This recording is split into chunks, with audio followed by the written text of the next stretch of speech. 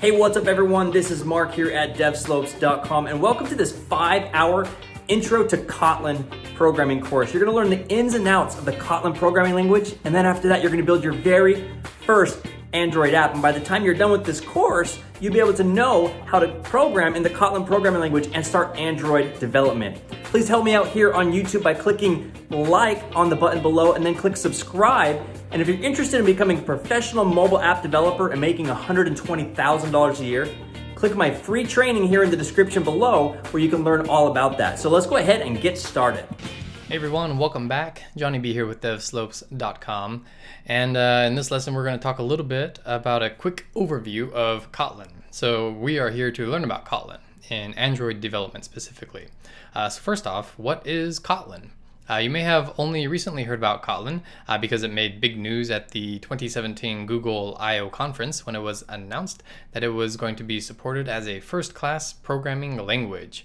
But it has actually been around for quite some time, being unveiled in 2011. The language was created by Jetbrains, the same company that creates the Intellij Ide, which in fact is what Android Studio is built on. So they wanted to create it to be a more modern, concise, and safe programming language. It has a lot of great features like type inference, meaning that when you declare a variable, you don't have to say specifically, this is a string, this is an integer, this is a double, etc. It's able to infer from the value that you assign to it what it is supposed to be. So that's kind of cool. It ensures type safety, and it reduces the dreaded null pointer exception. Kotlin is fully interoperable with Java, since they are both working off of the JVM, the Java Virtual Machine. So you can actually have Kotlin and Java files in the same project, and it works totally seamlessly. Now I mentioned that it is going to be concise. I'm going to do a quick little demo for you here to show you that, all right? So if you go to the trykotlinlang.org site, they have a nice little compiler here that you can do some work in Kotlin, kind of like playgrounds for if you're familiar with Xcode. And one cool thing that they have here is a convert from Java. So we're able to type in here on the left side Java code, and it'll convert it to Kotlin here on the right. So I got a little bit of Java code here that I'm just going to paste. And this is just a simple class that you would write in Java. We're calling it person. We have some properties, string, name and age. We have a constructor here, and getters and setters. I was telling you that they claim a 40% reduction in code. So let's see how that stacks up just right here. So I'm going to press convert to Kotlin, and boom, check that out. It has gotten rid of all of the getters and setters for one thing. It's much more concise. So yeah, I mean, this is a huge benefit that Kotlin automatically manages your getters and setters for you. So no more having to generate tons of getters and setters. That's all taken care of for you in Kotlin now. So what can we use Kotlin for? Well, Android development, obviously, but also a whole lot of other stuff. You can do web development, including both front and back end. Even iOS and macOS support is in the works. And lots of big companies have already adopted Kotlin in some measure. Some have completely converted their entire projects over to Kotlin. Companies like Amazon Web Services, Pinterest, Coursera, Netflix, Uber, Square, Trello, and more. So if you are able to master this language and working with Android, there are a lot of opportunities out there for you, all right? So let's roll up our sleeves and get started, and I will see you in the next one.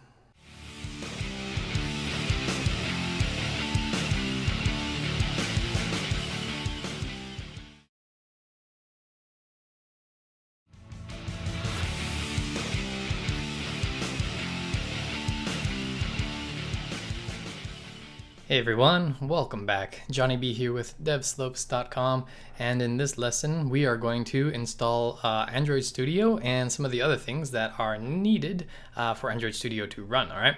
And so you may notice that this looks a little bit different from my regular computer.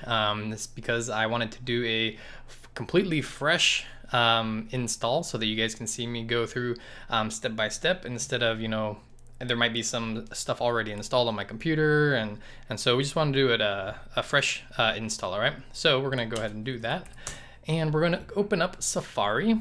And so the first thing that we're going to need is JDK, the Java Development Kit. Okay, so to work with Kotlin, which is based on the Java virtual machines, we're going to need JDK, and Android Studio also needs it. So all you got to do is search for install JDK.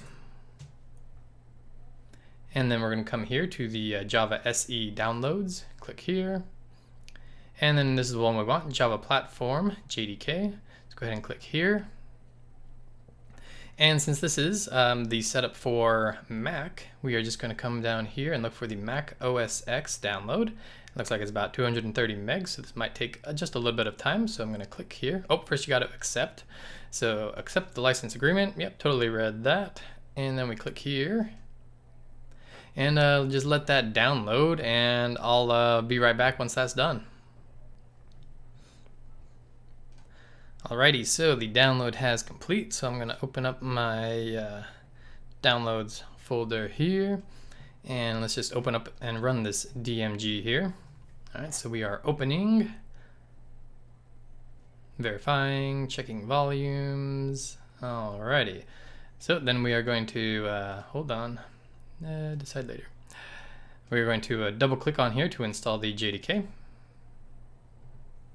And we're going to say continue. It's going to take up a whole bunch of space. Alright, next step.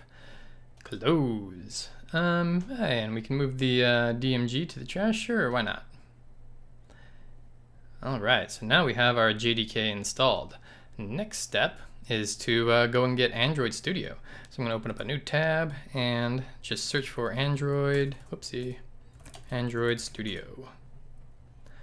Alright, we can come here to download Android Studio and Sdk Tools.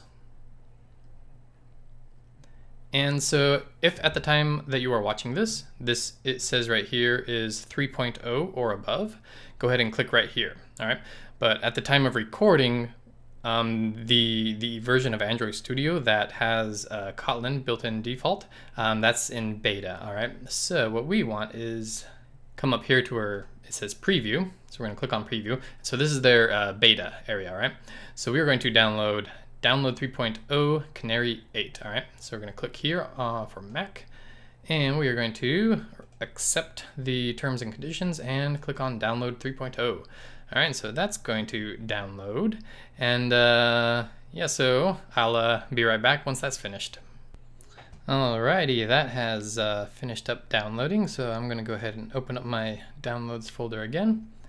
And look at that, it is already installed, unpacked, and everything. All I gotta do is just drag this over into applications. So just drag that over to applications, and let's go ahead and run it.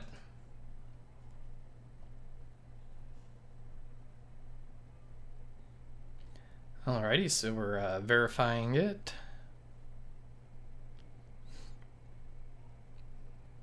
Okay, it's gonna give us a little bit of a security notice just to make sure that we know that we've downloaded it from the internet, and to give us a chance to refuse opening this potentially dangerous app. But we know it's a good app, comes from Android website, so we know we're all good there. And it's going to fire up here in a sec. Alrighty, so then it's going to ask us if we want to import Studio settings from. So if you have a previous version of Android Studio, then you can go ahead and import Studio settings from that one, so that you can carry over your settings. Since this is a brand new fresh install, I don't have any import settings, so I'm going to say OK. You can see here it says powered by the IntelliJ platform. And if you remember, IntelliJ is an IDE that is developed by Jetbrains, who are the creators of Kotlin. All right, so IntelliJ JetBrains, Kotlin, and Android Studio are all well intermeshed. So that's good for us. Okay, so now we're in the Android Studio Setup Wizard. So I'm going to say next. And we're just going to do a standard install. So I'm going to say next. And right here is going to show us all of the things that we need to download and install to get Android Studio up and running. We got the emulator, which is the Android simulators. We have the build tools, Google repository, the Haxum emulator accelerator, which is really important for us because we need what Haxum does is it really increases the speed that the emulators are able to perform at. So yeah, just going to say finish, and we're going to download all of that stuff. Hopefully it doesn't take too long, and I'll be right back once that's done. Alrighty, so that went according to plan. So everything has been downloaded. So let's go ahead and say finish. And then we are ready to open up and start a new Android Studio project. So let's go ahead and do that. I'm gonna right click or just click here. And we're gonna go over all this stuff in depth here in the next couple of lessons. But just real quick, I wanted to set up a couple of more things. So we're just gonna go ahead and do some stuff here. So I'm just gonna say test. And then whatever you have in here is fine. Set your location. By default, it goes into your documents folder and sets up a project called Android Studio Projects. That's fine for now. So I'm going to say next. And then right here, we have our phone and tablet, which is what we're going to be working with mostly. And it asks us to select an API. So this is going to be our min API. So I'm going to select our Android 4.3 Jelly Bean. And again, we're going to talk a lot more about this in depth here in the next lessons. Like I said, this is just to get everything set up. So I'm going to say next. And I'm going to choose an empty activity and say next.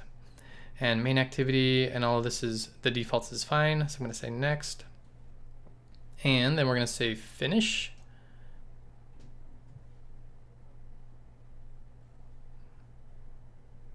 All right, so we are finally loading up. You may be able to hear the fans on my MacBook Pro just screaming. Sounds like it's about to take off from an aircraft carrier or something. So yeah, Android Studio is very heavy on the CPU. This is a pretty brand new MacBook Pro too. All right, so here we have what pops up: the tip of the day. And those are useful sometimes. So you can turn it off or you can turn it off or leave it on. I usually leave them on. Occasionally there's something interesting in there. And but yeah, here we have our first project. And it looks like it's still building some stuff. So we're gonna wait for this to finish. Alrighty, so the project is finally all the way up. You can hear my fans winding down after that Herculean effort of opening a project. And yeah, here we are. This is Android Studio.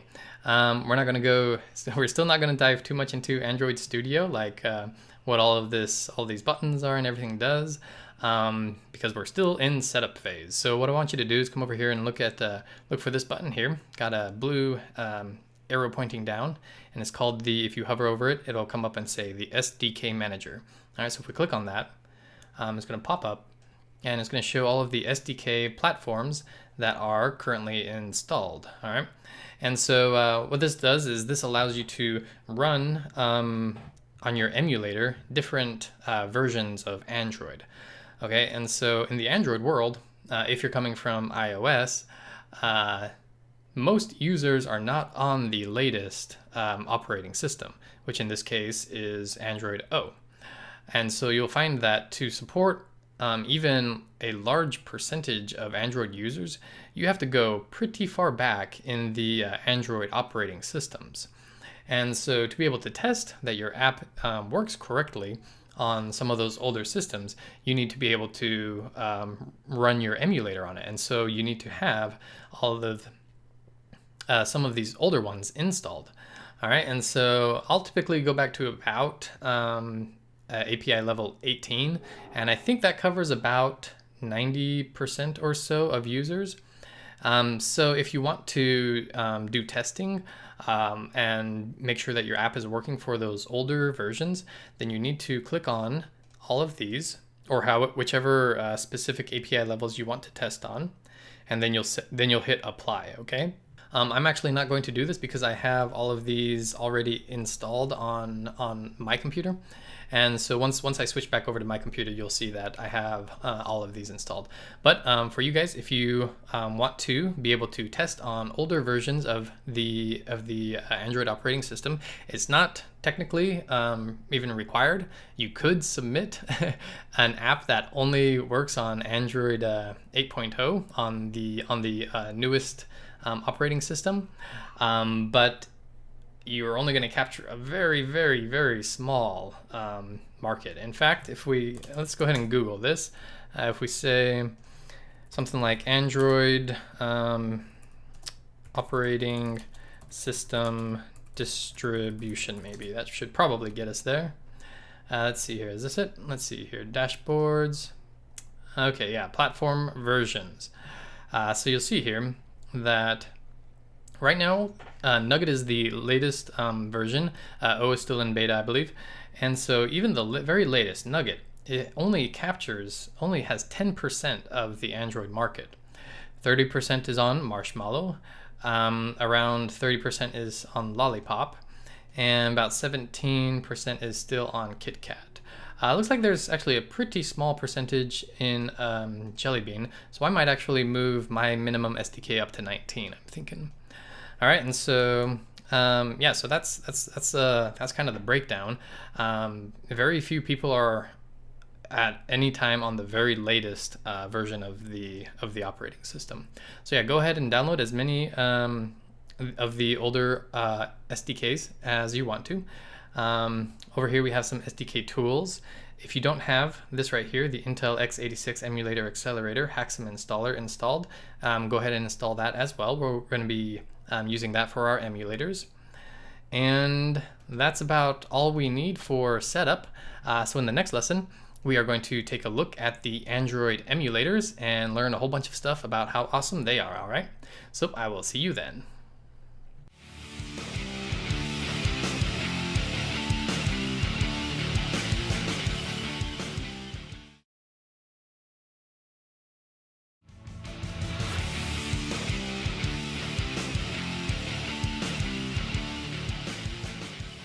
Alrighty, welcome back, ladies and gentlemen. In this lesson, we are going to set up Android Studio for Windows, all right? So here we are on my Windows. I got Windows 10 running, and the first thing that we are going to need is the Java Development Kit, all right? So just open up your browser. I'm here in Chrome, and I'm going to just search for JDK, and press Enter, and click up here on the Java SE Downloads. I'm gonna click right there. And then we're going to come over here to the Java Platform JDK and click right here. And then we're just going to select our operating system. We are, of course, on Windows, and we want the 64-bit. All right, so right here. Oh, we got to accept the license agreement first. All right, so I'm going to click there. And then here we go. So I'm going to click, and that is going to start the download. Looks like it's a couple hundred megs. So we will be right back once that's done downloading. All right, it looks like the download is complete, so I'm just going to double click on it.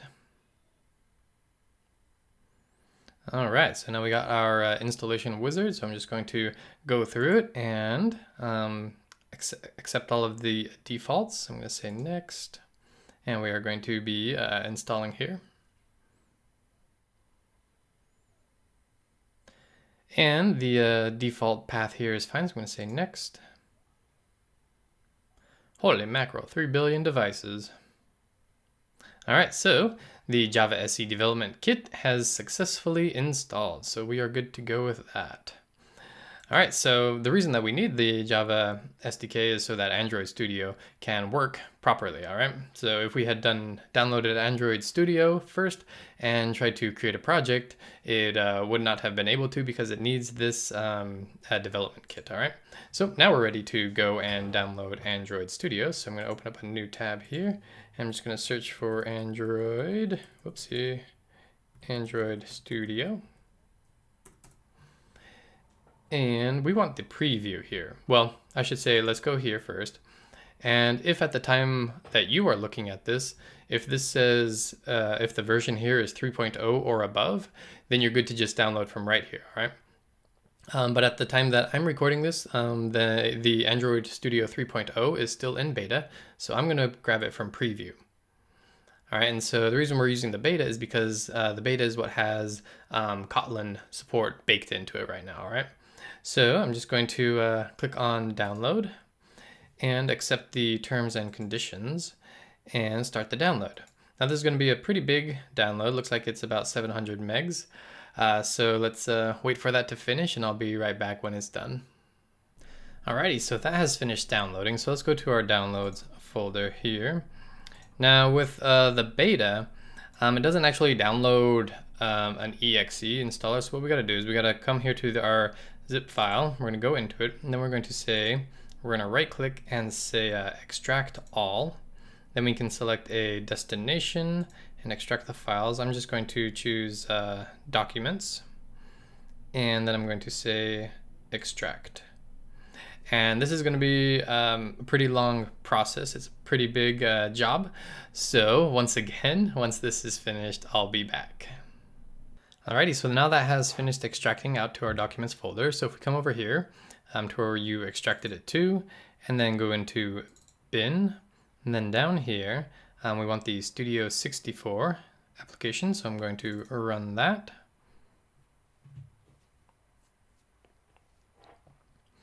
And we're going to fire up Android Studio here. And we're going to walk through a few steps. First, it's going to download some of the SDK components that is necessary. And we're going to walk through this wizard here. All right, so I'm going to hit next. And we're going to do the standard installation for Android Studio. So I'm going to say next again. And you can see that here we're going to download some more stuff. So let's go ahead and download. And once that's finished, we'll continue on our way. Alrighty, so that took a little while, but we have finished downloading all of the necessary components. So I'm going to click on next or finish. And here we go. We're ready to open up a new Android project. So let's go ahead and do that. Start a new Android Studio project. And we're going to jump through this stuff real quick just to make sure that it's up and running, but do check that it includes Kotlin support. All the rest of the defaults will be fine. So this is just to make sure that we are able to actually get a project up and running. So I'm going to say next. And had to install a few more components. So I'm going to say finish. And now it's going to build the application. That might take a few seconds. All right, so we got our project popped up. Looks like it's still doing a little bit of work. Down here you can see that there's still some progress. So we'll go ahead and close this tip of the day. And I'm just gonna make this full screen. And we'll just wait for this Gradle build to finish up. Alrighty, so here we are in our very first project for working on Windows. Now we're not going to look at too much in here because we are still in the setup phase. But the other thing that I did want to look at is if we hover over this right here, this blue arrow, and if you hover over it, it'll say Sdk Manager. I want you to click on it. And what we're going to see here are all of the installed Android SDKs. And you'll see here, you'll probably recognize the operating system names, Nugget, Marshmallow, Lollipop, etc. Now with Android, one of the cons to it is that even though it's so prolific and widespread, at any given time, there is a very, very small percentage of users that are on the latest and greatest operating system, all right? So if you want to support a large percentage, like 90% and up, you have to go down pretty far in the Android SDK, meaning you have to support operating systems that are running from 5+ years ago, all right? And so what I'll usually do is I'll support about API level 19 and above. Okay, that gives you about 90% of Android users. In fact, if we jump into Chrome real quick and we Google something like, let's see here, Android operating system distribution. Then we can check here on the dashboards, and this will show us a little bit of a breakdown of the distribution. Okay, so you'll see here that on Nugget, the most recently released operating system, you're only looking at about maybe 13%. Marshmallow, that's at 32%. And then following up with that, Lollipop is around also 30%. And so you got to go pretty far back to capture a large percentage. Like I was saying, I think KitKat supports about 90% of the users. All right, so back into Android Studio. What this means is that if you want to make sure that your app is running smoothly on all of those older operating systems that you want to support, you need to be able to test those. And to test those, you need to be able to have these SDKs downloaded for each operating system, so that when you run or when you create an emulator, you are able to specify, I want this emulator to run on this specific Android operating system. So if you're going to be supporting all the way back to 19, and you want to make sure that every operating system in between it works fine, then you need to check all of these and then press apply. All right. So I'm probably not going to select all of them. I'll select a couple select ones, but definitely right now we only have O installed, and so I definitely want the Nuggets ones installed. So I'm going to select both of those, and I'm going to press apply. And it's going to tell us what components are going to be installed, and I'll say OK. And now it's going to go ahead and download those SDKs for us. It's going to give us a license agreement. We have to say accept, and then say next. And that's going to go ahead and download for us, all right? All right, so once this finishes up downloading, that's all we're going to cover in this lesson. Just to recap what we went over, you got to install JDK first, so you have your Java development kit all ready for when you install Android. And once you install Android Studio, you just walk through the wizard, pretty simple, straightforward. You're going to be downloading a bunch of extra components. And then once you get inside, open up your Sdk Manager and go ahead and download any of the older Android SDKs that you plan on supporting so that you can test those in your emulators, all right? So in the next lessons, we'll actually get to work on creating a cool little app, so I will see you then.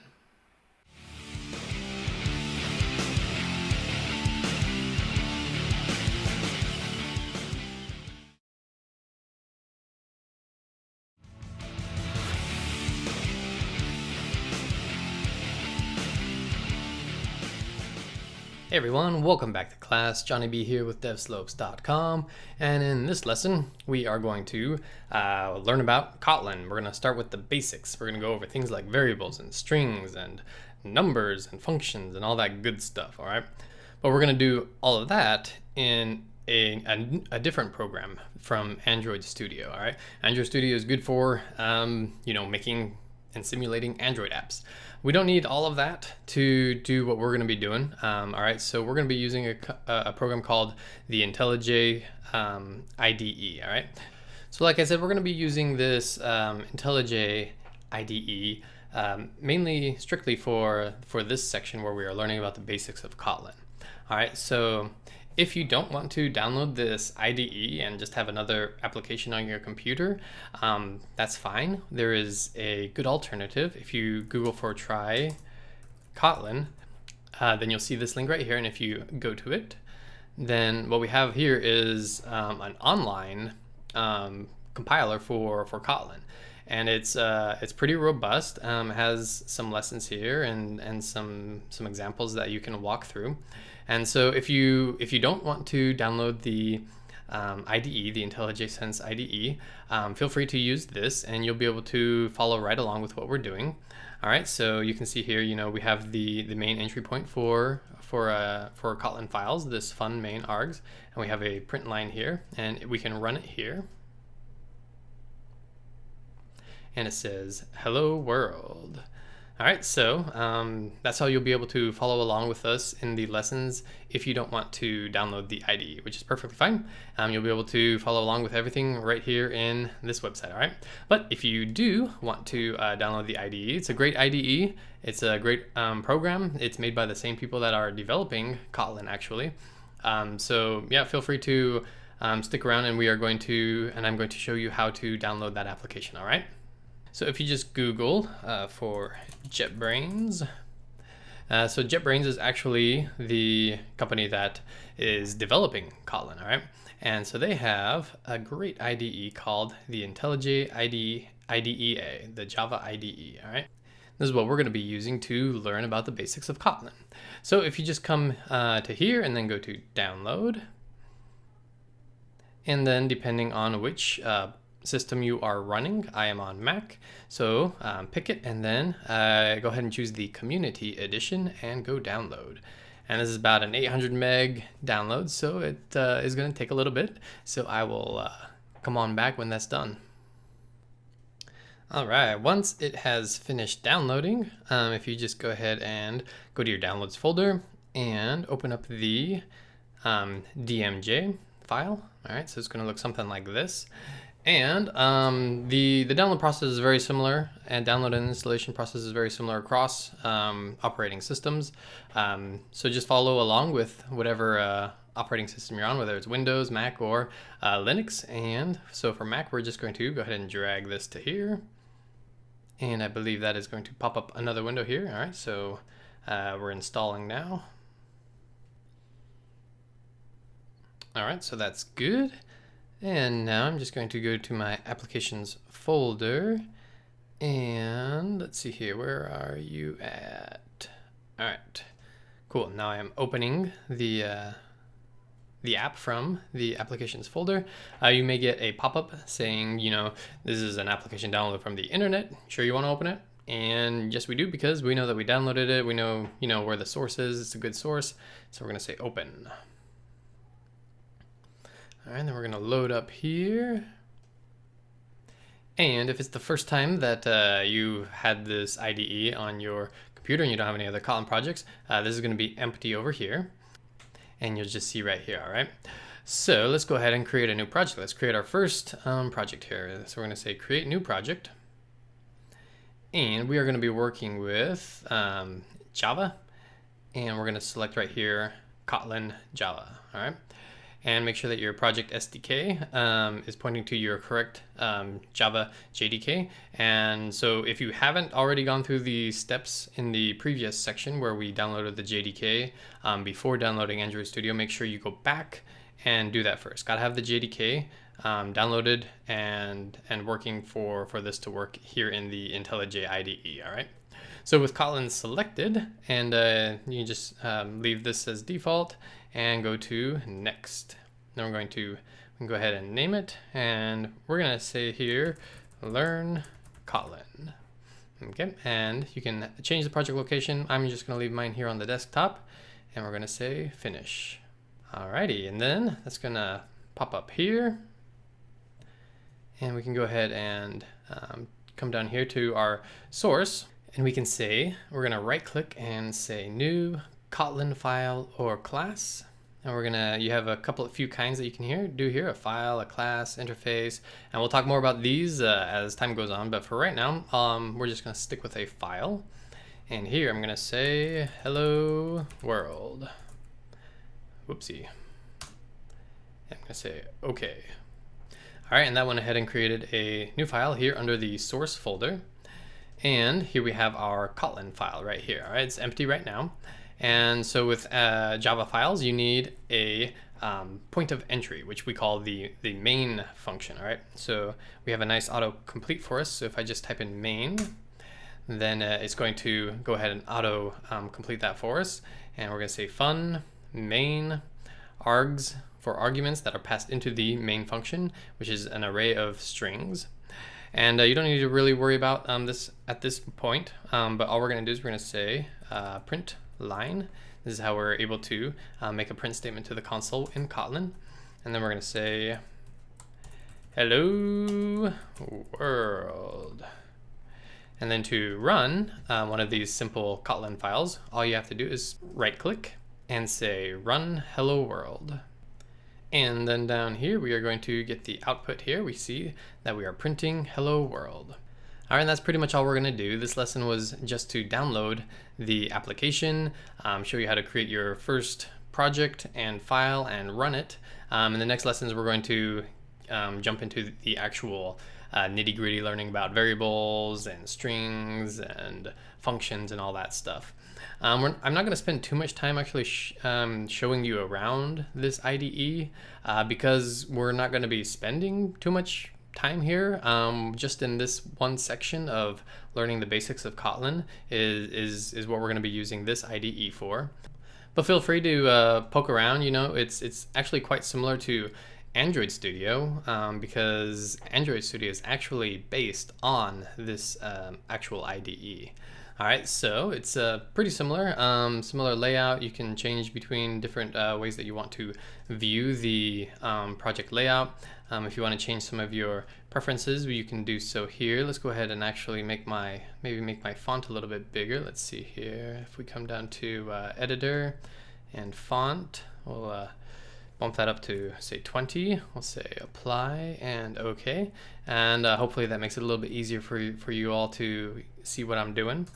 But yeah, that's pretty much all we're going to cover in this lesson. And like I said in the next lessons, get ready to start learning some Kotlin. All right, I'll see you in the next one.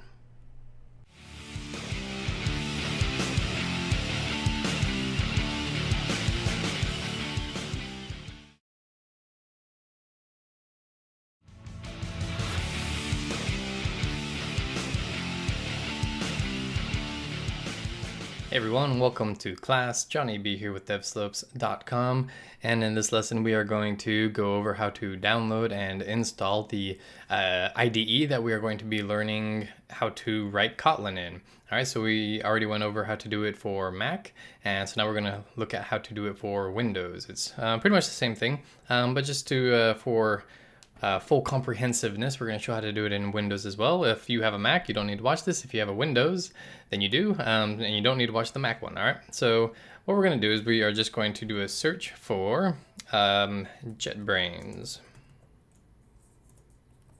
Okay, now JetBrains is the company that develops a lot of developer tools.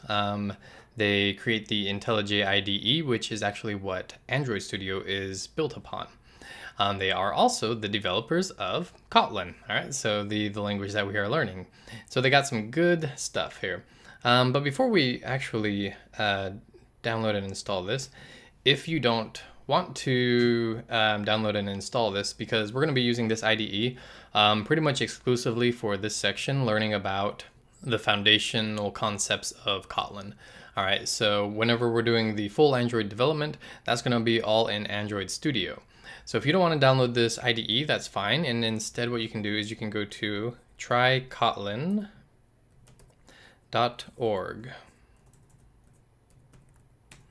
All right, and maybe let's see here. Let's just try Kotlin.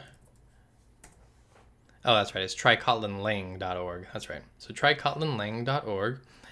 And what we have here, once it loads, is you'll see that we have a online compiler for Kotlin. All right, so everything that you do, that we're going to be doing in this section, you can do right here in this website. And so you'll see here that we have an online version of this. So you can just press run, and you'll be able to run your Kotlin code, and you'll be able to type right here and follow along with us as we're working in IntelliJ. All right.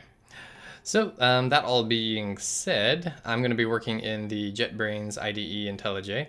So let's go here, and we can, if you Google JetBrains, you can either click here. I'm just going to go right here to the IntelliJ IDE.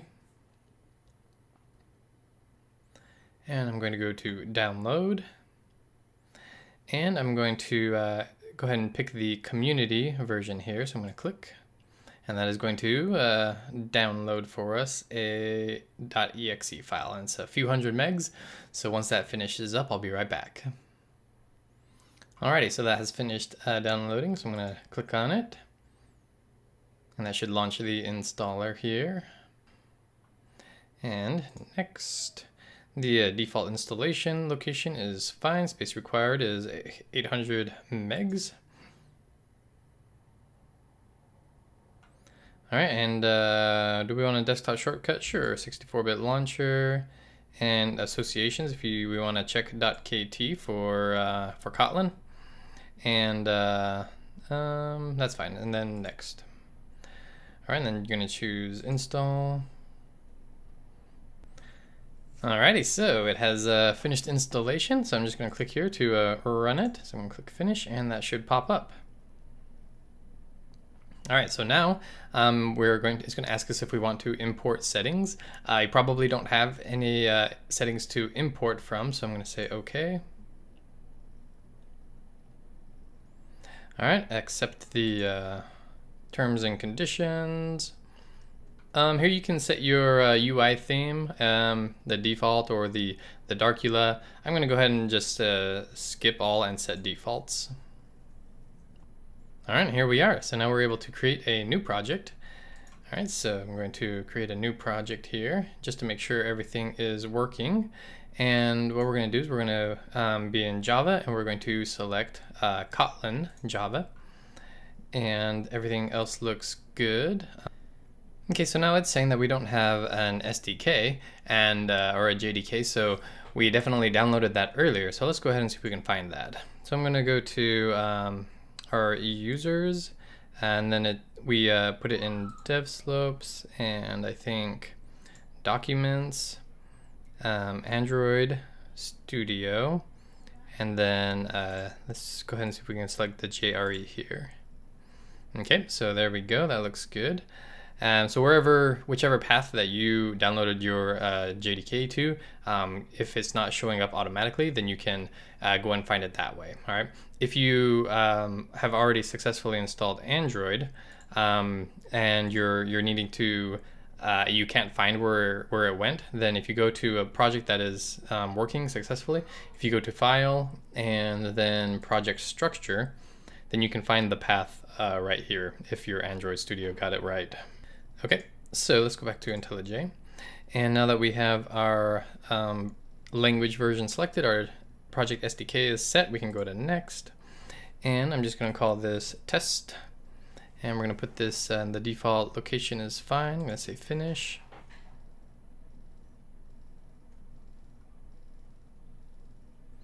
Alrighty, and here we go. And this may look familiar. The tip of the day from Android Studio, that's good. So we're going to say close. And I'm going to full screen this and just wait for this to finish initializing, and we'll take a look around. Alrighty, here we go. So similar to Android Studio, you have your project pane here on the left, and it's broken down into your different folders. Here is your source folder where you could add new files. So let's go ahead and add one. So we're going to say new, and we're going to do a Kotlin file class. All right. So I just right clicked and then new Kotlin file class, and we'll just do a file here. And this is just going to be a quick hello world test just to make sure that everything is working, since we're just setting this up. So here I'm going to type in main to get our main entry point, and here we go. So we can print out something. If I just say print line and say hello IntelliJ. Alrighty, and to run some scripts here in the IntelliJ IDE, all you gotta do is you can do right click and go down here to run hello world.kotlin. So this is Control Shift F10 is the shortcut key, so we can run this. And we should see printed out to the log hello IntelliJ. Now, we're not going to look into too much detail, all of the preferences and everything in here, but one thing that I do want to show you is how to increase the font size. That's kind of really small. So let's go ahead and go to File, and let's go to Settings, and we want to look at the editor, and we can check out the font here, and let's bump this font size up to about 20. There we go. Let's say Apply, and OK. And there we go, that looks a little bit easier to read. And yeah, that's all we're going to cover in this lesson. We have successfully downloaded and installed the Intellij IDE so that we can work with Kotlin and learn all about this awesome new language. And we created our first project and ran it. All right, so in the next lessons, we're going to be diving into Kotlin. So strap in and here we go. See you in the next one.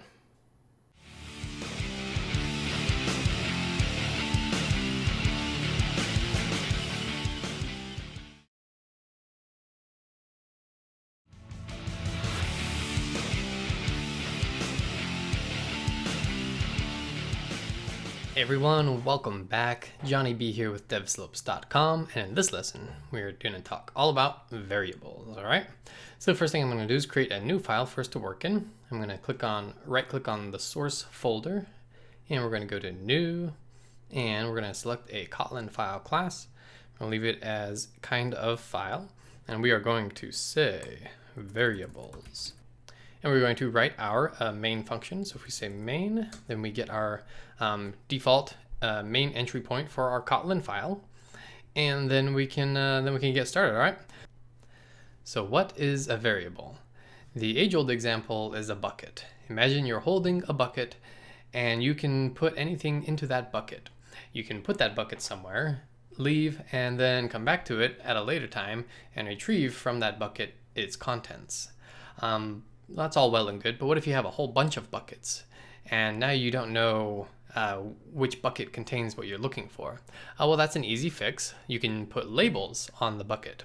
All right, so now you have a descriptively labeled bucket that contains something, and you can always go back to the bucket that you need because you have a nice name on it and retrieve the contents of that bucket. All right, so that's very similar to what our variables are. So if you think about it in programming, we need to have these buckets or variables in our programming so that we can keep track of things. For instance, if you're talking about a person, what is the person's name, age, job, all these kind of things that you need to keep track of, we store those in variables. All right, so how do we write a variable in Kotlin? It's similar to many other languages. We start with a keyword to declare that we are making a variable, which is var, V-A-R, and then we can give it a name. So I'm going to call this one name, and then we assign to the variable a value. All right, and so this one is going to be called Johnny B. All right, so going back to our bucket example, we are saying here's the bucket var, we are giving it a label called name, and the value that we are putting into the bucket is Johnny B. All right, and we can go ahead and create another one. We can say var is awesome, and this is going to be a boolean, so I'm going to say true. All right, so boolean or bool for short can have the values of true or false. All right, so we got a couple of buckets here, and we've labeled them and we've put stuff in it. So how do we go back and retrieve those contents? Well, what we can do is we just call them, or we reference them. All right, so if I say print line, we can go ahead and say something like, in quotations, we can say is, and then I'm going to do a space, and then I'm going to say plus name plus quotations space awesome. The answer is colon, and then plus the boolean is awesome. Okay, so what we did here is we are printing out a something to the console, and we are calling these variables here. So we're going to say is, and then we're going to get the value from this variable. So we're going to say is Johnny B awesome. The answer is, and then here we're going to get the value out of this variable is awesome, which is true. Okay, and you may, if you're familiar with some things in Kotlin, you may be wondering why I'm doing it like this. Well, this is the old Java way, and I'm doing this specifically to make a point of how great a new feature of Kotlin is that we'll be going over in the next lesson. All right, but for now, go ahead and do it just like this, and so we can print this. So I'm going to say A shortcut for running the file is if you do Control-Shift-R if you're on Mac. If you're on Windows, you can come here and see what the shortcut is for you guys. And then we can see here the printout. Is Johnny B awesome? The answer is true. Aw, thanks. And so here you can see how we are referencing those variables just by saying name, and is awesome, and is awesome. So we are grabbing the contents of our buckets and we are using them right here.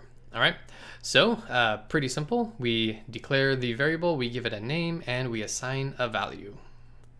So what else can we do with variables? We can we see here that we can print things out. We can do math. So we can say var a is equal to 3, var b is equal to 6, and we can say print line. We can say 3 plus, or sorry, we can say a plus b. All right, so we are referencing the values here. So we're saying 3 plus 6, and if we go ahead and run that again, I'm going to do Control-Shift-R. And we can see right here that we are printing out 9 to the console, which is indeed 3 plus 6. So now we need to introduce the concept of mutability. All right, so mutability just refers to whether or not a variable can be changed or not.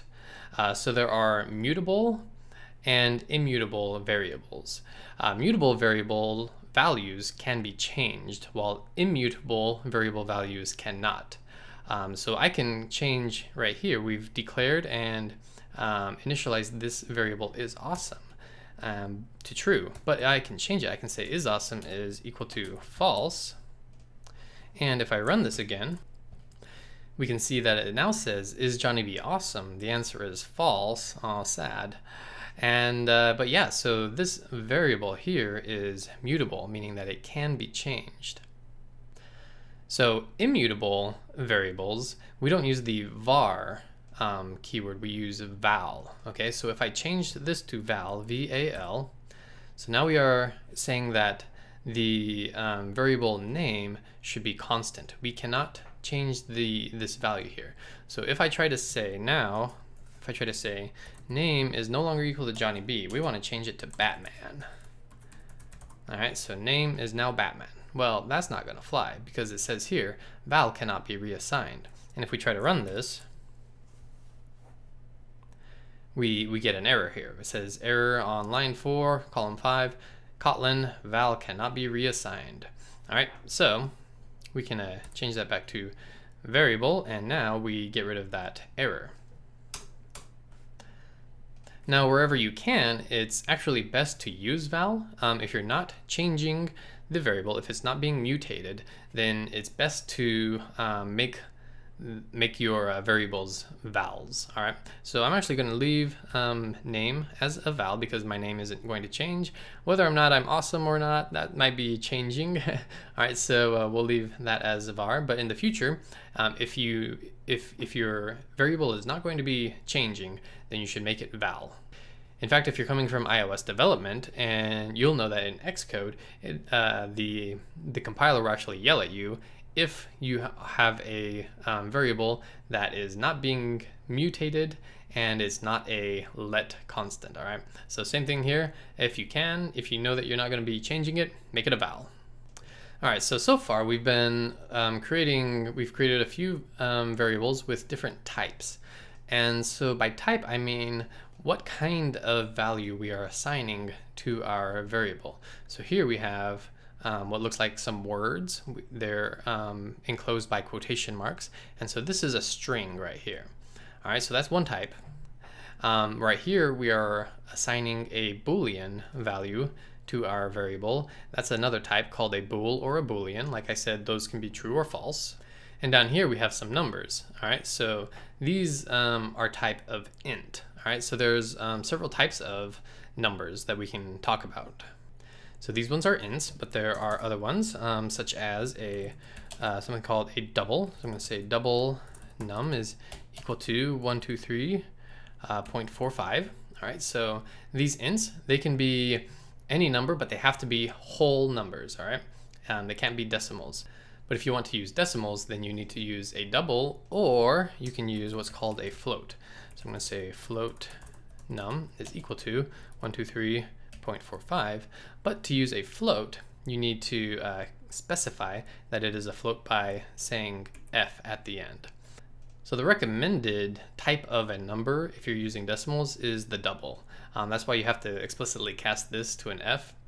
And one other difference is that the doubles are much more, they can hold a much bigger number.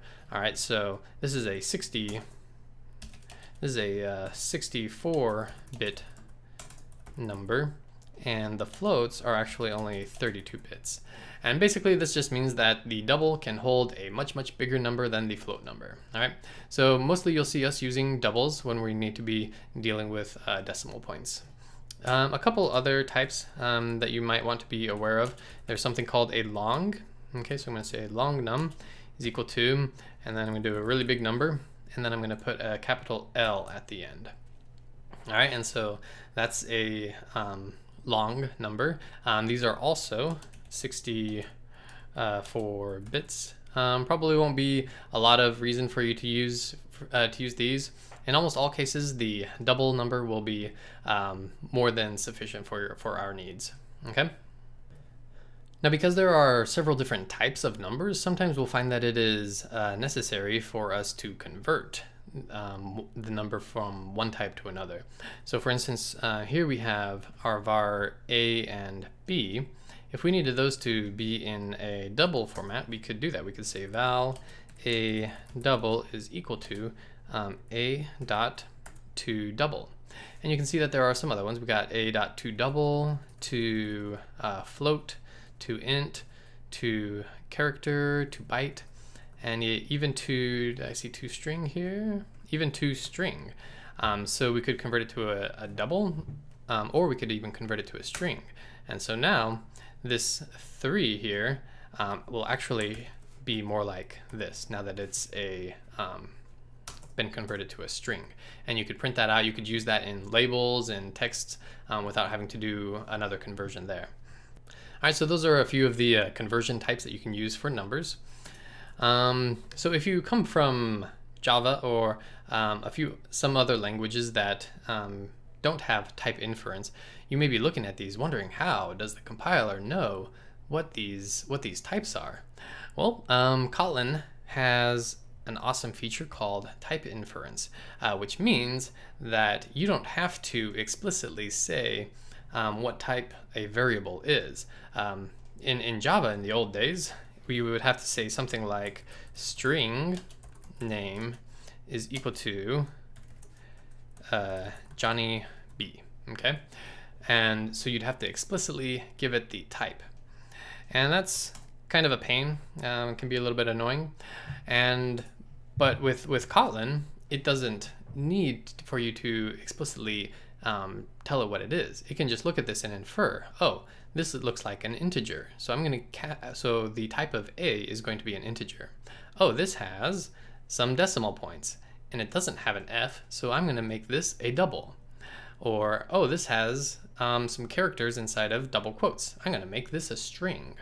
All right, and so Kotlin is smart like that. It's able to look at the value that you're assigning to the variable and infer the type that you want that variable to be. So that's pretty nice. However, if you want to, you can still explicitly set the type of a variable. And that's by doing here after the label of the variable, you do colon, and then you can set the type. So here I would say string. Here I would say int. Here I would say double. Here I would say float. And here I would say long. All right, so that's how you can still explicitly set the type of your variables if you need to. And there are occasions when you do need to explicitly set the type of a variable. And then last thing we're going to do real quick is talk about declaring a variable without initializing it, without setting a value to it.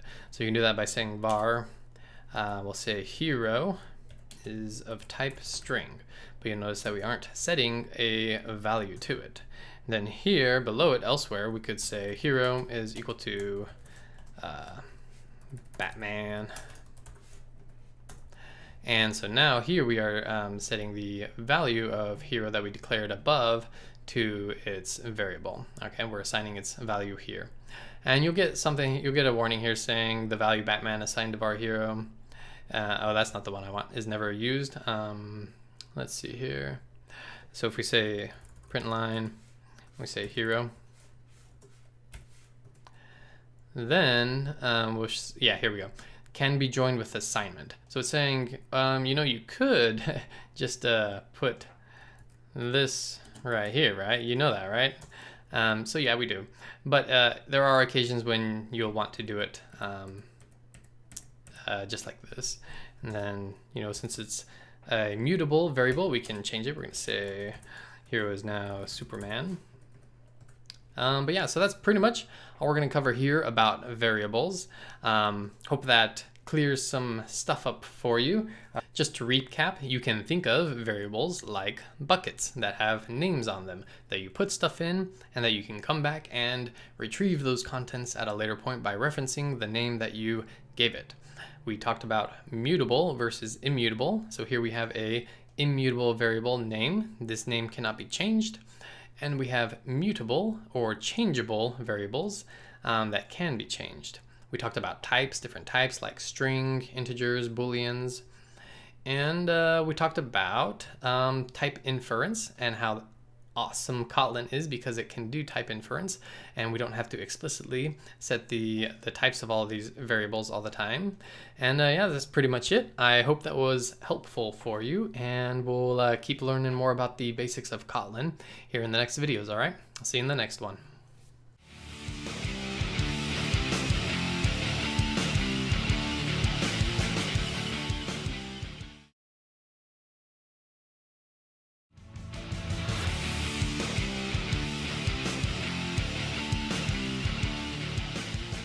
Welcome back to class, everyone. Johnny B here with devslopes.com, and in the last lesson we learned all about variables, types and mutability and type inference and a lot more. And in this lesson we're going to continue learning about the basics of Kotlin and programming in general, learning about strings. All right, so let's go ahead and create a new file. I'm going to right click on our source folder here, and I'm going to say new Kotlin file class. We're going to go with file here, and we're going to call this strings. Say OK. All right, let's go ahead and get our main function again. There we go. And let's start talking about strings. Okay, so we saw a little bit of strings in our variables file here. So we talked about how this is a string, this is a string. And so a string, at its basic level is just a string of characters, a collection of characters, all right? Characters being A, B, C, 1, 2, 3, comma, parenthesis, all of those characters. All right, and so there are two main types of strings that we're going to be talking about. The first is an escaped string, and the second is a raw string. All right, so mostly we'll be working with escape string. And so here's one. We're just going to say val str for string is equal to, we're going to say, may the force be with you. Okay. And so here we have a variable with a value of type string, may the force be with you, set to it. We can print this. We can say print line str. And we can run this, Control-Shift-R. And here we can see that it prints out, may the force be with you. All right, so I talked about how this is an escaped string. So what does that mean? Well, it means that we can use escaped characters with it. And what does that mean? All right, so say you have this string. We're going to say val, this is string 1.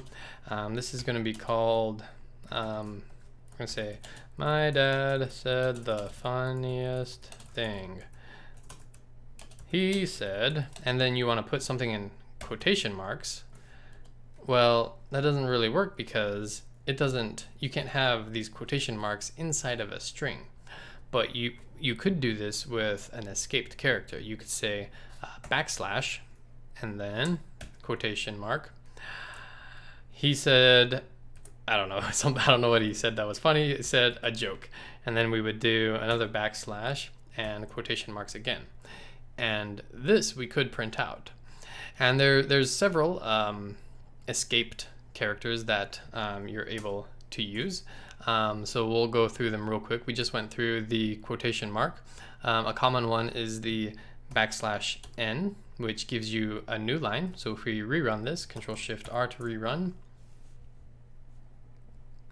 now you can see that may the force, and then after the \n is now on a new line. Okay, so that gives us a new line. Another one is t, and that tabs everything over. So if I rerun that, now you can see that we have this tab space in between. There's one that is a backspace. So if I put this back right here and do a B, so the backspace is right here after the E. So if we run this, Control-Shift-R if you're on Mac, right-click and run if you're on another one. So this escape character, it does a backspace wherever it's set. So now we have may the fork be with you. All right. Then we can do what's called a carriage return. So if we do an R and we run this, now you can see that everything's left off except for what's after the backspace R.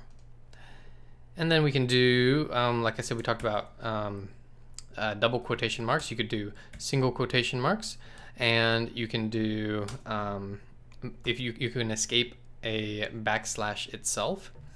And lastly, you can do a $sign. So I'm going to say \$ and run that. So now it's may the money sign force be with you. All right, and so those are the escaped characters that are supported with strings in Kotlin. All right, so let's go ahead and talk about the other one that I talked about, which was a raw value, right? A raw string. And so we'll say val raw crawl is equal to, and how we do a raw string is we do 3 quotation marks. So we're going to say 1, 2, 3. All right, so now we're going to say a long time ago. Tab over. In a galaxy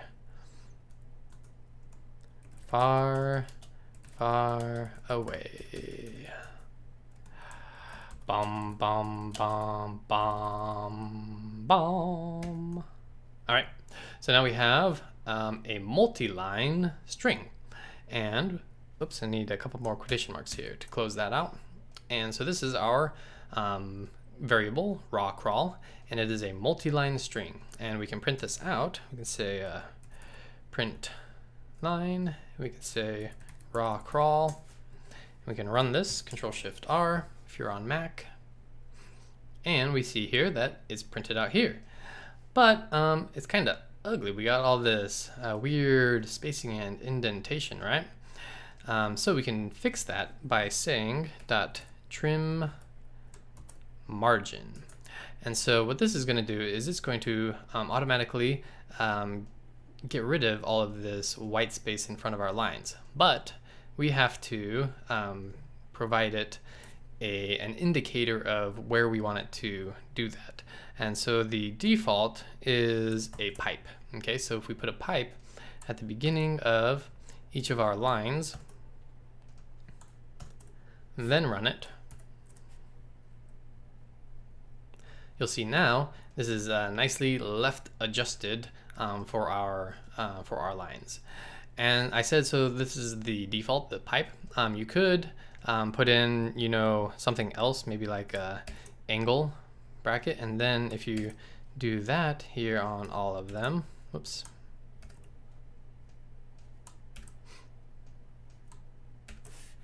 And then we rerun this. Oh, I think I need to put this in quotation marks, and it's going to say margin prefix. Then we can put in what we just set our limiter margin prefix to, and we can say Control-Shift-R, and that's going to work the exact same way. I'll usually just stick with the default pipes, so Command-Z back to that, and that is the raw strings. All right.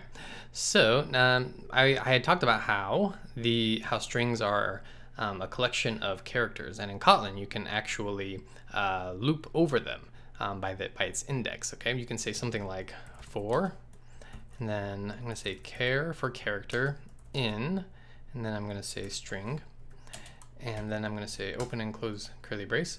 And so this is a for loop. We haven't talked about this yet, but we will. All right, so don't worry too much about it right now. Basically, all we're saying is we're looping over the string, and each one of these is represented by a character as we loop through. So the first time we go through, the first character is M, the second is A, third is Y, fourth is a space, so forth. Okay, so each time we loop through, we're going to say print line, and we're going to print out char for character. Okay, I'm going to run that. And here we go. Each character is printed out on a new line. All right, so that's pretty cool and can be very useful in many applications where we need to work with a string based on index numbers and looking at specific parts of the string, all right? But because this takes up a lot of space, I'm going to delete it. Actually, I'll just comment it out. So to comment out several lines of code with just a shortcut key, you can say command/. All right, so now let's look at some useful methods that we can use with our string. All right, so one useful thing that you can do is you can compare different strings and see whether or not they are equal to each other. So you can say string dot content equals, and then you can pass into it a sequence of characters. And so we can say here, we can say, may the force be with you. Okay. And then one thing I like with the compiler is all we did was we did just the string and then the method. But what it's going to do here is if we click on this, it's going to say introduce a local variable. And if we do that, then we can, then it'll give us a few options for setting a variable. All right, so I'm going to say content equals. So now all we did was this, and the compiler said you probably want that to be assigned to a variable. Here's a few options that you can use, and then it sets it to us. So then we can say print line, and we can say content equals, and let's go ahead and run that. And it is going to pass us a Boolean result of true or false. So we now know that this string is equal to this string, that the contents are equal. But if I get rid of one letter and rerun it, now it should return false. Yep. All right, so that can be very useful. Another very useful one is to detect whether one string contains, or if any part of that string contains a different string. All right, so we can say val contains equal to str dot contents. Let's see here, contains. This is the one we want. Contains, and we want character sequence. So we're going to say force here, and then you'll see here that we have a couple of parameters here. We can pass into it a string, and then we need to also specify whether or not it ignores case, meaning uppercase or lowercase. And we can pass that in via a Boolean, true or false. So I do want to ignore case, so I'm going to say true. Okay, and then we're going to print this out. So I'm going to print line, and we're going to print out contains, and this is going to be true or false based on whether or not this string force exists inside of this string, may the force be with you. And we can see that it does, force and force, so this should evaluate to true. So I'm going to run this, and here we can see that indeed that this evaluates to true, because we can see that force does exist here in force. But what if we change this to false? So now it's not going to ignore case, and then we change this to an uppercase F. So now it's going to take this string, and it's going to look inside of this string and see if this exists in here. But it's not going to ignore the fact that this uppercase that this force is uppercase F. So if I run this now, then we should get false. And there we go, we do get false indeed. All right, so there's a couple. Some other good ones are val upper. We'll say val uppercase is equal to str dot, and you can say to uppercase. And then you can also say val lower, and you can say is equal to string dot to lowercase. And so what that's going to do is that's just going to set the string to all upper or all lowercase. And we can see that if we go print line and we say uppercase and print line and we do lower. Okay, and then I'm going to run this, Control-Shift-R. All right, and there we go. We can see that this one's all uppercase and this one is all lowercase.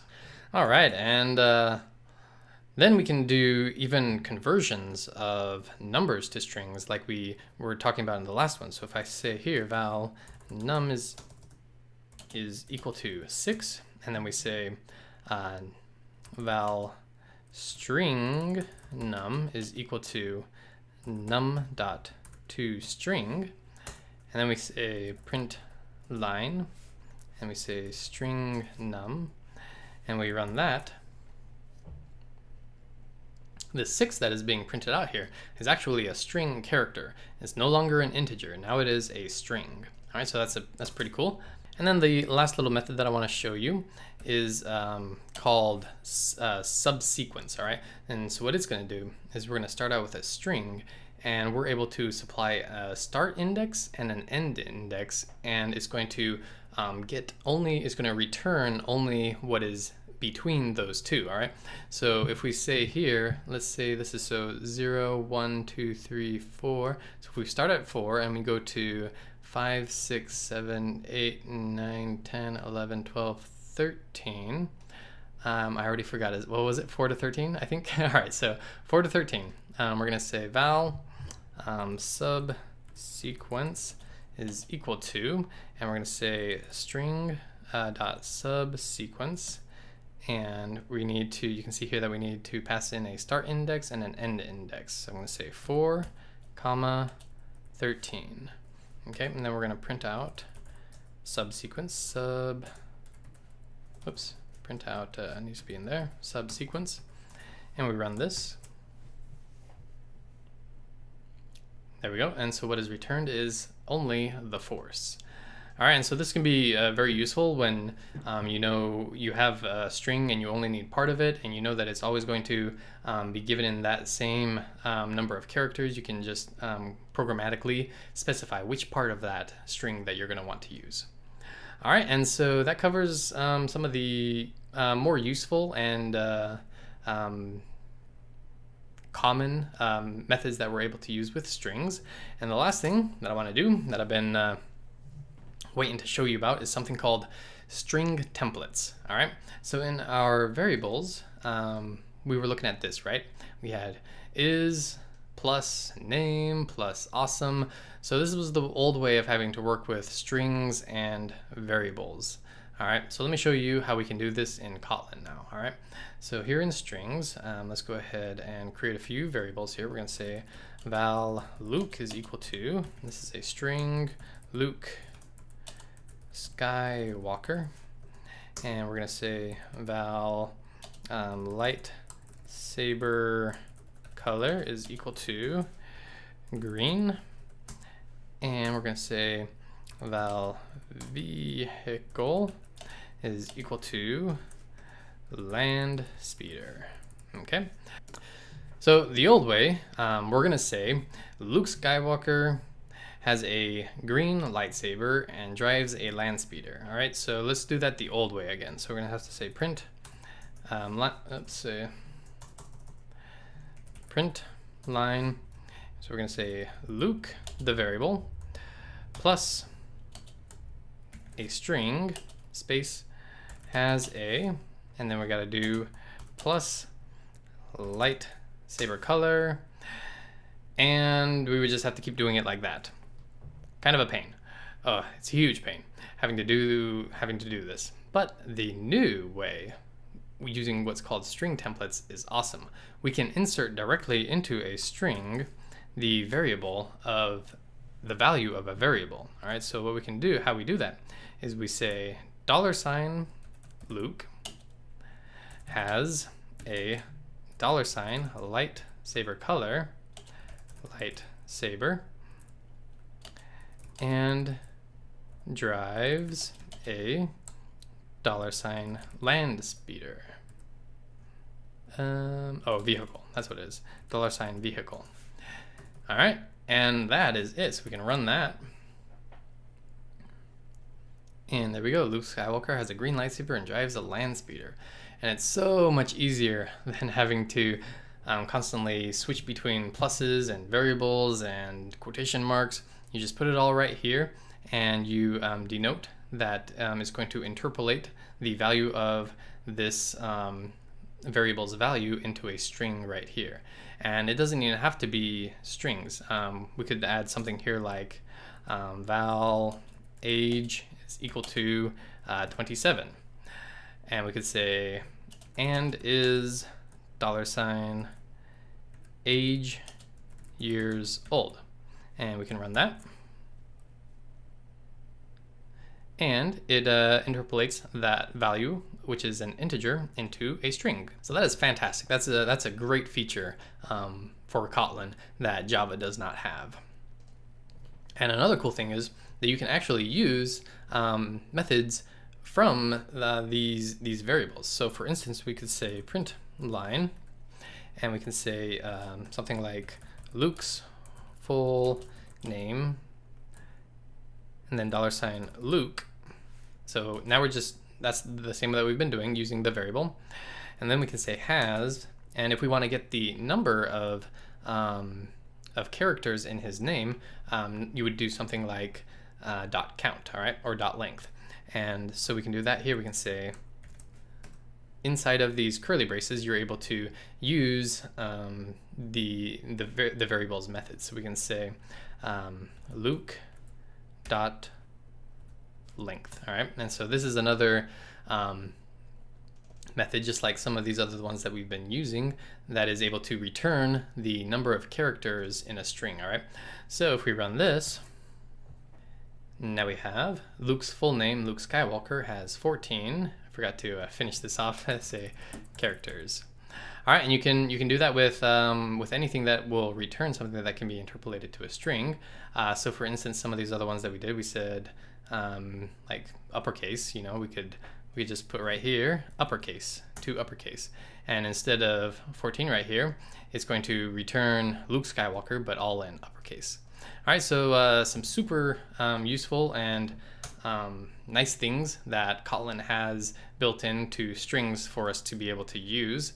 And yeah, so hopefully you were able to understand how strings work and how we can use some of these methods to our great benefit. We went over several methods. We talked about escaped strings, raw strings, these different methods that we're going to be using a lot. And what I think most importantly is the string templates. Being able to directly interpolate to string values inside of a string is super helpful. If you're familiar with PHP at all, this is probably very familiar to you, using this $ annotation here. All right, so hope you guys are having fun. And I'm going to see you in the next lesson where we continue to learn about the basics of Kotlin. All right, see you then.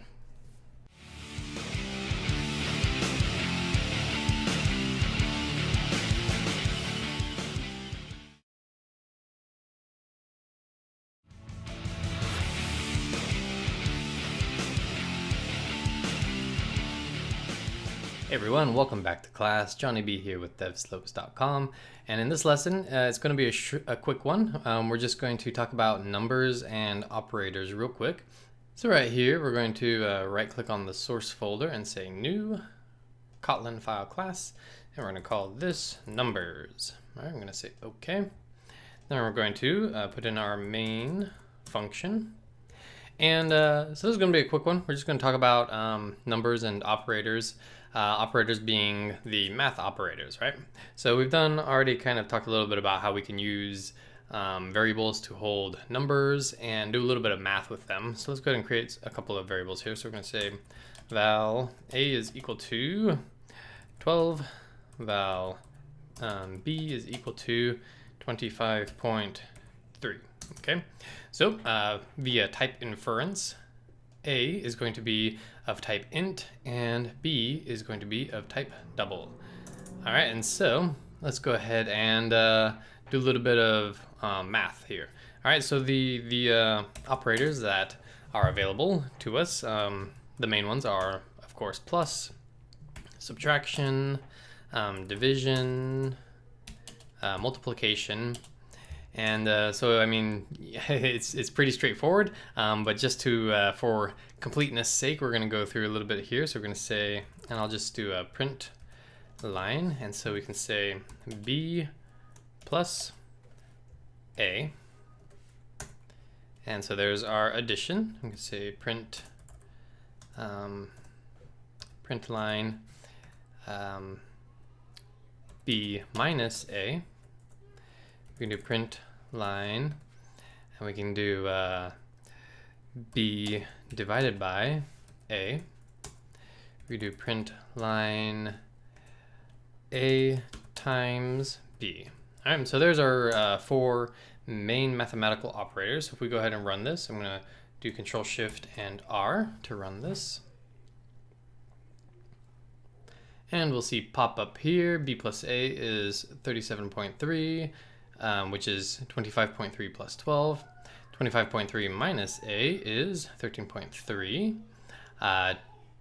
B 25.3 divided by 12 is this decimal, and 12 times 25.3 is this big number here.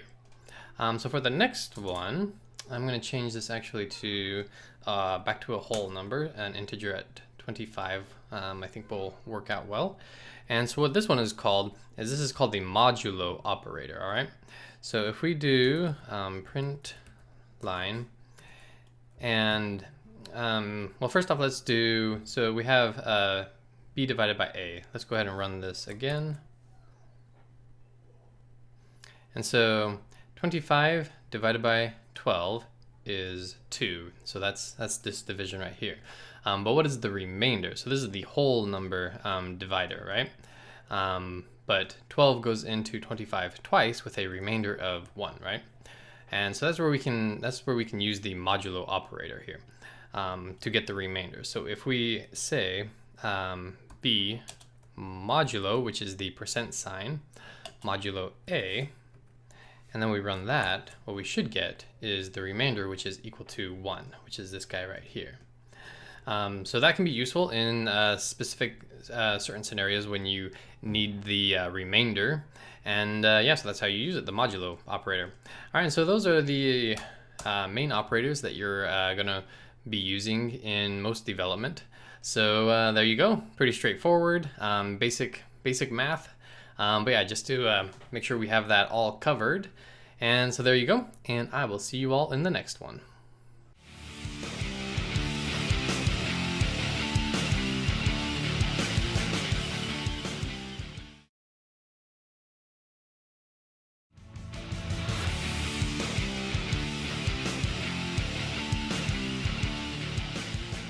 Hey everyone, welcome back to class. Johnny B here with devslopes.com, and in this lesson we are going to learn about functions. Alright, let's go ahead and create a new file like we've been doing. Right clicking on the source folder, I'm going to go to new and Kotlin file class.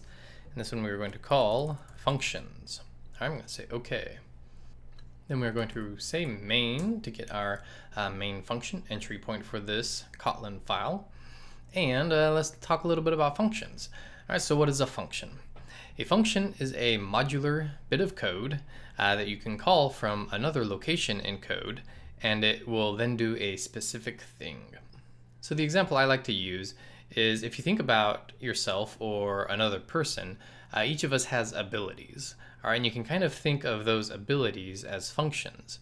For instance, walking could be considered a function that someone has. Jumping could be a function. Talking could be a function. And when you want to walk, talk, or jump, your brain calls that function, or in other words, executes the code that is in the function to do what we want it to do. Some functions don't require anything extra. For instance, jumping. You don't need anything extra to be able to just stand up and jump. But some functions require that we are first given specific objects in order to perform that function, like juggling. You can't juggle if you don't have those balls or whatever that it is that you're going to juggle. So you need to be given those objects with the function of juggle to be able to perform that function. And some functions receive and return objects in turn, like playing catch. If I call the function to play catch with you, I'm going to throw a ball to you, you receive that object, and then you do something with it, you catch it, and then you return it back to me. You return the ball back to me. All right, so let's go ahead and take a closer look at how that looks in code. Let's continue our Star Wars theme and look at Darth Vader, all right? So let's say we write a function for Darth Vader called force choke, all right, which we're gonna do like this. So this is the syntax for writing a function in Kotlin. You start out with fun, all right? So in some other languages, that's func, F-U-N-C, or previously in Java, you'd say something like static void. But so here we just say fun, and then the name of the function. So we're going to say force choke. Then we're going to do open close parentheses, and it's empty because this particular function doesn't require any extra arguments. It doesn't require that we pass into this function something for it to be able to use. All right, and so then we do open and close curly braces. Okay, so declare that it's a function, give it a name. If we aren't passing anything into it, then it's empty parentheses, and then the body of the function goes right here. So whatever it is that happens when this function is called goes right here. And what we're going to do is we're just going to print out. We're going to say print line, and we're going to say, you have failed me for the last time, Admiral. Okay. Now, just because we have written this function, if we run it, nothing's actually going to happen. So if I run this, you can see that it's not printed out. That's because just because we have written the function doesn't mean that it's going to be executed. Just because Darth Vader has the ability to force choke doesn't mean that he is force choking anyone, although he probably is. So to do it, we have to call the function. We're going to say force choke. Okay, and that's all you have to do. Just call the function, and that's done just like that. All right, so now if we run it, we see that this function has been called right here, which means that it goes into this the body of the function and executes whatever is inside of it. In which case we have printed out, you have failed me for the last time, Admiral. All right, so there we go. And so that's the simplest function that you can do. So, or that you can write yourself. So now what if Darth Vader needs something to perform a function? Let's pretend that he's at a loss for words. All right, and he needs our help to be able to come up with some snappy line. All right, so we're going to create a function in which we pass into the function a line for him to say. All right, so we're going to say fun, we're going to say make an entrance. Okay, and so we got our opening and closing parentheses and our curly braces, but here this time, now we're going to pass into the function a parameter. And so we're going to write here, we're going to write what's called an argument. Okay, so we're going to say line and string. Okay, and so this part right here, this is the name of the argument. And so this is the line that we're passing into the function. We're giving a line to Darth Vader to say. All right, so that's just the name of the argument.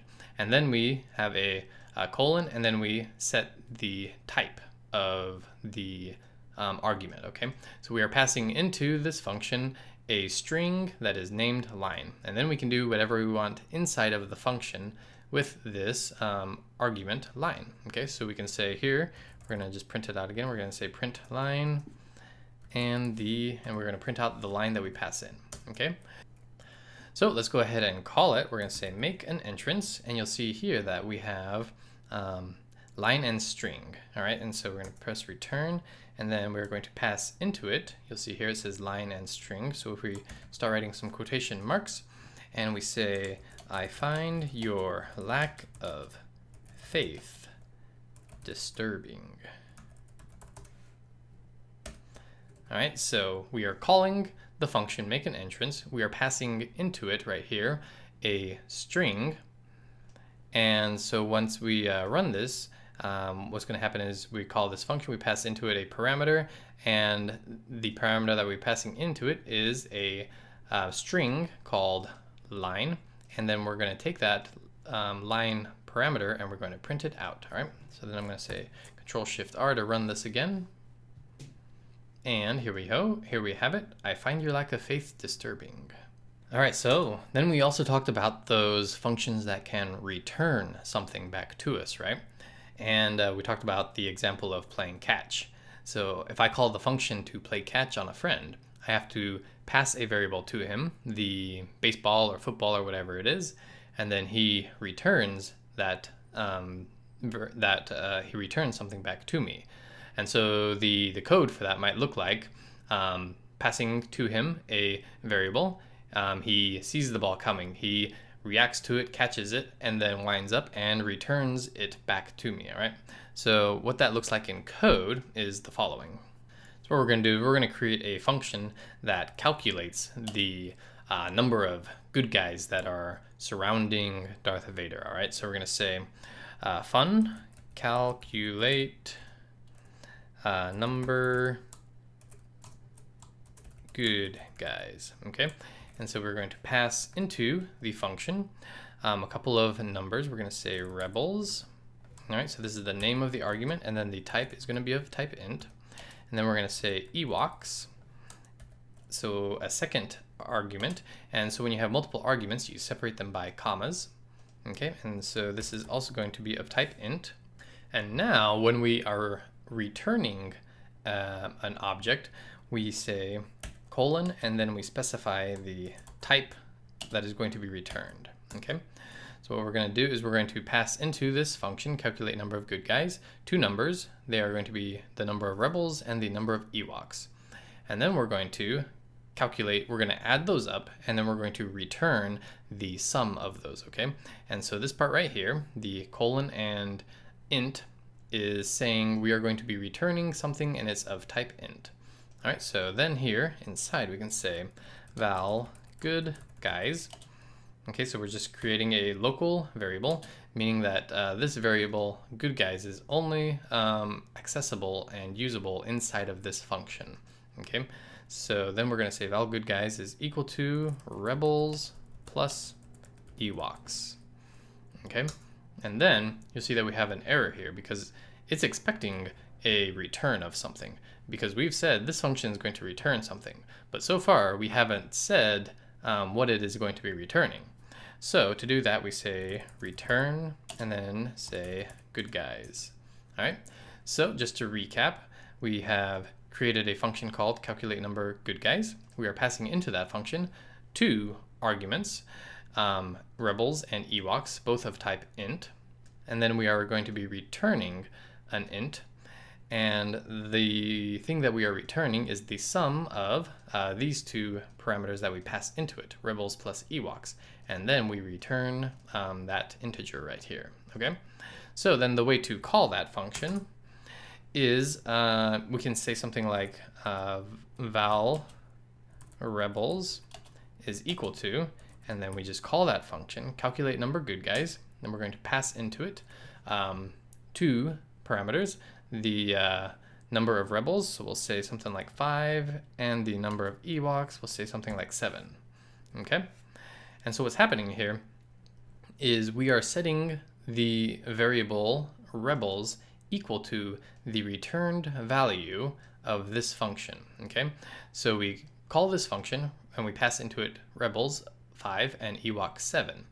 So we got here 5 plus 7 is 12, and then we return that number as the result of this function. So it's essentially saying this is the same as, I'm just going to make a comment here, val rebels is equal to 12, okay? And then we can use that. We can say something like print line, say Darth Vader faced off against, and then we can use our string template, right? So we can say $, rebels, rebel scum. Okay, so this is going to say Darth Vader faced off against, and using our string template, this is the same as saying 12, or the result of this function, 12 rebel scum. All right, so let's print that. All right, here we go. Darth Vader faced off against 12 rebel scum. Another more direct way of doing that, we could say print line, and I'm just going to copy this. I drop this in here, but instead of creating a variable first, what we could do is use our string template and get it directly. So to do that, to call the methods inside the string template, we gotta use our curly braces. So $, then curly braces, and then we call the function, calculate number of good guys.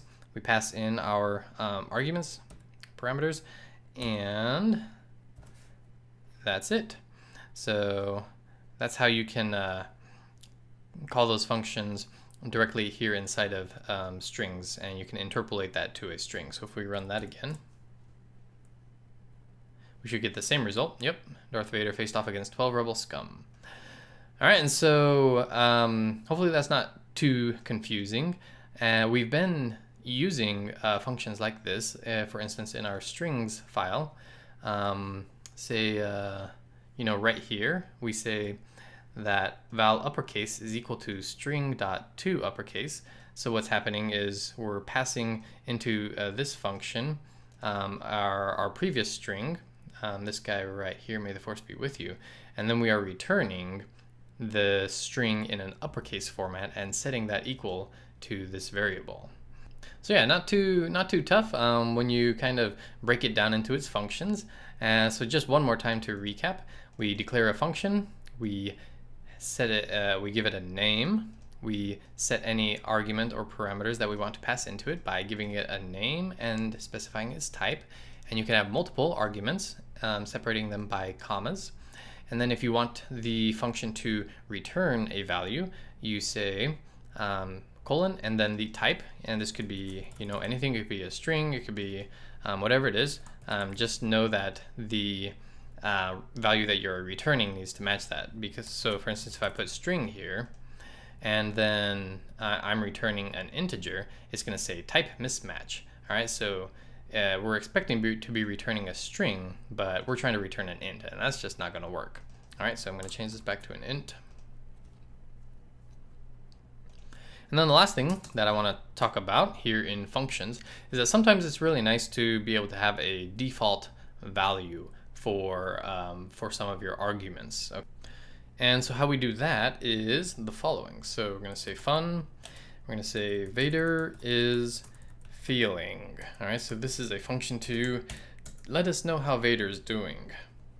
All right, and so what we're going to do is we're going to say mood is going to be of type string, but we're going to have a default value of angry.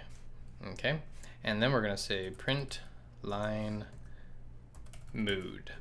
Okay, so what we've done here is just like we've been doing. We have our function, we give it a name, we have an argument with the name of mood and its type is string, but then we have here equals a string, equals angry. All right, and so this is the default value, and that means that if we just call this function Vader is feeling and then we run it without setting any parameter for the argument, then it automatically defaults to the default value. All right, and so that can be a pretty useful thing. But then we can change it. We can say Vader is feeling, and then we can pass in a mood. So we can say meh. Okay. And so then we are able to override the default value and give it a value of our own. So that's pretty much the basics of functions that you'll be seeing in this course. We might get into a little bit more complicated stuff later on, but these are the basics, and I know it can be a little bit confusing at first, but hopefully these silly analogies have kind of helped you wrap your mind around functions and passing into the function arguments, return values, and all that kind of stuff. All right, so hope you guys are having fun with this, and I will see you in the next one.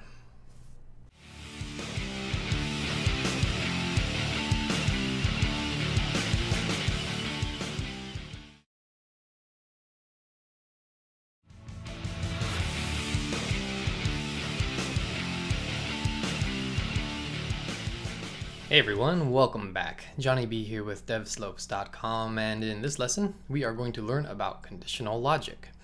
So what do I mean by that? Well, in our everyday lives we are faced with all sorts of choices and decisions, right? What to wear, what to eat, where to go. Now we have to make these decisions for ourselves, but our computers, our programs, they're kind of dumb in some ways and super smart in others. But one place where they do not excel is making their own choices. So we as programmers, we have to tell them exactly how to handle each scenario that they run into, all right? And so we do that with conditional logic. So let's go ahead and create a new source file here. So here on the source folder, I'm going to right click and say new Kotlin file class. This is going to be a file, and we're going to name this one Conditional Logic. Okie dokie. All right, so let's go ahead and put in our main entry point. So I'm going to say main, and let's start off with a super simple example. We're going to start out with a couple of variables here. So I'm going to say val a is equal to b, or val a is equal to 2, and val b is also equal to 2. Okay, so how do we do some conditional logic? So normally this entails some options. You know, we may be comparing two things. In this case, we're going to look at the values of a and b and see if they are equal. So to do that, we say if, then we have open and close parentheses. This is where the condition goes. All right, and so with if statements, the condition always has to evaluate to true or false. So we're going to say if a is equal to b, and so you'll notice here, this is new, we have two equal signs here. So when we have one equal sign, we are assigning a value to a variable. When we have two equal signs, this is looking at equality. So it's looking at, does a have the same value as b? All right, so this is our conditional portion of the statement here, and then we do open and close curly brace. So if this evaluates to true, then whatever is between your curly braces is going to run. Okay, so we're going to say print line. If a equals b, then we're just going to say a does in fact equal b. Okay, and if we run this, you'll see here that it does print out a does in fact equal b, because a does equal b, so this evaluates to true, so then it continues into the body of the if statement. Now, if we make b equal to 3, and then we can do something else. We can do if a does not equal b. So this right here, with the exclamation point before the equal, this is how we say does not equal, okay?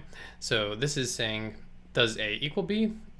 If so, do this. And this is saying if a does not equal b, then we'll do something. So we'll say print line.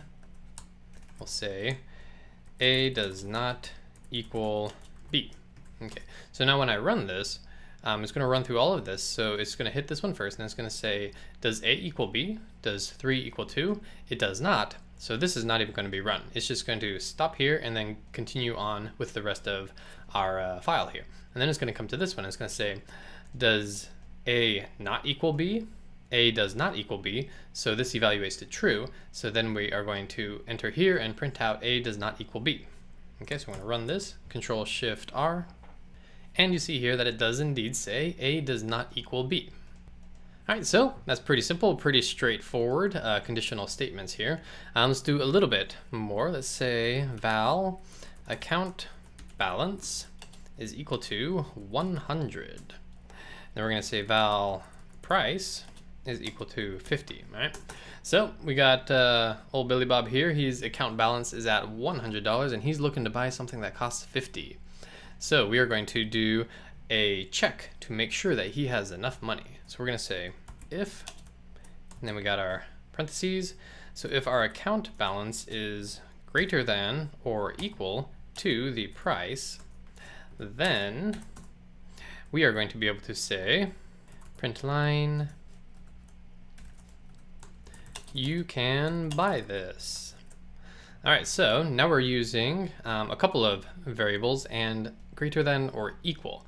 So now we're checking on not that they are the same as each other, but whether one is greater than the other, okay? So we're saying is 100 greater than or equal to 50? If so, then you can buy this. But what if it's not? We want to be able to handle that as well, and that's done with else statements. So if something, and if it evaluates to false, then we have this else, okay? So we say, if the account balance is greater than or equal to the price, we can buy it. But if it's not, then what do we do? Well, then we're just going to say print line, sorry, you broke. All right, so before we run this, which one of these print statements is going to run? Do the logic in your head and then check it out. All right, so it says you can buy this. So 100 is indeed greater than 50, so this is the statement that evaluates to true, and so you can buy this is printed. However, if we put this up to 150 and we run it, now account balance greater than or equal to price evaluates to false, and so this line is printed. All right, so that's how if-elses are handled. All right, now let's introduce a few more components to our if-else statements. So we're going to say val degrees, as in temperature, is equal to 70. All right, so we're going to start out, we're going to say if degrees is greater than or equal to 70.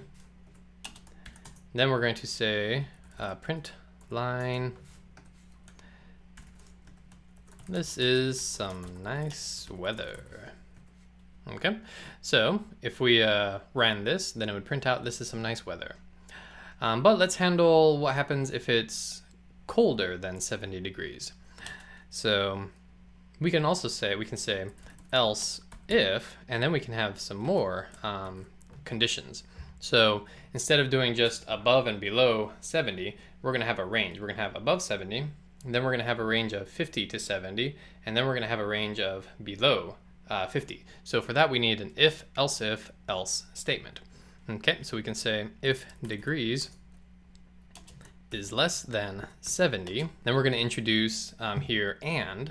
So if it's less than 70 and it's greater than or equal to 50, then we're going to do something else. Then we're going to say print line, grab a sweater.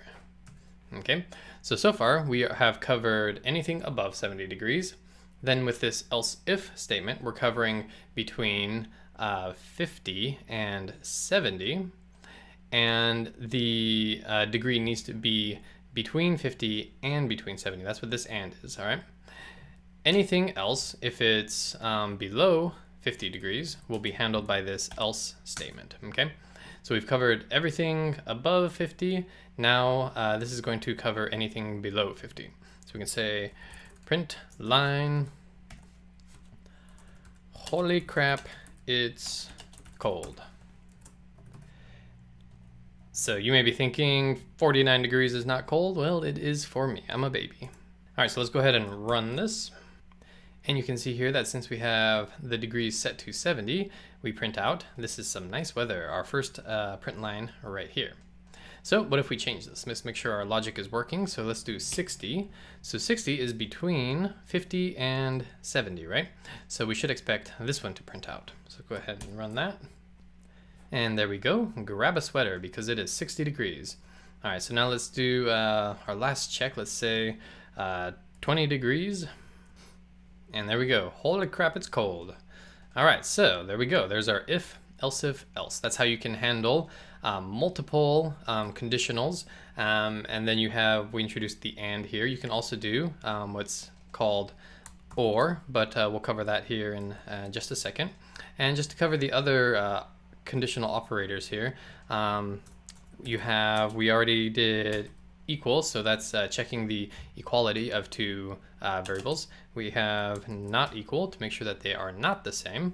We have greater than, which does not include the number itself. So right here we're saying if it's 70 or more, so that's what the greater than or equal is. We have less than, which would not include the variable. Then we have greater than or equal, and then of course less than or equal.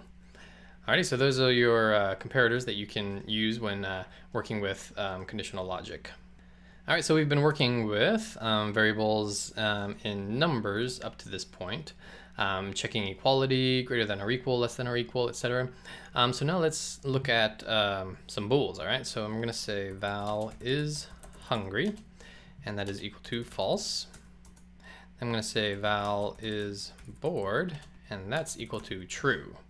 Okay, so now we're going to do conditional logic based on Boolean values. Okay, so we're going to say if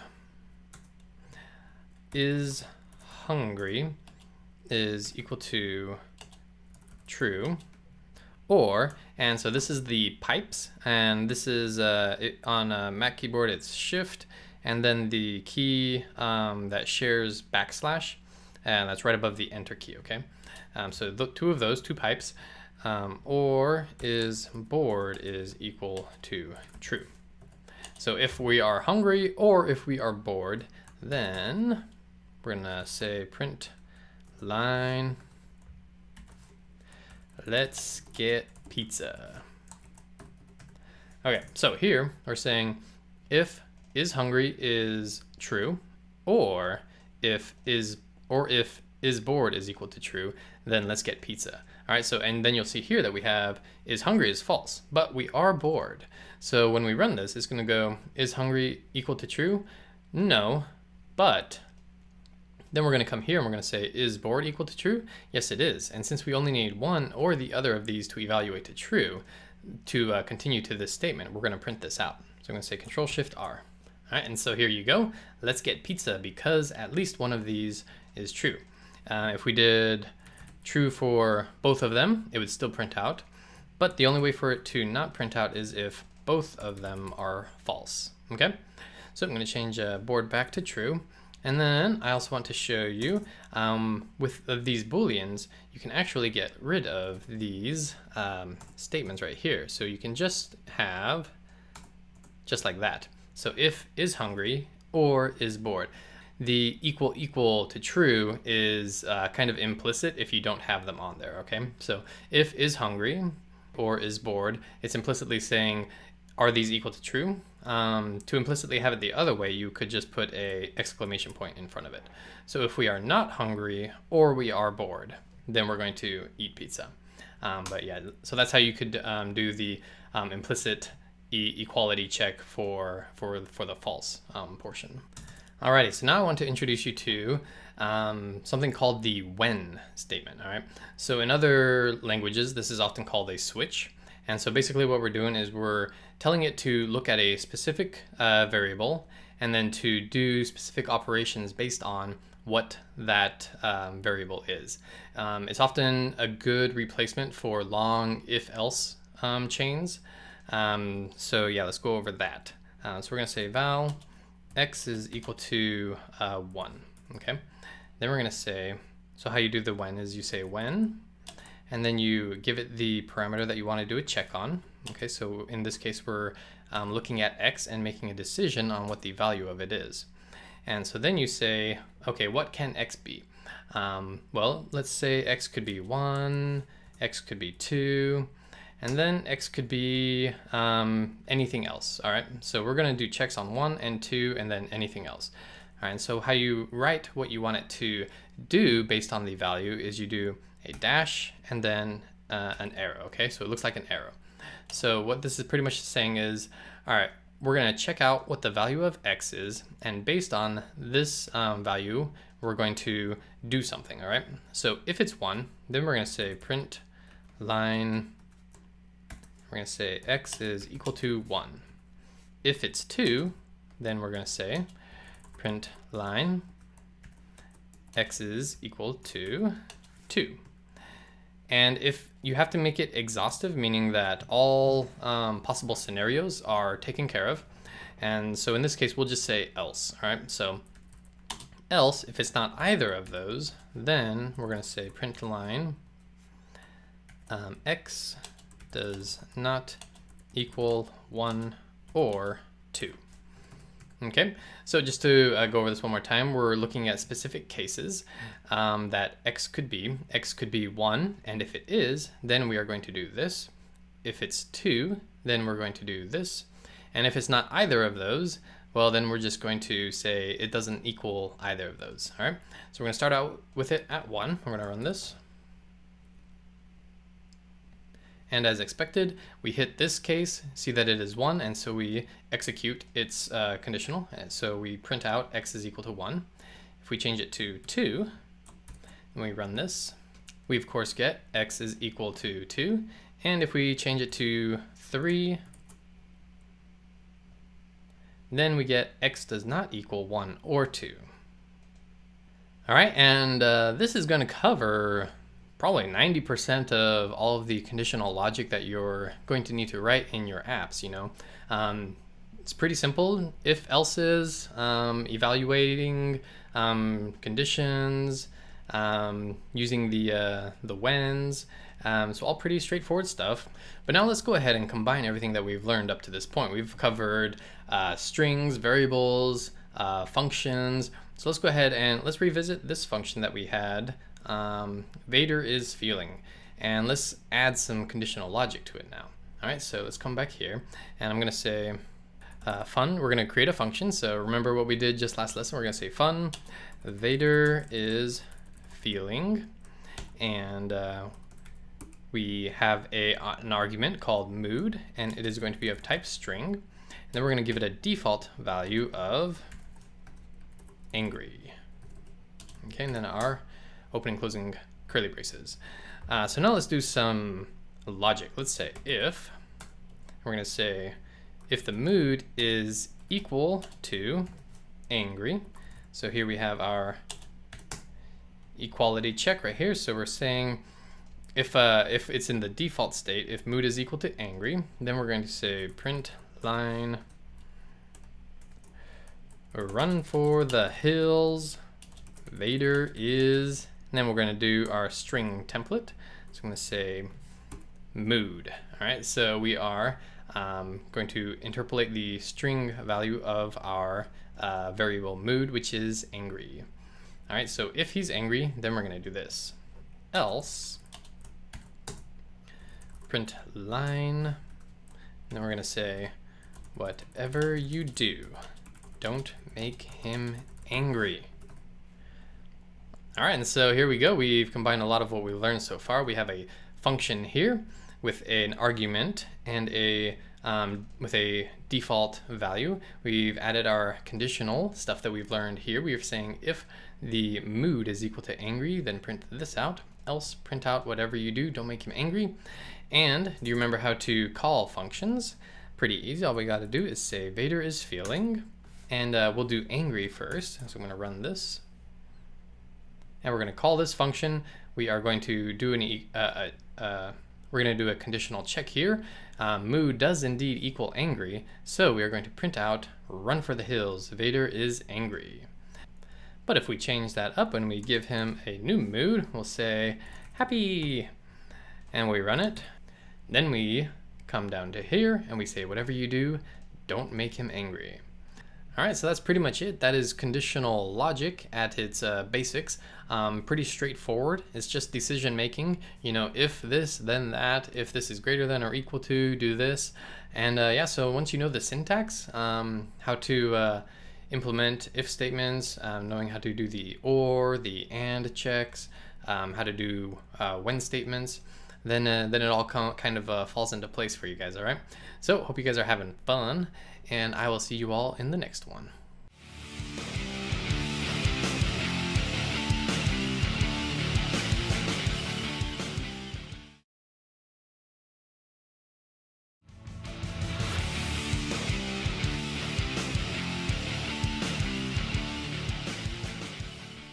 Hey everyone, welcome back. Johnny B here with devslopes.com, and in this lesson we are going to learn about collections. All right, so what is a collection? Like it might sound, it is a collection of multiple objects.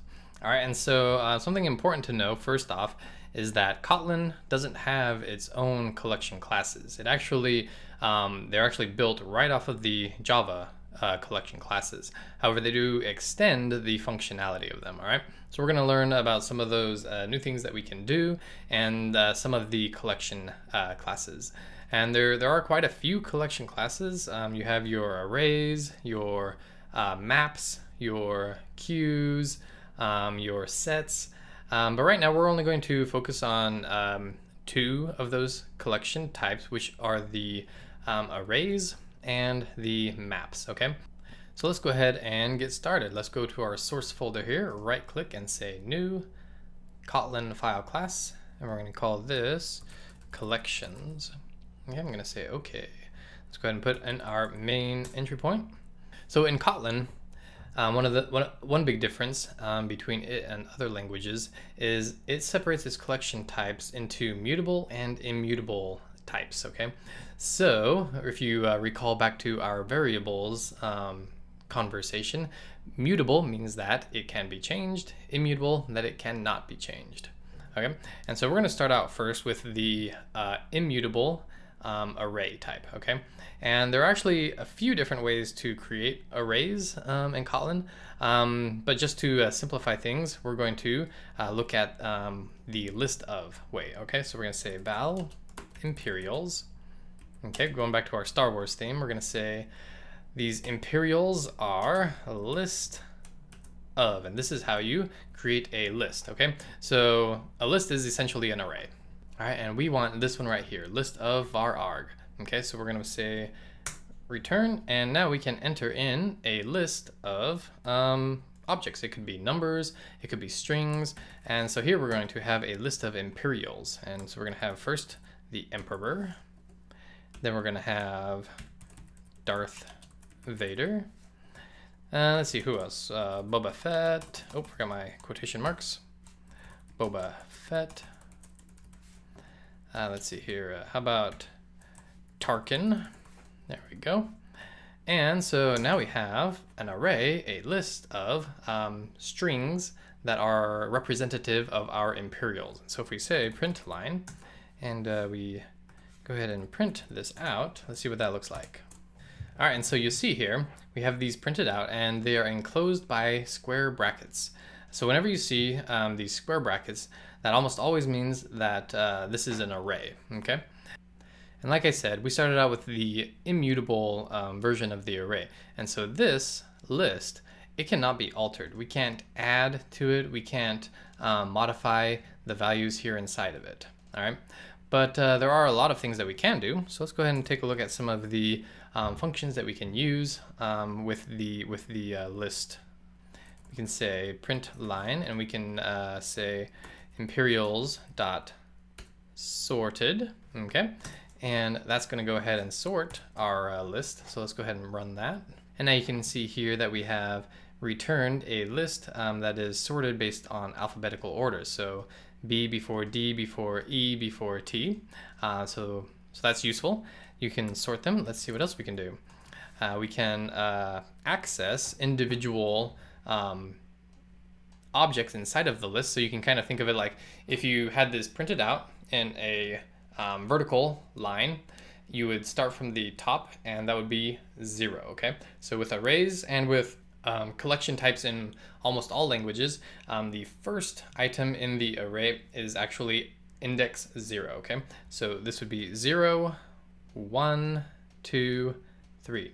All right, and so to access that, let's go ahead and show you how to do that. We can do imperials, and then you can do open and close square brace, and then you can put in the index that you want to access. So this is going to be number 2, which would be which one? not Darth Vader because it's not 1, 2, it's 0, 1, and then 2. So we're going to be printing out Boba Fett here. Okay, so let's go ahead and run that. All right, there we go, and Boba Fett. So that is how you access objects in your array. Another thing you can do is you can say print line. You could do, if you wanted the first, you could do dot first, like that. You could do dot last, and that would give you the last one in line. And then you could do checks for whether or not your array contains something specific. So you could say print line, and this is going to return a Boolean. So we're going to say imperials dot contains. Okay, and so you can say, does it contain a specific element? Okay, so does it contain emperor? All right, and let's run that and see. So this should evaluate to true. Yep, there we go. So here's our true. But let's say, does our imperial array contain Luke? And that should evaluate to false. All right. So there we go. So those are just a few of the useful methods that you can use with your lists. All right. So this was our immutable list array. So now let's take a look at the mutable one.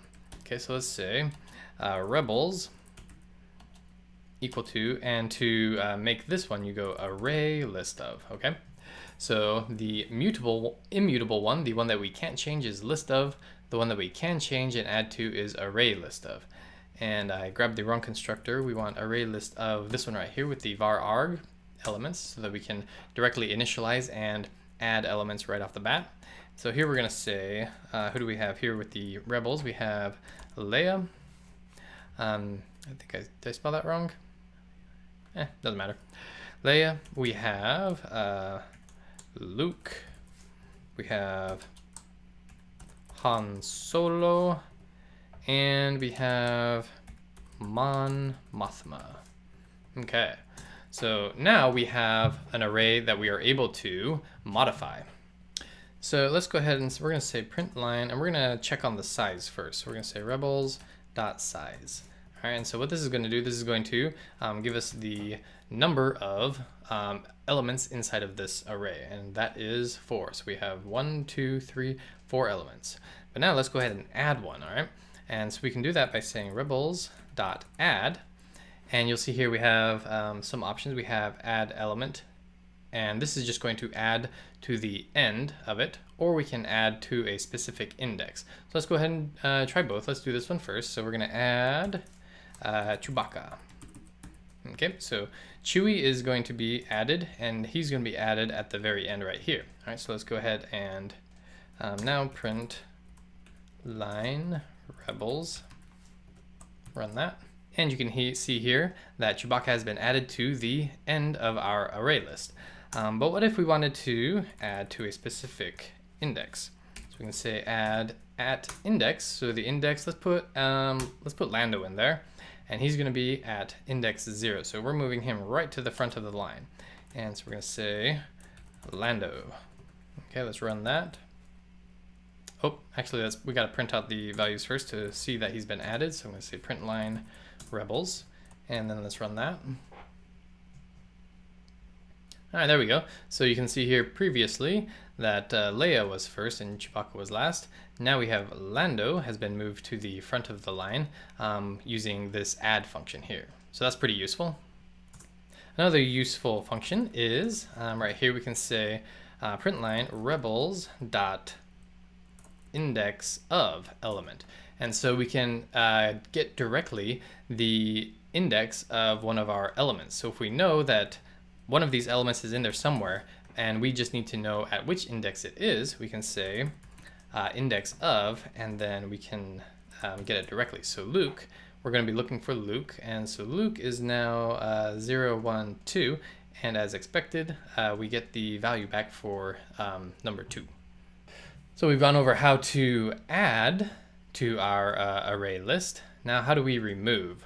So what if someone dies? Oh no. So we're going to say rebels.remove, and we can remove by either the element itself or at a specific index. So let's go ahead and remove by element. and Han Solo is removed from the rebels, spoiler alert. And then, so if we print line and we say rebels, we print that, now we can see that Han Solo is no longer part of this array list. So you can, like I said, you can remove by the element itself or by index value. So that is arrays and lists. Now let's talk about something called maps. All right. So while a list is kind of just an ordered sequential number of items, a map is a collection of unordered key value pairs.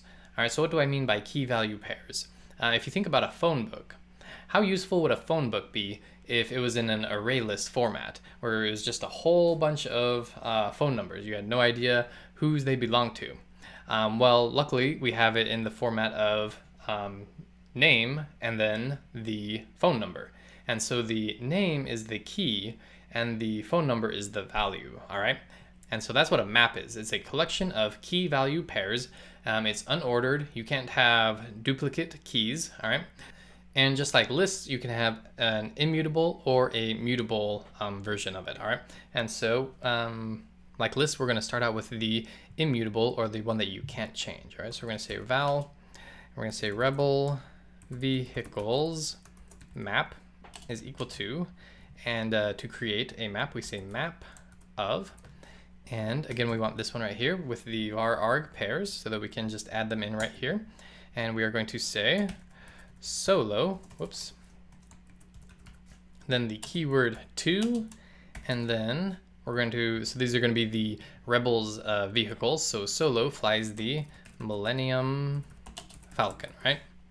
And so let's take a look at here. So we are initializing our map.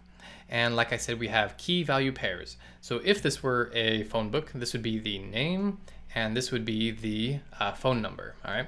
So this is the key and this is the value.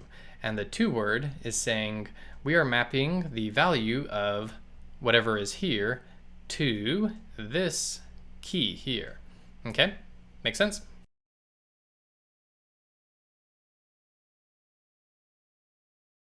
So let's go ahead and add a couple more. We're gonna say Luke is the key, and we are mapping to this key the value of land speeder. Alrighty, and now let's go ahead and talk about some of the methods that you can use with this value, with this collection type. So we can say print line. How do we access one of these? So to access these, we access it by its key. All right, so you know those vending machines where you have all of your treats in there and it's arranged by rows and columns, and so like the first row will be A1, A2 through whatever, and then B, C, D. So it's exactly like that. So when you want something, you take a look and you punch in like D3, and you want those Skittles, all right? So D3 is the key, and then it goes and it gets the value at D3 at the key, and then it returns that to you. Okay, so we are going to say print a line, and we're going to say rebel vehicles map, and we can do it like this, where we do square brackets, and then we put in the key. So we're going to say solo, and so what this does is it goes through and it finds the key that matches this, and then it's going to return the value for it. So this would print out Millennium Falcon. The other way to access it is with its getter function. So we can say rebel vehicles map dot get, and then you can see here that we can say get by the key value, or we have something that can be very useful here, get or default key. All right, so let's go ahead and take a look at both. So get key, and the key is solo, and then let's check out that default one. So here we can say rebel vehicles map dot get or default.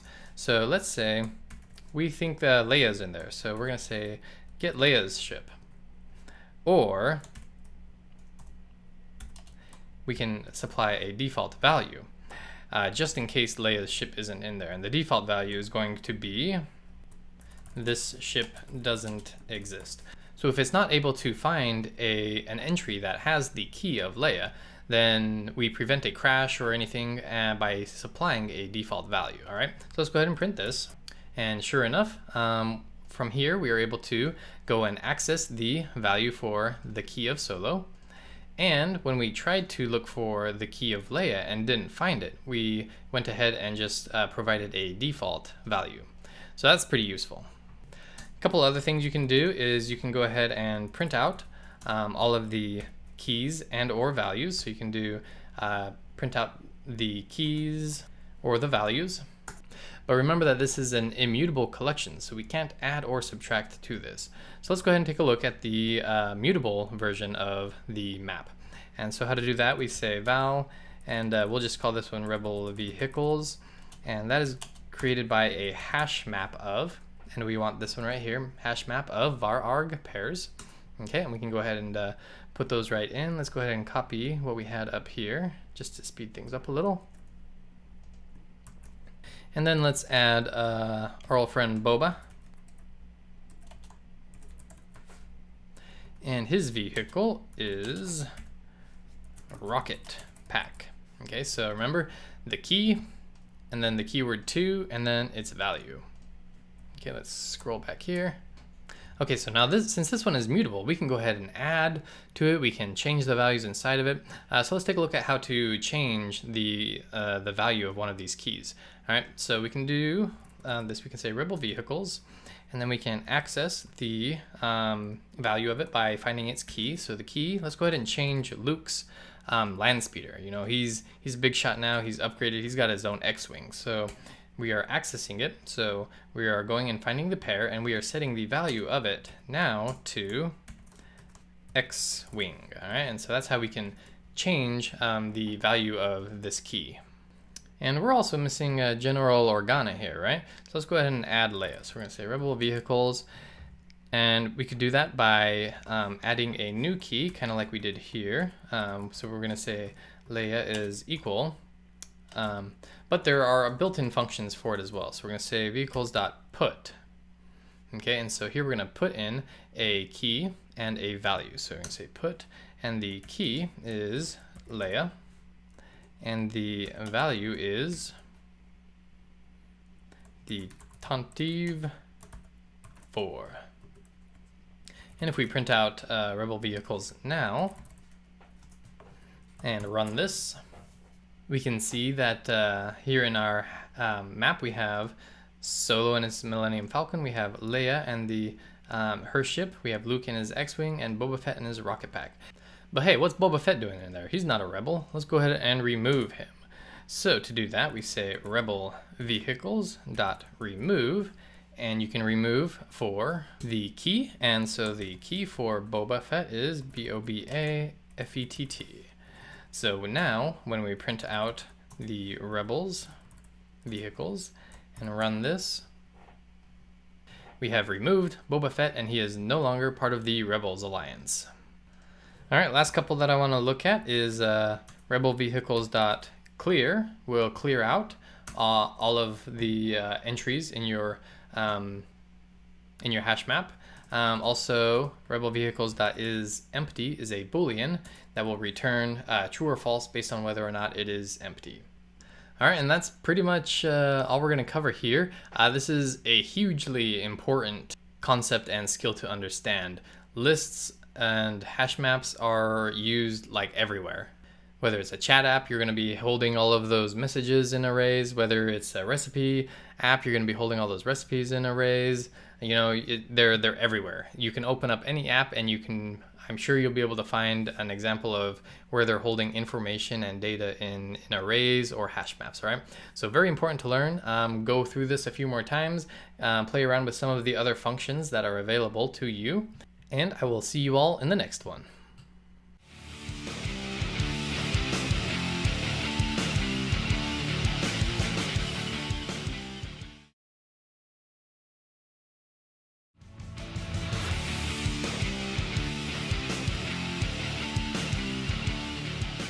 Hey everyone, welcome back. Johnny B here with devslopes.com, and in this lesson we are going to talk about loops. All right, so in our previous lesson we talked about collections, right?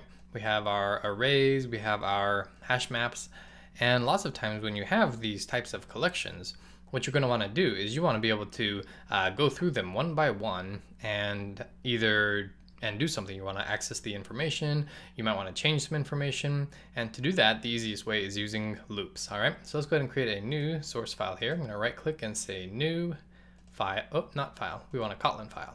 Source new Kotlin file, and we'll leave it on file, and we're going to call this file loops.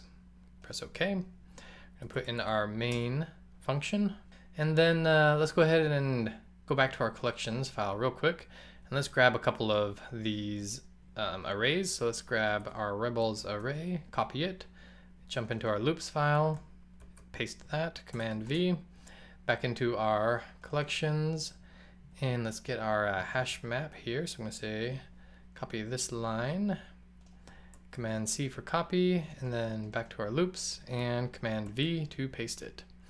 All right, so now we have our couple of collection types here, an array list and a hash map. All right, and so how do we loop through them? Well, it's super easy. So there should be a relatively short lesson.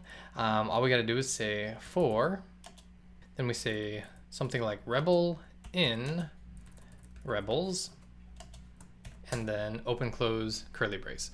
So what we're doing is we're saying for each, we create a variable for what's inside of the list. So for each rebel, so in this case, as we loop through, rebel, the first time we loop through, rebel is going to be Leia. The second time we loop through, rebel is Luke. The third time, Han Solo. And the fourth time, Mon Mothma. And so it's looping through each time and setting the variable rebel to the value of that iteration's value, okay? So for rebel in rebels. And then we can go ahead and do something with that variable. We can say, for instance, print line. We can say name, colon, and using our string template, rebel, okay? So let's go ahead and run that. And we can see here that we have looped through each of the items in our array list, and then we have printed out name and using our string template, the name of the item in that array list. So pretty cool, pretty simple. Now how about for a hash map? Now a hash map has two things that we might want to know about. We might want to know about the key and the value, okay? So that's also pretty simple. We just do another for loop. So we're going to say for, and this time we're going to have two variables. We're going to have the key, so for key and value in rebel vehicles, and then open close curly brace. So now we're going to be looping through the rebel vehicles hash map, and we're going to set solo equal to the key in the first round going through, and value is going to be set to Millennium Falcon. And then the second time we loop through, Luke is going to be our key and Landspeeder is going to be our value. And you could actually name these whatever you want. So for instance here we could have said character or person or whatever. Here we could have said character and vehicle. You know, basically whatever we put in here is just the name of the variable that is mapped to the key and the value for the second item in right here. That will be used here in the body of our for loop. Okay, so let's go ahead and put this back to key and value. And so then we can do something. We can use those variables that we just created, and we can say key, using our string template, key gets around in there, and then string template value.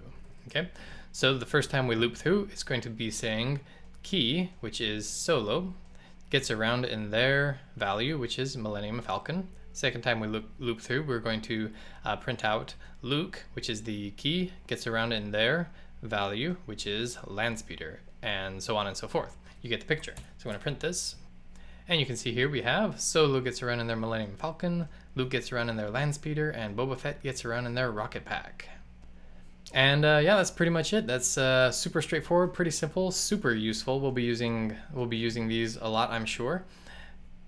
And then the last thing that I wanted to talk about, not related to these collections at all, is something called the while loop, all right? And so how that looks, I'm going to create a variable here that is mutable, changeable. I'm going to say var x is equal to 10.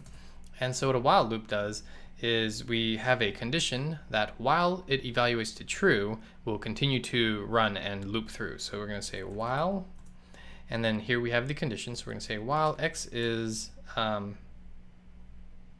greater than 0, then we are going to print line. We're going to print out x. So x starts at 10, and while it's greater than 0, we're going to print out its value. But every time that we loop through, we're going to decrease the value of x by 1. All right, so that's what this x minus minus means. This is basically x is equal to x minus 1. Okay, so if this was 10, we say 10 is equal to 10 minus 1, so now it's 9. And then the second time we loop through, 9 is equal to 9 minus 1, so now it's 8. But the shorthand for that is minus minus. The plus version of that is, of course, plus plus. And each time that would just add 1 to the value. So I'm going to say x minus minus. So we're going to loop through. The first time we loop through, we're going to say, is 10 greater than 0? Yes, it is. So we're going to print out 10. Then we're going to go and we're going to subtract 1 from 10. So now it's going to be 9. So is 9 greater than 0? Yes, it is. Print it out. And we're going to keep doing that until this condition no longer evaluates to true.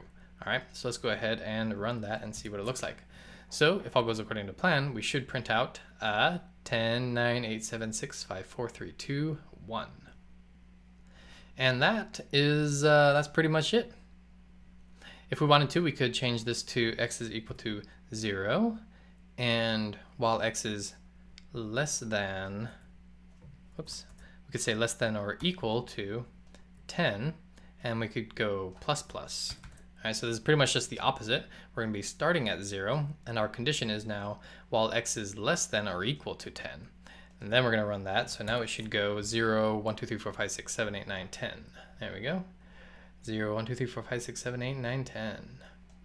All right, and so those are your for loops that you're able to use for array lists. All you need is for, and then a variable name for the item in the array list, and then you can do whatever you want with it. And then for hash maps, you can either access one or the other or both using this right here, and then you can do whatever you need to do with it. And then we have our while loops, which while a condition evaluates to true, then you can continue to do something until that condition no longer evaluates to true. All right, so super useful stuff that we'll be using a lot. And I hope you guys are enjoying this and having fun. I know that I am, and I will see you all in the next one.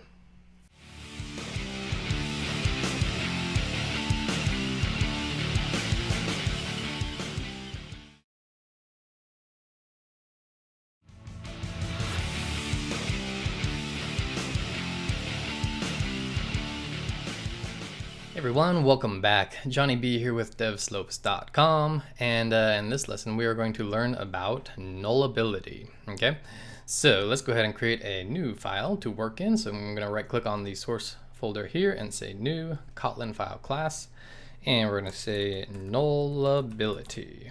Okay, so I'm going to press OK.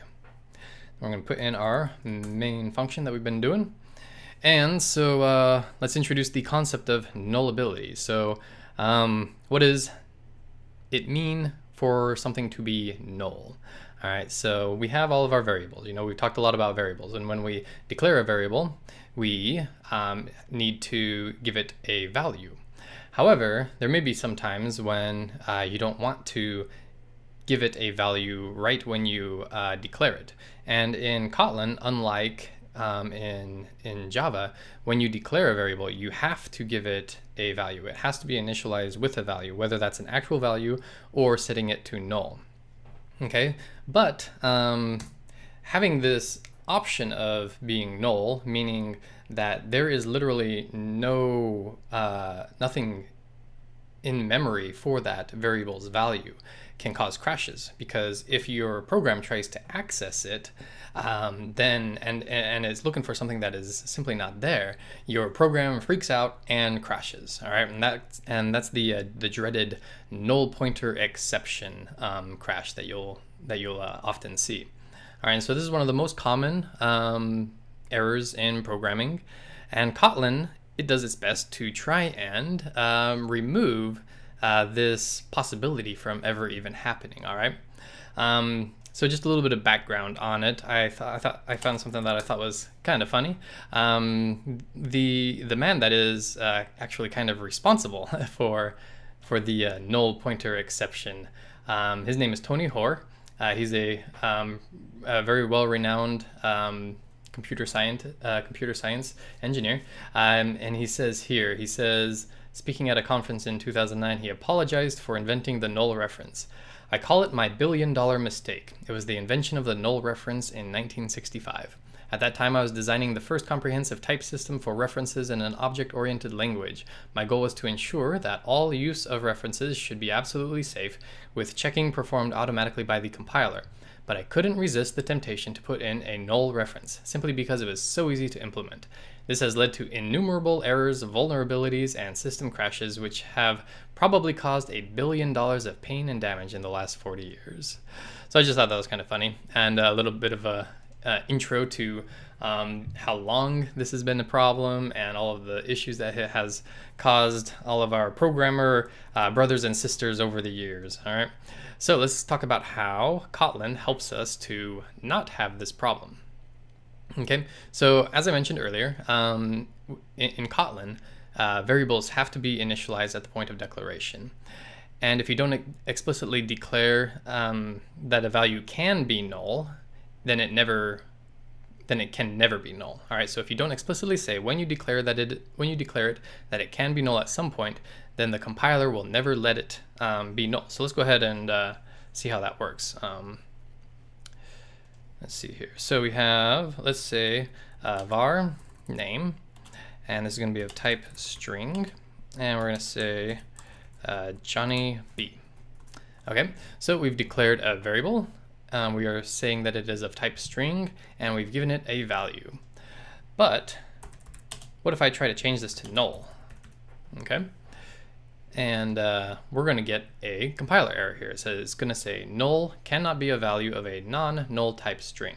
Okay, so Kotlin is telling us we can never assign null to a variable that is not explicitly said to be nullable. All right, so how does Kotlin allow us to work with null values? All right, so we can only ever get a null pointer exception, a crash, under 4 circumstances. All right, the first is that we make an explicit call to throw a null pointer exception. Okay, then there is the usage of this operator, the 2 exclamation points, pound.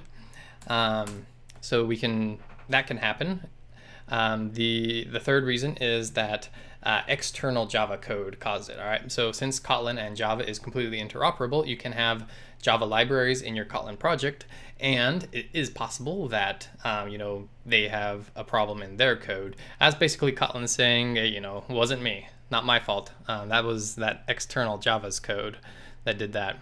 And the fourth reason is if you have some data inconsistency somewhere with regards to initialization. All right, so those are the 4 ways that there can still be a null pointer exception in your Kotlin code or in your Kotlin project. All right, so, and then we've talked about how at the point of declaration, variables have to have a variable. And that if you don't explicitly say that a variable is nullable, that the compiler will never let you set that variable's value to null. Okay, so now let's actually introduce how a variable can be nullable. All right, so now let's say var nullable name is of type string, and then right here, after we declare the type, we put a question mark, okay? And so that is saying that this type can be nullable. And then I'm gonna give it a value. I'm gonna say do I really exist? Kind of an identity crisis sounds like. And this concept is very similar to optionals in Swift, okay? So now we have a variable called nullable name that is of type string that can be nullable. All right, and we have a value right now. So let's go ahead and print this. So if we say print line and we say nullable name and we run this, it's going to print out like normal, okay? So you'll see here, do I really exist? But if we try to call a method on this, so for instance, if we try to print out the length, now we're going to get a compiler error because it's going to say only safe or non-null asserted calls are allowed on a nullable receiver of type string, nullable string, okay? We got a few ways that we can deal with this, all right? So the first is to do what is called a null check, okay? So what we're going to do is we're going to say, var, we're going to create a var, and we're going to call this length, and we're going to say initialize this to 0, and then we can do a null check. We're going to say if nullable, oh, we need our parentheses, if nullable name does not equal null, sorry, wrong language. If nullable name does not equal null, then we know that it exists. So then we can just put this inside of here, and that should work just fine now. So if we run this, then we get the length of the string. So there are 18 characters in this string. However, if it is null, then we can handle that as well. So we can say else, and actually what I wanted to do here was I wanted to set length equal to this. So I wanted to say length is equal to nullable name dot length, and then if it's 0, or if it is null, then we're going to set length is equal to something like -1, okay? So we're doing our null check, and if it's not null, then it's going to assign a non-null integer value to length. If it is null, then we're just going to set length equal to -1. All right. So let's go ahead and set nullable to our nullable name to null now. All right. So nullable is equal to null. And since we declared here that it can be nullable, we don't get a compile error here like we did up here. All right. So now when we run this, we're going to go through this check, and nullable name is going to evaluate to null this time. And so we're going to run this one right here, and then we can say print line, and we're going to print out length. Okay. So we're going to run that. And now we can see that since it is null, that it gave us the value of -1 for length. All right, so here's one way to do a null check, and I showed you this way first because this is a little bit easier for beginners to understand the flow. I'm going to show you a more concise way to do this, okay? So what we can do is we can say val, and I'm going to go ahead and I'll just give this a different variable name. I'm going to say val l for length is equal to if, and then we're going to do our check. We're going to say nullable name does not equal null. Then nullable name dot length else -1. Okay, and so this is essentially the exact same thing as this right here. All right, so let's walk through it. We're creating a immutable variable called L. And so then we're saying here, if the nullable name is not equal to null, then L here is going to be equal to this. All right, so we're going to assign this value to our variable if this evaluates to true. Else, this value here will be set equal to our variable, or our variable will be set equal to this value here. All right, so that's a more concise way of doing this null check, okay? So there's our first way, the null check. Second method is called the safe call operator, all right, where we use a question mark. So up here we had this same example, so we're going to say nullable name dot length. So we're going to try and print out the number of characters in our string. But again, we get this error right here. So what we can do is we can just put in a question mark here. All right, and so now it's going to, so what this does is it's going to say, okay, print out the length if it's not null. However, if it is null, then we're going to give it the value of null instead. All right, so let's see here. So right now, let's go ahead and make nullable name not null. All right, so right now nullable name has this value. So if we print this, we don't get a compiler error here, and we print out 18. All right, so now let's go ahead and make our nullable name null. Okay, so now nullable name is equal to null. So what we should expect here is that this will print out null. Okay, so I'm going to run this again, Control-Shift-R, and there we go. So now we are printing out null. So we have used our safe call operator here. All right, so that's a pretty easy way of working with the nullability.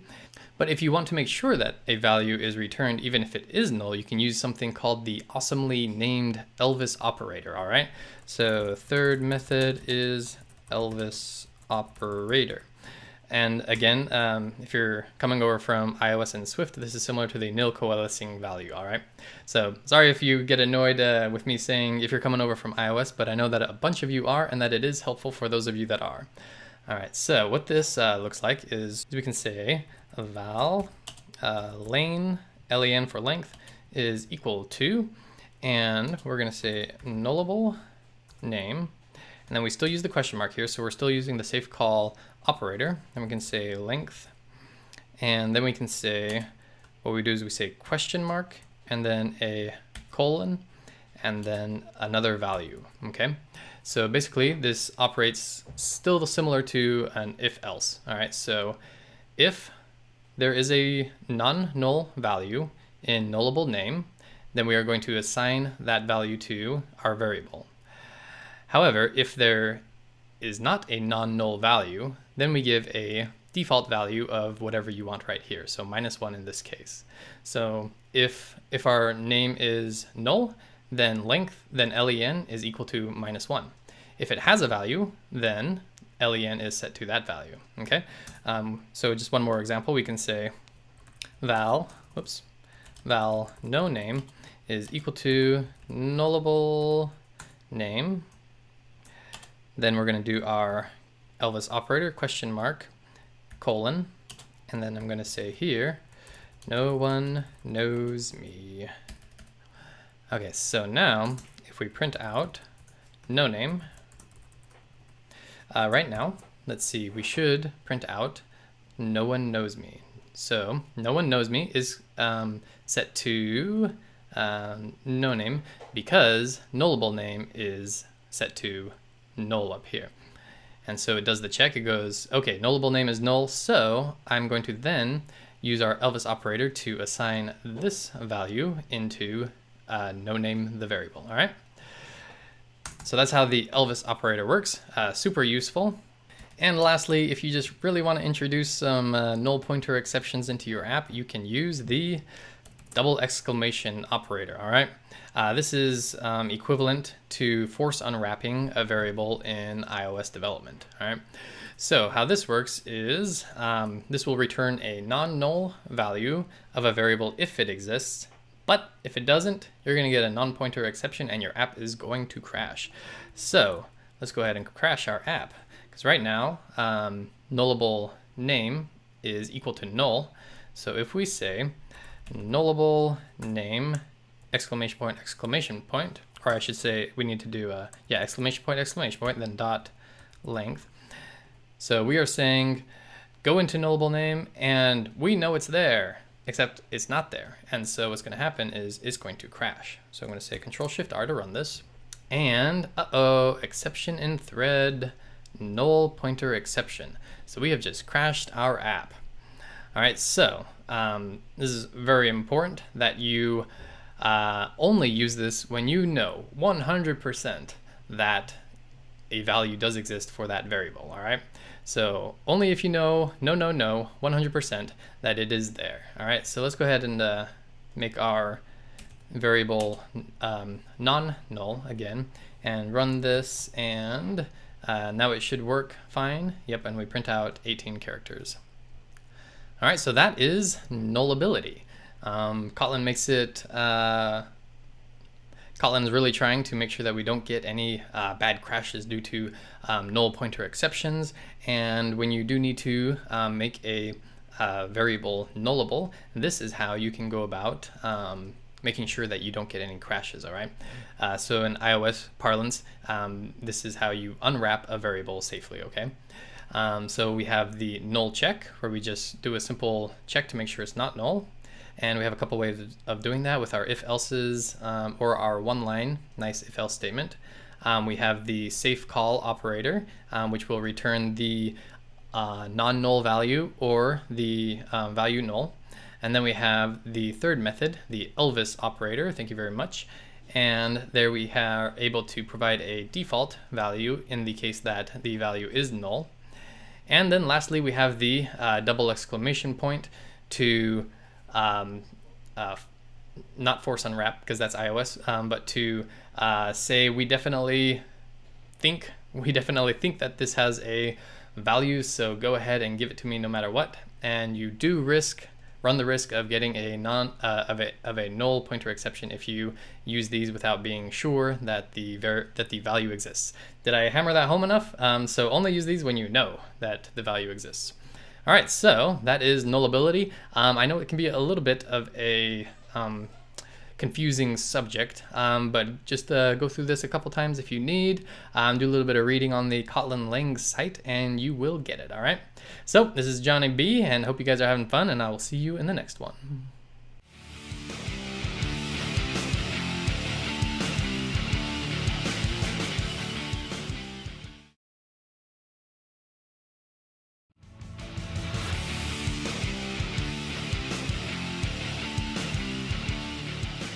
Everyone, welcome back. Johnny B here with devslopes.com, and in this lesson we are going to learn about classes and inheritance. All right, so let's get started. I'm going to create a new source file here, so I'm going to right click and say new Kotlin file class.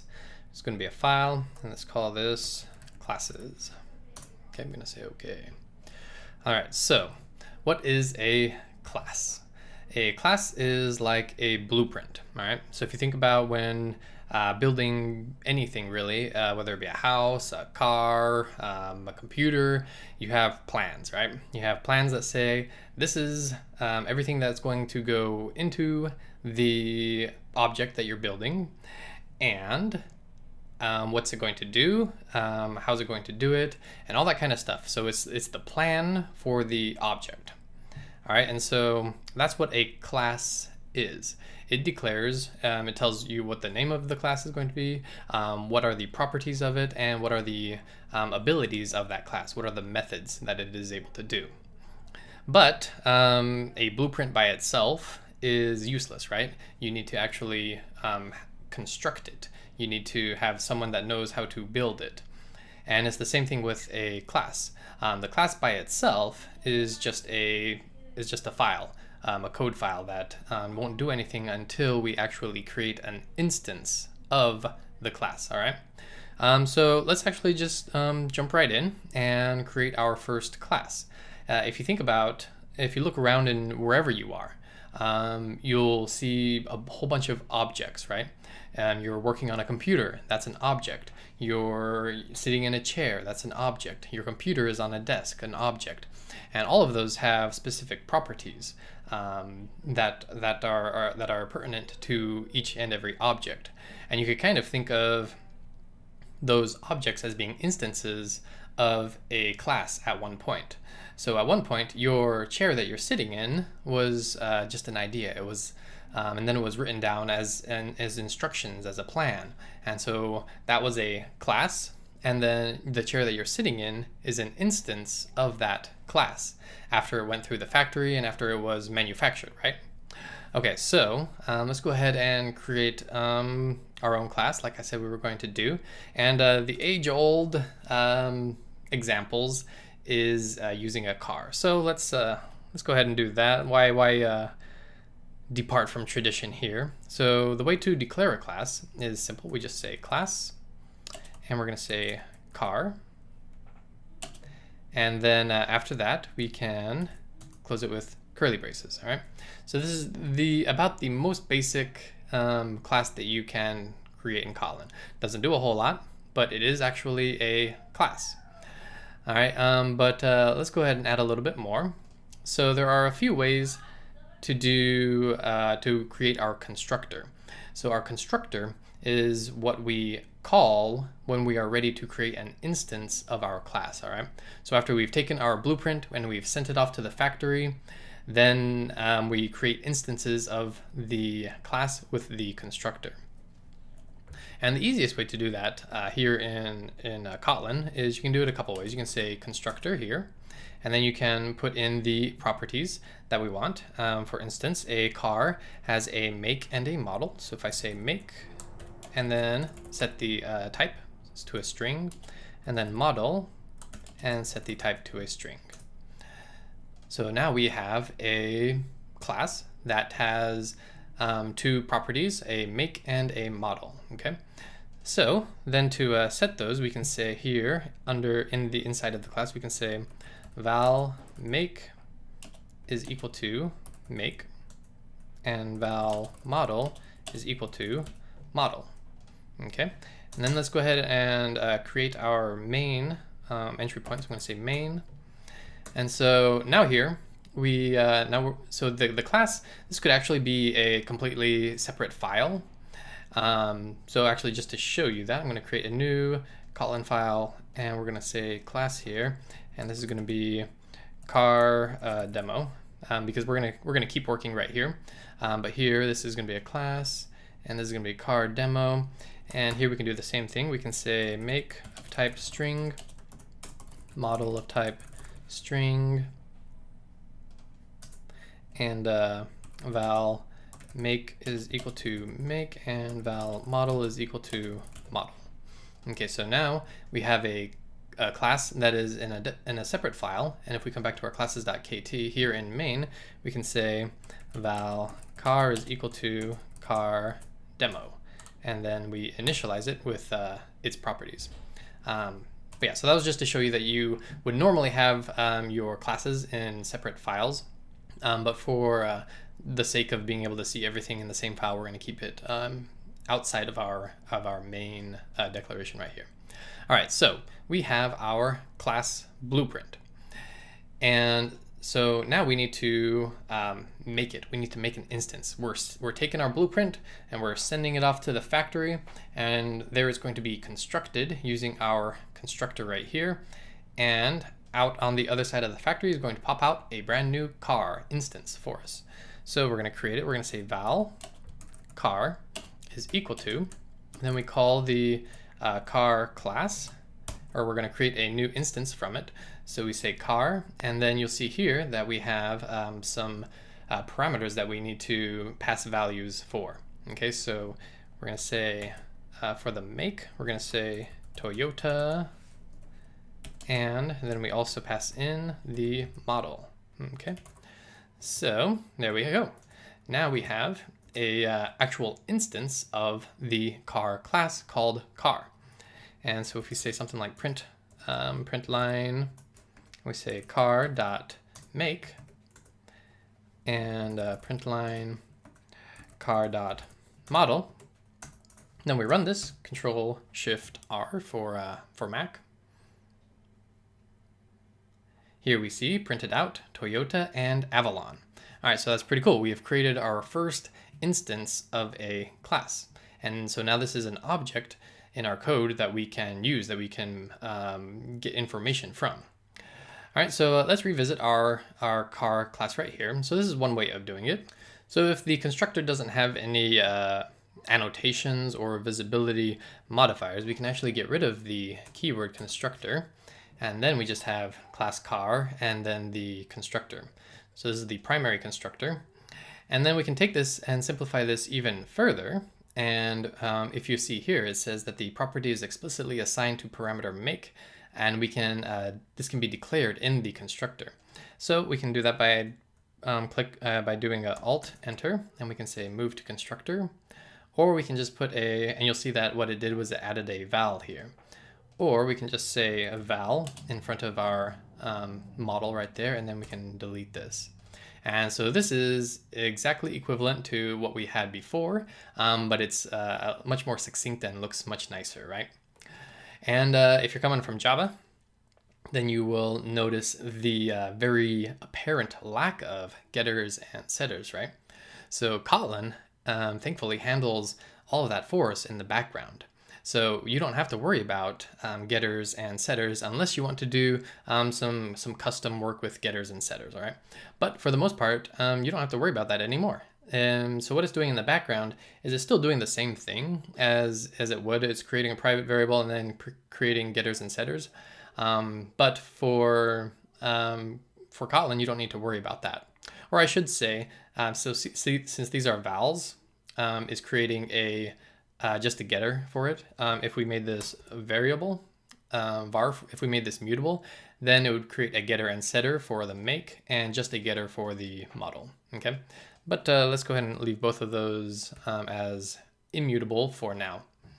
All right, so we've covered that we are able to create blueprints that have properties of what we want them to, the characteristics of the object.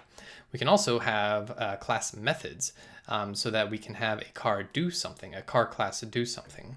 So we can do that here. All we got to do is it's just like a regular function. We can say fun, and let's say accelerate. Okay, and then we're going to say print line, and we're going to say vroom vroom. Okay, there we go. I'm going to save that. And then down here with our car, we can say car dot accelerate. And if we run this, Control Shift R, we can see here that we are printing out vroom vroom. Very good. I'm just going to real quick bump up the font size here, make sure you guys can see this all right. Let's go up to, whoa, not 28. Preferences, 18. There we go. Hopefully that looks better. Alrighty. So let's go ahead and create a second class. Let's create a truck. So I'm going to say class truck. And this is going to have some of the same stuff. We're going to say val make. This is going to be a string. It's going to be val model. This is a string. And then we're going to say val towing capacity. This is going to be an int. Okay, so now we've created a new blueprint called truck. And it takes as parameters in its constructor a make, model, and towing capacity. And here we're going to have a function called tow. So we're going to say fun tow. We're going to say print line. We're just going to say taking the horses to the rodeo. All right, and then down here, if we need to instantiate this. We need to create an instance from the class truck. So again, going back to our analogy, we're taking the blueprint, we're sending it off to the factory, and we are pumping out a truck object, okay? So I'm gonna say val truck. This is gonna be initialized from our truck class. So we call the constructor here, and we're gonna say, this is gonna be a Ford oops, gotta do a string here, F150, and its towing capacity is, we'll say 10,000 pounds. Okay. So now we have a truck object, an instance of our truck class, and we can say truck dot tow. And if we run this, we'll see printed out down here, taking the horses to the rodeo. All right, let's go ahead and create a couple more functions for each of the classes. So here I'm going to say fun details. And let's add another property to our car. So let's say val, or let's make this one mutable. So var color is a string. There we go. And then down here, our car instance is going to complain because it's saying it's missing a value now. So we're gonna do a comma, and then we can add this one. So I'm gonna say red. Okay, so now that works. So here under the details function, we can say print line. This is we can say color. Then we can say, using our string template, let's say make and model. Okay, and if we say car.details and we run this, then we'll see here printed out, this is a red Toyota Avalon. All right, let's do a similar one for the truck. So we can say fun details, and let's say print line and then I'm going to say make, and then model has a towing capacity of, and then I'm going to do string template again for towing capacity and say pounds. Okay, and then down here I'm going to say truck dot details, and I'm going to run that again, Control Shift R, and says the Ford F-150 has a towing capacity of 10,000 pounds. All right, so that's the basics of classes in Kotlin. Super easy, so much nicer than working with classes in Java, right? And yeah, so let's just recap a little bit. We declare the class name. We pass into the constructor the variables, the properties that we want it to have, and then we can also create class methods. Okay, but as I'm looking at this, we can kind of see some overlap, right? They both have a make and a model. They both have a details function, and they have lots of other common things that just vehicles in general have, right? So it would be nice if there was a way to be able to kind of have some of the common elements of a vehicle be passed down to these car and truck classes. Well, I mean, I'm sure you know that there is a way, and that way is called inheritance, all right? So the idea of inheritance is that we kind of have an overarching class that other classes are able to inherit from, so that we reduce code duplication and make life a little bit easier, right? So what we have here is a car and a truck. And so I'm thinking that we could have a vehicle class that car and truck can inherit from, and the vehicle class can handle the make and model. It can handle things like accelerate and drive and park and all those kind of functions that every vehicle has. All right, so what we're going to do is I'm actually going to just comment these out. By the way, the shortcut key that you may have been seeing me use is Command and backslash here to comment out multiple things. And I'm going to comment these out as well. Okay, and then we're just going to keep these here for reference, but I'm going to space those down. Actually, I want to start from down here. There we go. All right, so we're going to create a vehicle class that will be able to be inherited from for car and truck. Okay, so I'm going to say class vehicle, and the vehicle, the parent to these other ones is going to be just have the make and model. Okay, so I'm going to say val make is a string, val model is a string. Okay.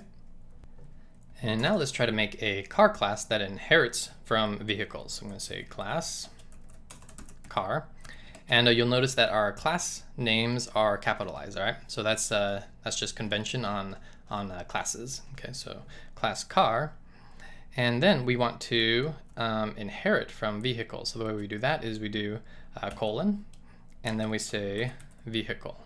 Okay, but we're going to get an error here. So here it says this type is final, so it cannot be inherited from.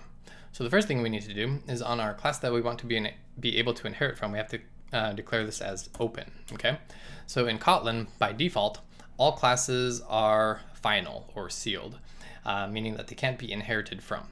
And so if you want your class or even your class methods to be able to be inherited, then you need to declare them as open. Okay, all right, so let's see here. So now we have class car and we want to inherit from vehicle. All right, so if your parent class, if in our case vehicle, has a constructor, has a primary constructor, then we have to have that be initialized at the same time that we are declaring our child class. All right. So what we're going to do here is we're going to say make, and this is going to be a string, and model, and this is going to be a string. All right. So you'll notice that these two are the same as for the parent class make and model. Okay. And so when we initialize a car class, which inherits from vehicle, we still need to pass in the parameters that the parent class also needs. Okay, so we're going to pass in make and model, and then here where we are extending from, we say make and model. Okay, so this is just going into here, and this is just going into here. All right, so what else do we want our car subclass to have? Let's go ahead and give a color. Okay, so we're going to make this var color, and this is going to be a string. All right, so now we have a subclass of vehicle that inherits the same things as vehicle, but also has color. Okay, so let's make so right now, I mean, that doesn't seem super useful, right? I mean, all we did was add one extra bit of a property.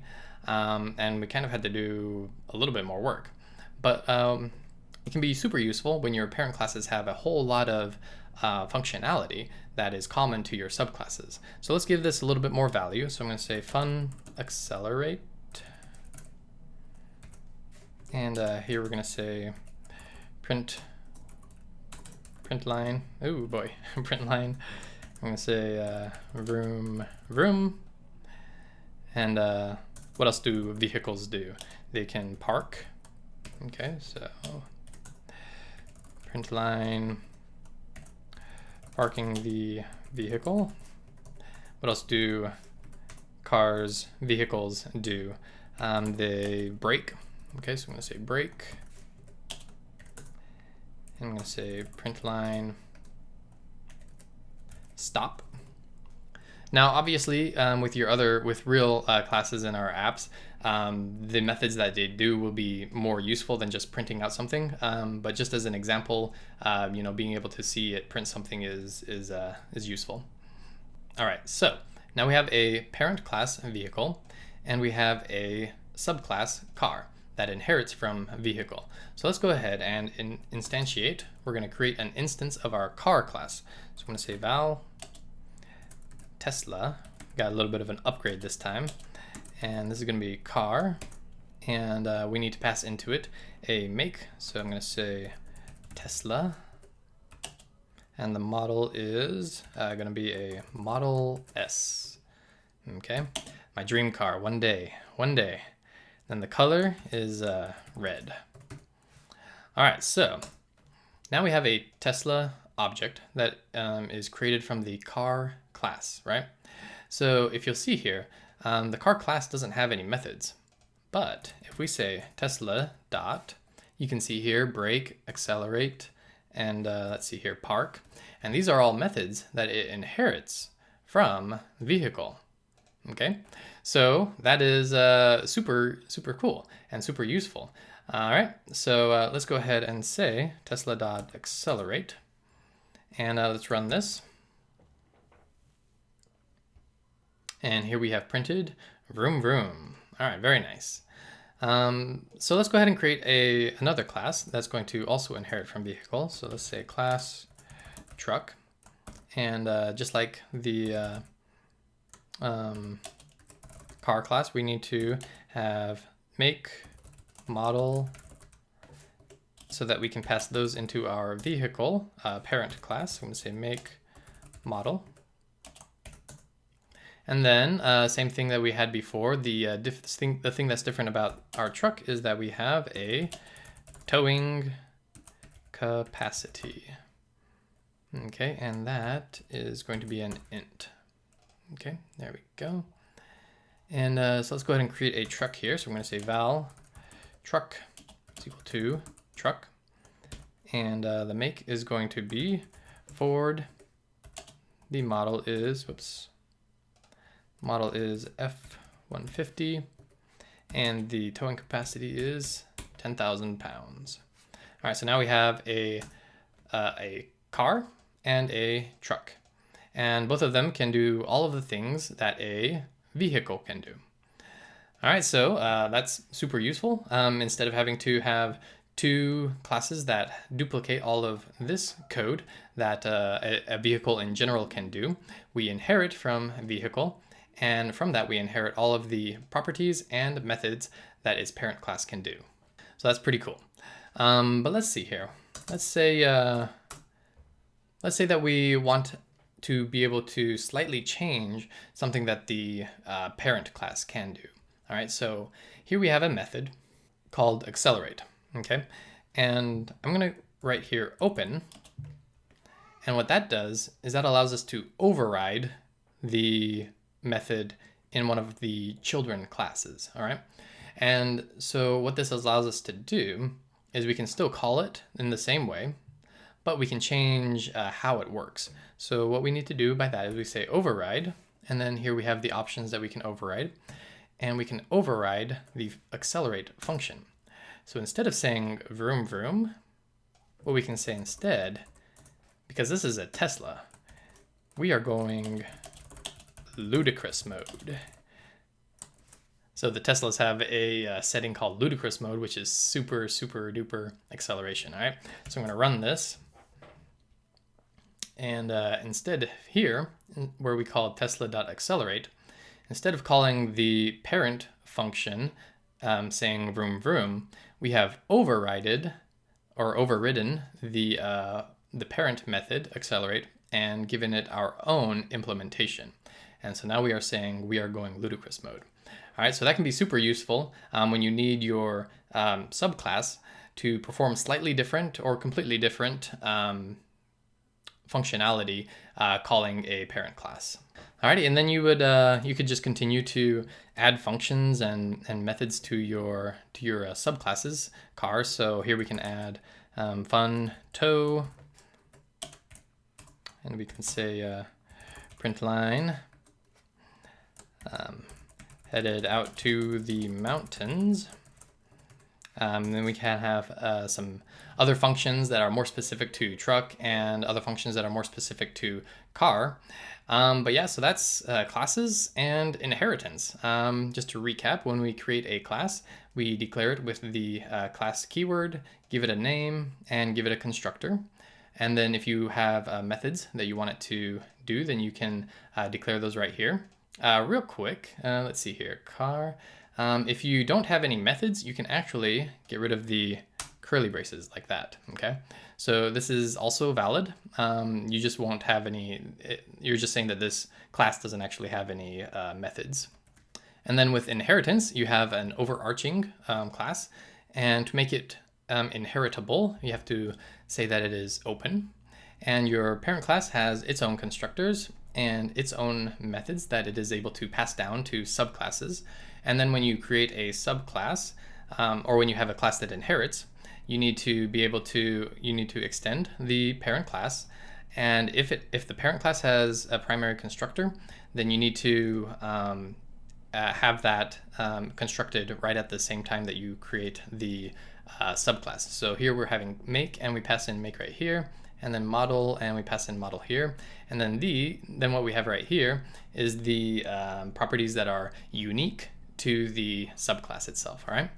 And then if you need to override the parent methods, the parent method needs to be set as open. And then in the subclass, you can override it to give it your own functionality, all right? Real quick, if we had left the super dot accelerate here, which you can do, then we should just get both of them. We are going ludicrous mode, vroom vroom, okay?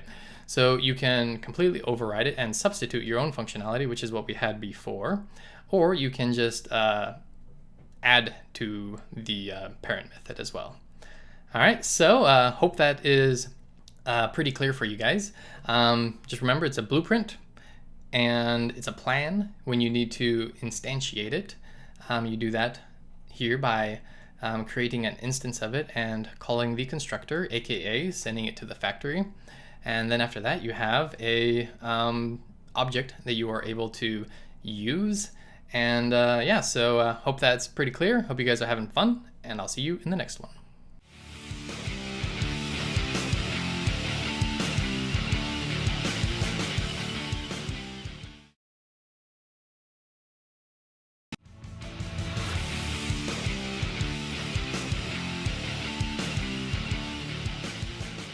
Hey everyone, welcome back. Johnny B here with devslopes.com, and in this lesson we are going to learn about something called lambda expressions, all right? So let's go ahead and create a new file for that. So here on our source folder, I'm going to right click and say new Kotlin file class, and I'm going to call this lambda. It's spelled Lambda. Okay, I'm going to say all right. I'm going to create our main function entry point, and let's get started. So let's go ahead and create a lambda, and then we'll talk a little bit about it. All right, so I'm going to say val print message is equal to curly brace. Then we're going to say message of type string. Then we're going to do a dash and an angle bracket, so we create this arrow. And then over here, we're going to say something like print line message. Okay, so this is a lambda expression right here. All right, and so a few bullet points about lambdas. A lambda expression is always surrounded by curly braces. So we have our opening and closing curly brace. A lambda expression is a function literal. This means that it is a function that is not declared, but passed immediately as an expression, okay?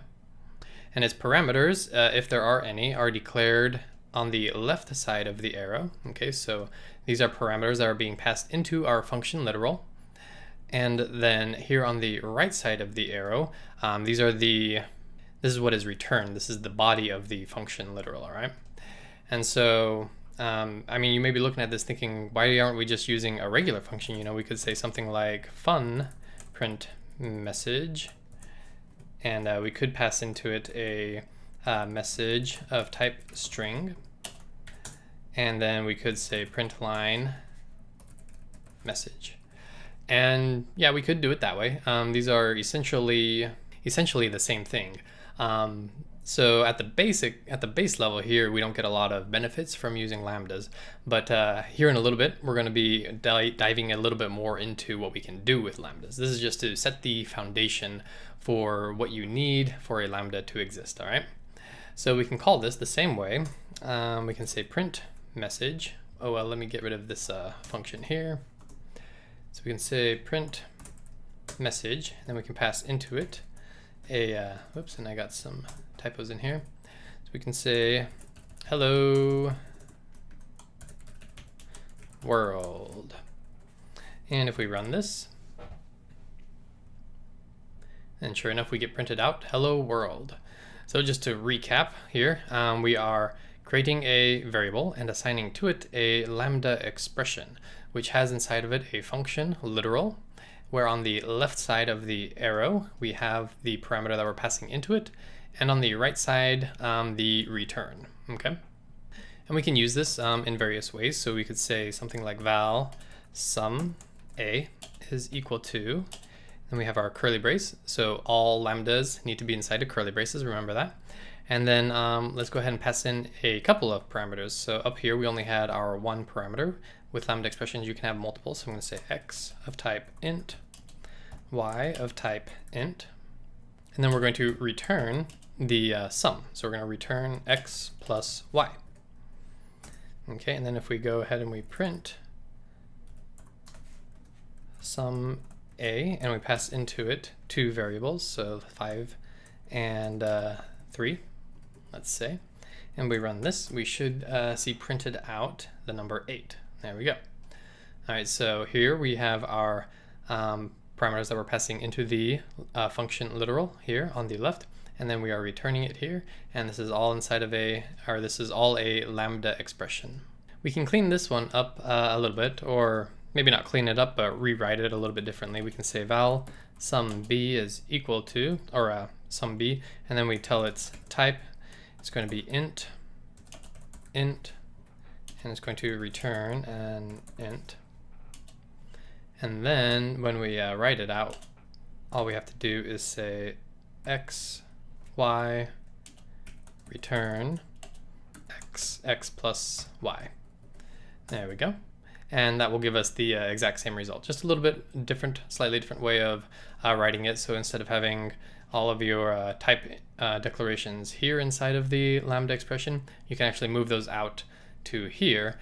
This is one way of using lambdas. One of the most common ways that I use them is when you're dealing with either asynchronous web request functions, where we'll talk more about that here in a couple of sections. But basically, when you're making a web request, you're sending a request to the web, and it's what we call asynchronous because we don't know exactly when it's going to be done. And so we don't want to hold up all of the other operations. We don't want to freeze the user interface until that's finished. And so we make what's called an asynchronous web request so that we send off the request, but we don't freeze up the UI. You're still able to use it. And then once it comes back, then you're able to do what you need to do. A common instance is going and fetching data, and then once you have that data, then you'll refresh your UI to use that data that you've just received from your web request, okay? So what we can do here is use Lambda expressions and function literals to create a simple completion handler. So basically we'll send out a web request, and then once it's done, we say, hey, we're finished, and then we can do something else. Okay, so let's go ahead and create a simple demo of that. So we're going to create a dummy download request function. So I'm going to say fun download data, and we'll pass into it a URL string, and then we're going to give it a function literal. So something similar to what we have here. We're going to call it completion. And we're going to pass in nothing, and we are going to return what's called unit. Okay, so this is something that we haven't seen yet. Unit is the equivalent of void in Java, so it's basically saying return nothing. Okay, and then we're going to give it our curly braces. Okay, so this is the scenario.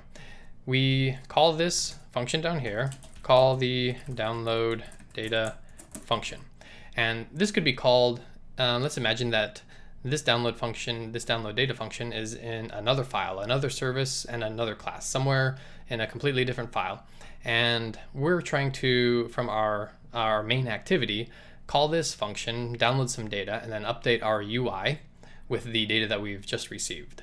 All right, but we can't just call the download data function and then immediately try to update the UI because we don't have that data yet. So we need to have a way of knowing when the data has been finished. And that's where this completion function literal is going to help us. So we are going to say something, we're going to just pretend here, we're going to say sent a download request.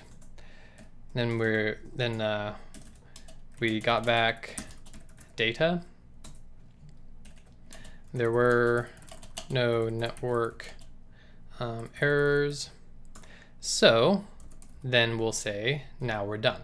Okay, so I'm going to say completion and open close parentheses. Okay, so now when we call this function, download data, and we'll just pass in a fake url.com, and then here's where the Lambda expression comes. Okay, so if you see our, let's see here, we have our arguments that it's expecting, and if I can get that pop-up to come back, here we go. So we've already passed in the string. Now it's looking for a completion, and so if we do curly braces, remember our Lambda expressions have to be in curly braces, and then we can do a return. And so now what has happened is whatever is inside of these curly braces, this is the Lambda expression now, and this is only occurring after this has been initiated. Okay, so we can say something like print line, the code in this block will only run after the completion handler is set right here. Okay, so if we go ahead and run this, I'm going to say Control-Shift-R, then you can see that we have printed out here, the code in this block will only run after the completion. And in fact, if I comment this out and try to run it again, you'll see that we don't get this printed out right here. And so what this allows us to do is have a way of knowing if the download requests have been successful.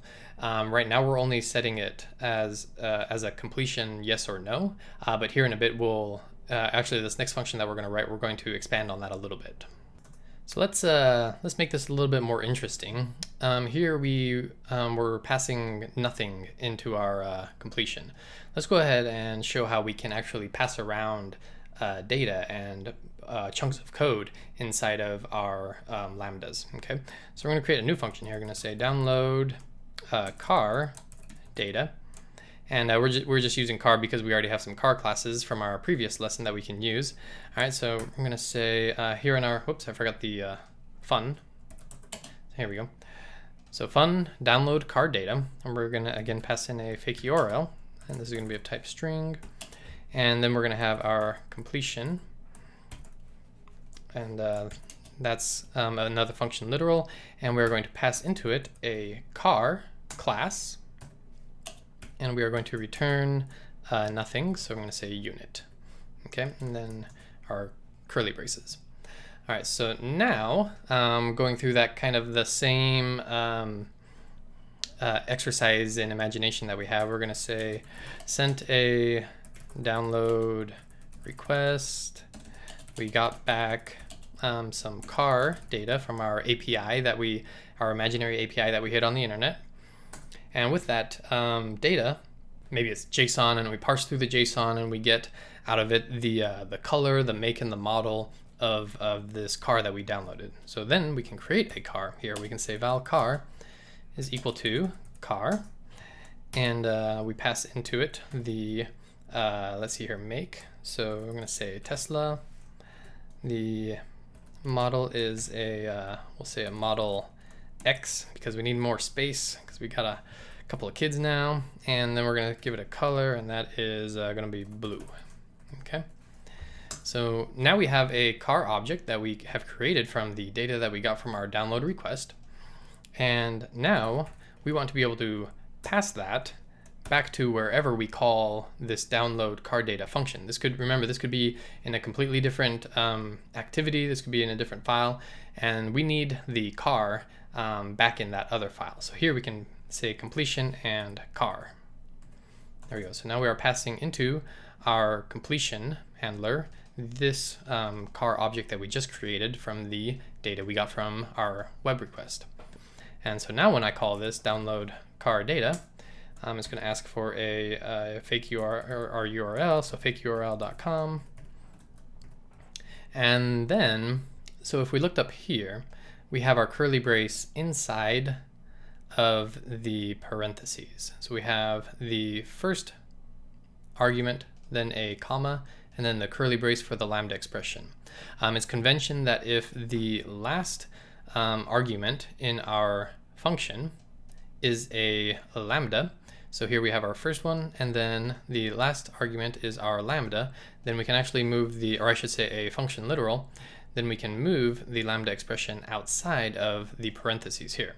So then we're going to have our curly braces out here, and so now we're in the lambda expression out here, and it just kind of makes it look nicer. And so now, if you recall, we were passing into the completion a car object. So how do we access that here? Well, all we got to do is create, we're just going to say right here car, and you'll see here that we have this show up right here. So if we select it, then we can either rename it or keep it as is. So I'm just going to say enter and keep it.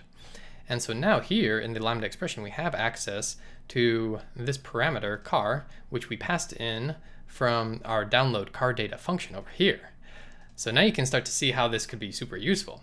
So imagine that this was in a download service in a different file, and in the main activity, we download the car data, And then we need to say update the UI to show what type of car was downloaded.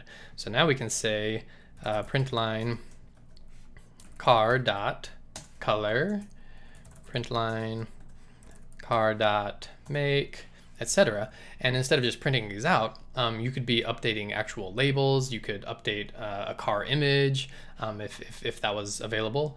And so you can do a whole lot of stuff with this. All right, so that looks pretty good.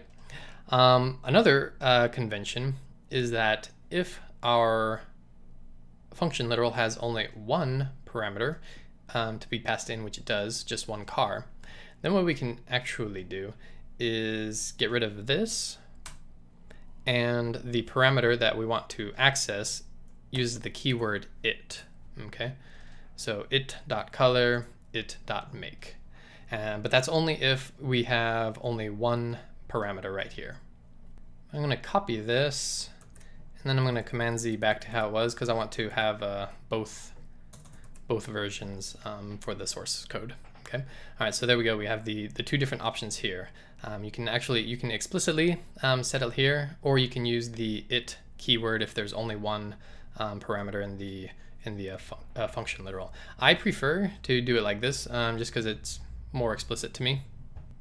All right, now let's take it up one more notch here. We're going to create another function. Okay, so we're going to say fun download truck data. And again, we're going to pass in a URL of type string and a completion. And you can name these whatever you want. You could call it success, completion handler, or whatever makes sense for what it is that you're trying to do. All right, and so this time we're going to pass in two parameters. We're going to do a truck, and this time we're going to make it nullable. Okay, so we're going to do a nullable truck, and then a boolean. Okay, and we're still going to return nothing unit. Okay, so the idea this time is that we have a nullable truck that may or may not exist, because what we're going to do is this time this boolean, this is going to be, we're going to imagine that this is an indicator as to whether or not the download was successful or not. Okay, so again, we're going to imagine that we make the web request, and we get the results back, and then we're going to create just a little placeholder, imaginary web request error. So we're going to say web request success, and we're going to say true. So we're going to pretend that the web request was true first. And then we're going to say if web request success, and here we're going to say, so if the web request was successful, then we received truck data. So now we're going to create a new truck. We're going to say val truck is equal to truck, and we're going to pass in the information that it needs. So we need a make, so I'm going to say forward, and I'm going to say f-150, and towing capacity 10,000. Okay, so we have our truck object that we just created from the data that we received from the internet. And now we're going to say completion, and this time we have two parameters to pass in. So I'm going to say truck, and our web request was successful, so I'm going to pass in true. Okay. If it wasn't successful, I'm going to say else, and this time we're going to pass in completion and null, since we don't have a truck object, and then false. So the web request was not successful. And then when we call this, so we're going to say download truck data. Let's see here. We need a fake URL, fakeurl.com. And then our curly braces for our Lambda expressions. And let's see here. We can say, let's see here, truck. That's what it was. So truck. So we have here truck and B. All right. So if we click on that, then that's fine. Truck. This one I'm going to rename to success. Success. There we go. So now we have access to our truck if it exists, and our success variable, depending on whether the web request was successful. Okay, so I'm going to say if, let's see, I need a parentheses, if success is equal to true,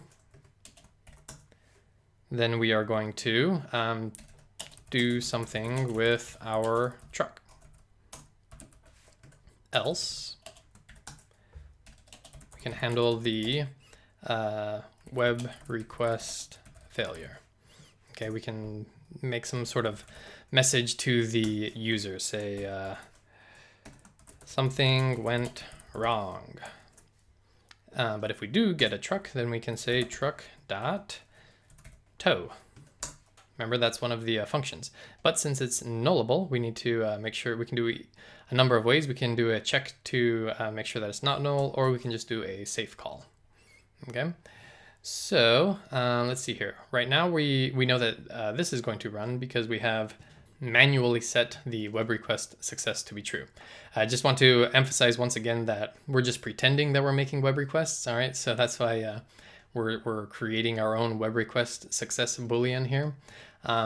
Later on, we're going to be actually working with web requests, and the web requests that we are making, they will tell us if they were successful or not. But since we're just pretending right now, we're setting the web request equal to true to start out. And so if it is true, then we're going to create a new truck that we're pretending comes from the data we receive. And then we are setting our completion, and we're passing into it the truck and a true. If it's not successful, then we pass in null and false. So let's go ahead and run this and check out the true scenario. Okay, so here we go. We have downloaded the data, and we are printing out truck.tow, headed out to the mountains.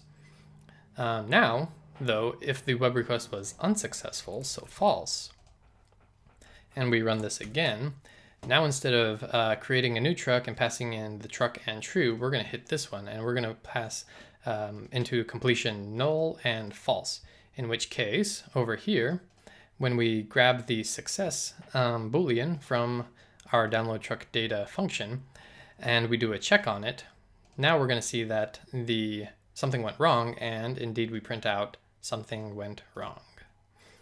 So those are some super useful ways of using Lambda expressions and function literals, and you'll be seeing a lot of this later on. We're going to be using it to pass data for on-click listeners for recycler views. We're going to use it in the chat app to download and then pass to the main activities, messages, and channel information. You'll see it actually in the standard Android SDKs as well. And so it's an important concept to understand. It takes a little while. It's a little bit tricky, but mostly once you see how it's done, if you just kind of keep on doing it, then it kind of just becomes second nature, and then it'll start to click into place eventually. All right. So hope this was interesting, and if it was a little bit tough to understand, go ahead and just watch it a couple more times and continue on, and it'll eventually start to fall into place. All right. So I will see you in the next one.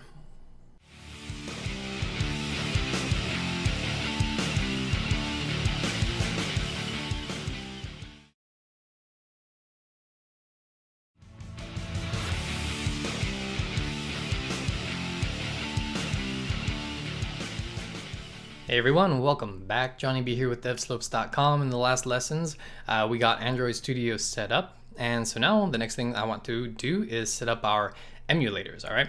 So great thing about Android Studio is that you don't even need an Android device to get started developing.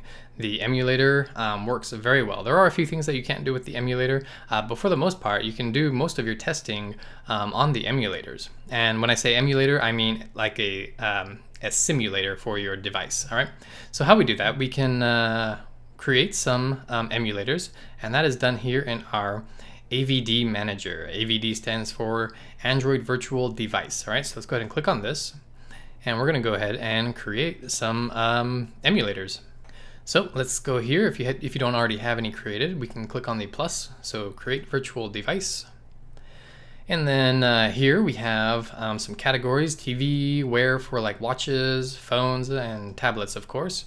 And so we're going to start with some phones, and we're going to select here a Nexus 6. And so what is an emulator? Well, it emulates all of pretty much everything in the Android stack, you know, all of your, including software and hardware. So if we click on this here, new hardware profile, we can actually see kind of what is being simulated. So your device type, here we can set the portrait or landscape. It includes things like the back and front facing camera, even accelerator, gyroscope or accelerometer, gyroscopes, GPS, and proximity sensors. All right, so some pretty cool stuff. All right, so let's go ahead and select our Nexus 6. We're going to say next. And then we need to select a system image. Here we have some options, and it looks like we don't have any of these system images downloaded. So I'm going to go ahead and download the Nugget one here. Okay, so important to note that if you're using the Haxum, which is the emulator accelerator, which you definitely want to, then you have to install an x86 version. And then also over here, if you check under the target, it's also very useful to install the ones that have the Google APIs. So if you're using anything with like Maps or any of the Google services, you already have that available to you. So I'm going to go ahead and click download here. And then we are going to accept the terms and conditions and say next. And this is going to download and hopefully not take too long. Alrighty, so my system image has completed its download, so I'm going to say finish. And now we have an available system image to select. Alright, so I'm going to select it here. And so what this is doing, this is just telling the emulator what version of Android to run off of. Alright, so we could do O, Nugget, Marshmallow, Lollipop, some other ones. These are the recommended ones. And so since we have this one downloaded now, I'm going to go ahead and say next. And just real quick, when I go back to this, it says we recommend these images because they run the fastest and support Google APIs. All right, so that's the reason these are recommended. So I'm going to hit next, and just kind of some basic information here. The defaults are fine. You can, if you want it to start up in landscape for whatever reason or portrait, you can select a specific one. Device frame. This will it'll show kind of an Android phone frame around the simulated image, just so it kind of looks more like a real phone.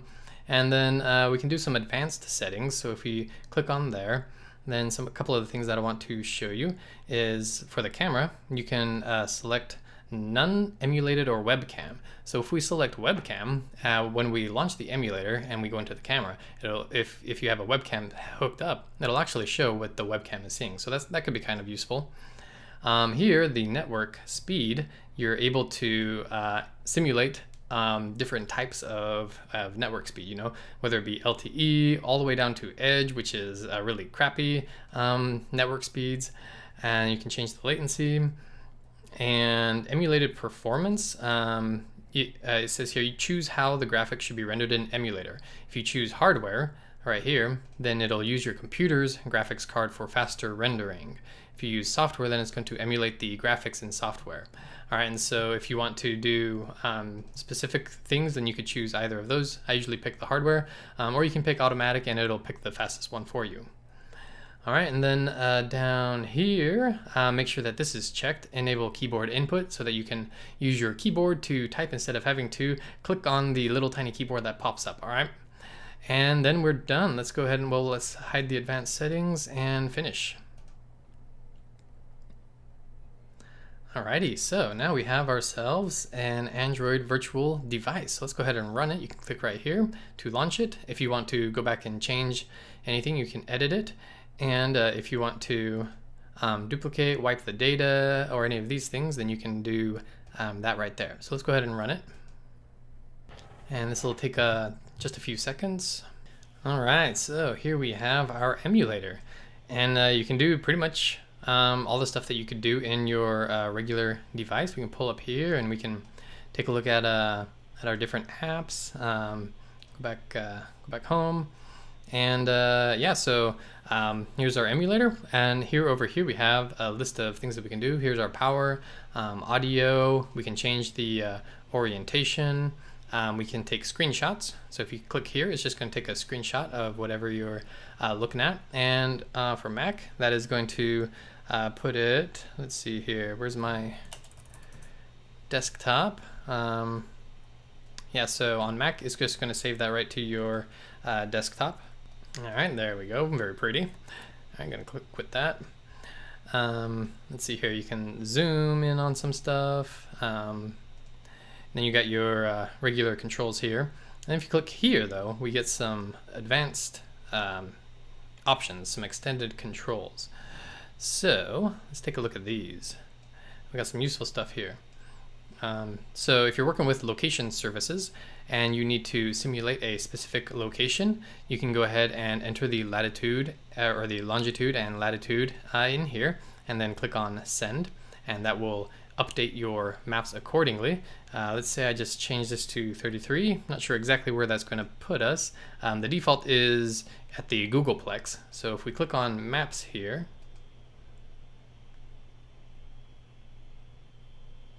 and we'll say accept and continue.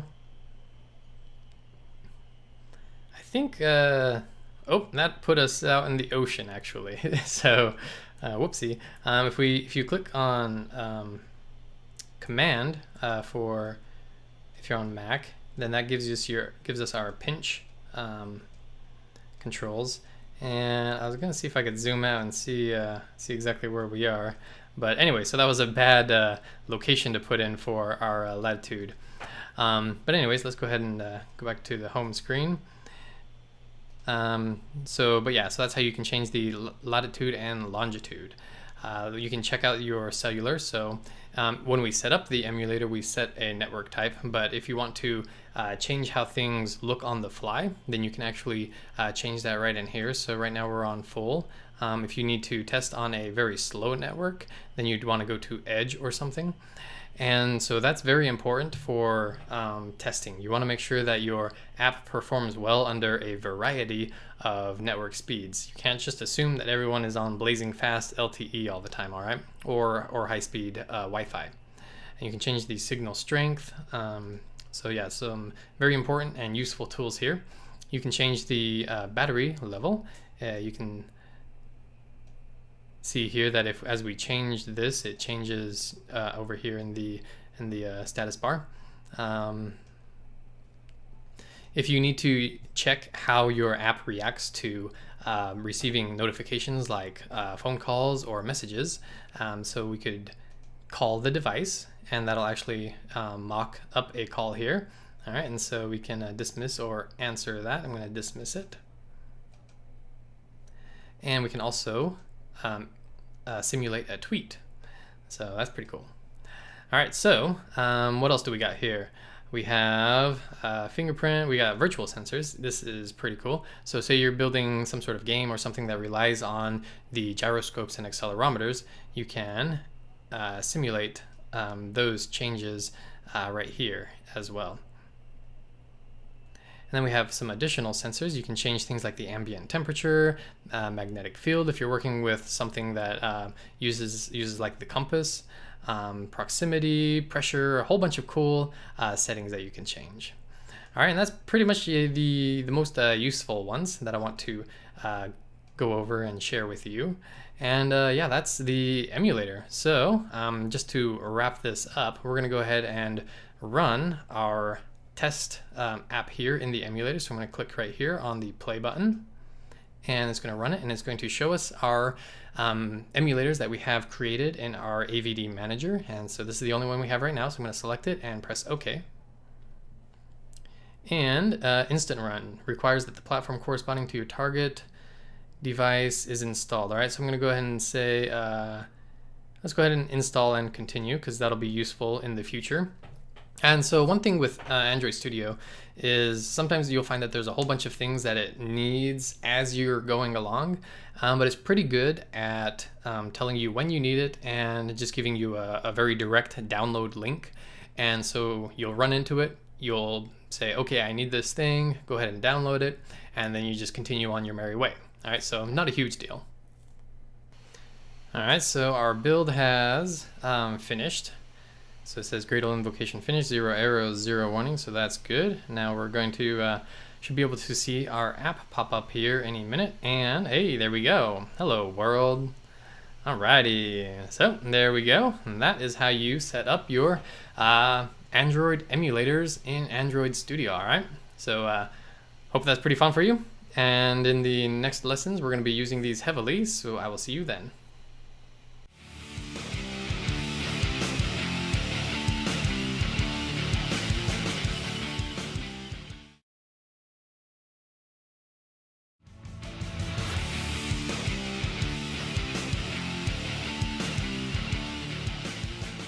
Everyone, welcome back. Johnny B here with devslopes.com, and I hope you're excited because in this lesson we are going to create our first Kotlin app.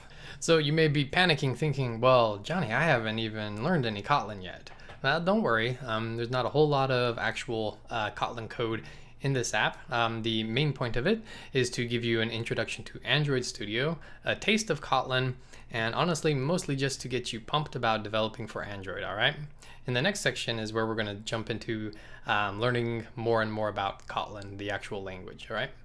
So let's go ahead and take a look at the app that we are going to create. It is called Dinner Decider, and you know how it goes. When you're sitting around with your friends or significant other and it's dinner time and you ask them, you know, what do you want to eat for dinner? And they say, I don't know, what do you want to eat? And then you just keep going back and forth like that until you starve to death. Well, Dinner Decider to the rescue.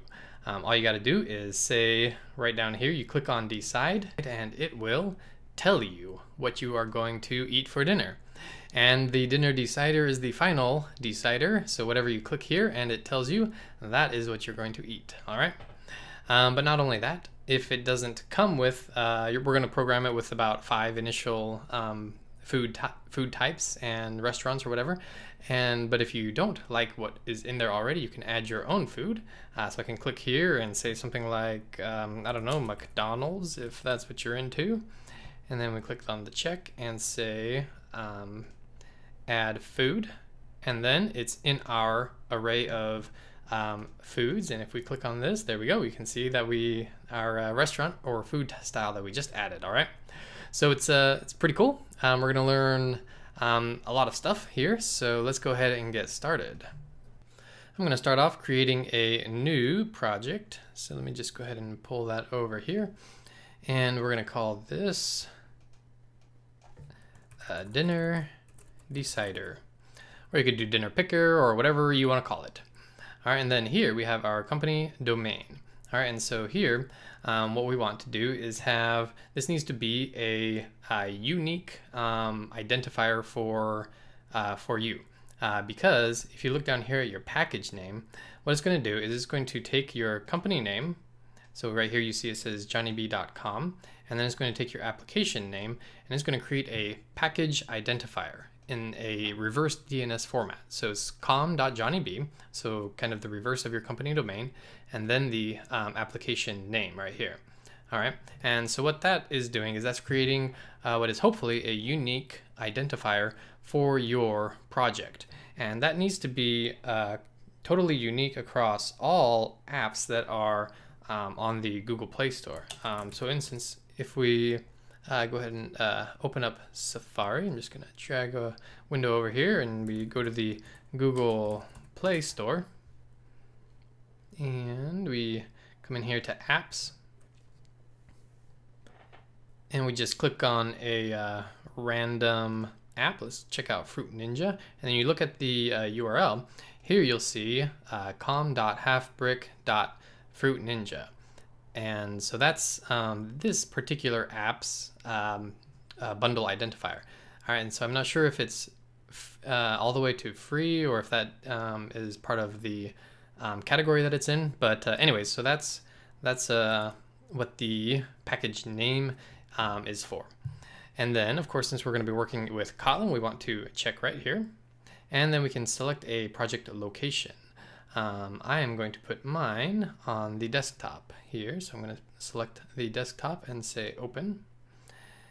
And that's going to screw some things up. It says, so I want is desktop and then Dinner Decider. There we go. All right, and then I'm going to say next.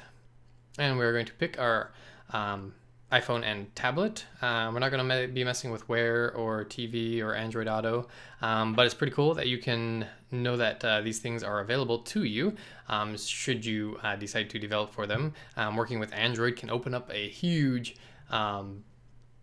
just so many things run on Android. But we're going to be working with phone and tablet, and right here we are going to be targeting our minimum SDK. So we talked a little bit about that in the last couple of lessons. What is the SDK and how, not all Android devices are running the most current. And I saw that 19 is actually supporting about 90% of devices. And so that's good enough for me. 90% of people is pretty good. And so again, if you click here on Help Me Choose, it'll kind of give you a breakdown of the distribution of users on the Android operating systems. All right, so that's pretty cool. All right, and then so that's good. I'm going to say next, and then we're just going to go with an empty activity. But there are a whole bunch of templates here that you can use to get started. Things like a navigation drawer, so you have a slide out menu. Things like Google Maps, a Google AdMob Ads template. And we'll be using some of these later on in the course, but for right now, we're just going to be using this empty activity. So I'm going to say next, and the activity name. So this is going to be the name of our Kotlin file that is the that controls the code for the layout, and then the layout name itself. And then you can we definitely want it to generate a layout file. And then you can check whether or not you want to use backwards compatibility. And so what app-compat activity does, we'll talk about that a little bit later. But basically, it just provides some backwards compatibility for some material design features and some other things. All right. So I'm going to say finish. Alrighty, so we have our brand new project open here, and it opened up our main activity.kt file. So the .kt indicates that it is a Kotlin file. And then the other one that is open here is our activity_main. So the main activity.kt file is the code that is going to kind of drive what occurs on the UI. And then the activity main is our layout. So here, what we're looking at is what's called XML, all right? And so we can either design our UI in XML, and so what we have here is a text view, and you can see different properties of it, the width, the height, what it says, the text. Here are layout constraints, and so if we go into the design tab here, we can kind of see what that looks like visually. All right, so we have here our view. We have one text field, and it is constrained. You see these little zigzaggies kind of look like springs. Those are our constraints. All right, and we can kind of move this around, and the constraints will update accordingly. And we're going to talk a little bit more about this here in just a bit, but we're going to do a little bit of a speedy run through of Android Studio first. All right, so over here we have our project hierarchy, and so we have first app here. And then we have three folders: manifests, Java, and resources. So here first in manifests, we have what is called the Android manifest.xml file. So every application must have an Android manifest.xml file, and it has to be named exactly that, and it's in the root directory. Basically, the manifest file provides essential information about your app to the Android system, which the system must have before it can run any of the app's code. So if you take a look in here, we have things like the icon launcher, the label, some more icon launcher stuff, what the theme is, what the main activity is. So you see here .main activity. So that's referring to this guy right here. So yeah, it's basically just some important information that the app needs to know. Right now, you don't need to worry too much about this. We might go into it a little bit more in detail later on. But the second folder we have here is the Java folder. So in our case, we're not working with Java files. They are, in fact, Kotlin files, but the folder is still named Java. So we got a couple of folders here. We have the top one, com.johnnib.dinner_decider, and so this is the main one that we'll be working in, which will hold all of our all of our Kotlin files. Then you have a couple more Android tests and tests. So here's just some example instrument tests and unit tests. Okay, and so that's what we have in here. And here's our entry mainActivity.kotlin file. And we'll come back to this one. Then we have our resources folder. Here we have drawables. This is where we're going to be putting our images and other assets. We have the layout folder, which contains our view and activity and fragment layouts themselves. We have Mitmap, which contains our icon launchers. So if we check these out, you see these are the icons that are actually visible when you launch the app from your phone. Let's see here. Then we have values. So here in the values, we have a few different files. We have something called colors. So this color primary is actually the same color as what you see here in this menu bar. And we'll be updating those here in a minute. And then the last thing that I wanted to go over real quick is here we have a folder called Gradle scripts. All right, and so Gradle is a pretty confusing topic, but luckily you don't need to know too much about it starting out. Basically all of this stuff, all of these scripts, all of these properties and everything, what it does is it takes all of your files, your resources, your images and everything that you have in these folders, and it packages it up. It converts it into the correct bytecode, packages it up, and turns it into our APK file, or Android Package Kit. And the APK is what you need to be able to install apps. That's the file that you upload to the Android developer site when you release apps. And so that's what the Gradle does. Most of the time when you do work in it, you'll be working here in the build.gradle and then module app. All right, so if we open this up, we can see that we have a few plugins. So we have the Kotlin Android and Android extensions plugins, which lets us work with Kotlin in Android Studio. You can see that we have a target APK. We have here's the target SDK. Target SDK, a minimum SDK version, the application ID. Down here in dependencies, this is probably where you'll be doing the most work, is if you're using like Google APIs or Firebase or any of the other third-party libraries that you want to use, you'll put those dependencies right here. And when you make changes, so even adding some spaces triggered the changes, it'll say Gradle files have changed since last project sync. A project sync may be necessary for the IDE to work properly, and so you just click on sync now. Since I didn't actually make any real changes, well, I guess I'll do it. So just to show you, so when you click on sync, it'll say Gradle project sync is in progress, and then it'll reload the necessary data for that change. All right, so that's a pretty quick overview. Let's see here, anything else? We can run the app from right here. We've already looked at the AVD manager for our emulators. We've already looked at the SDK manager. So without further ado, let's jump into actually working on our app a little bit.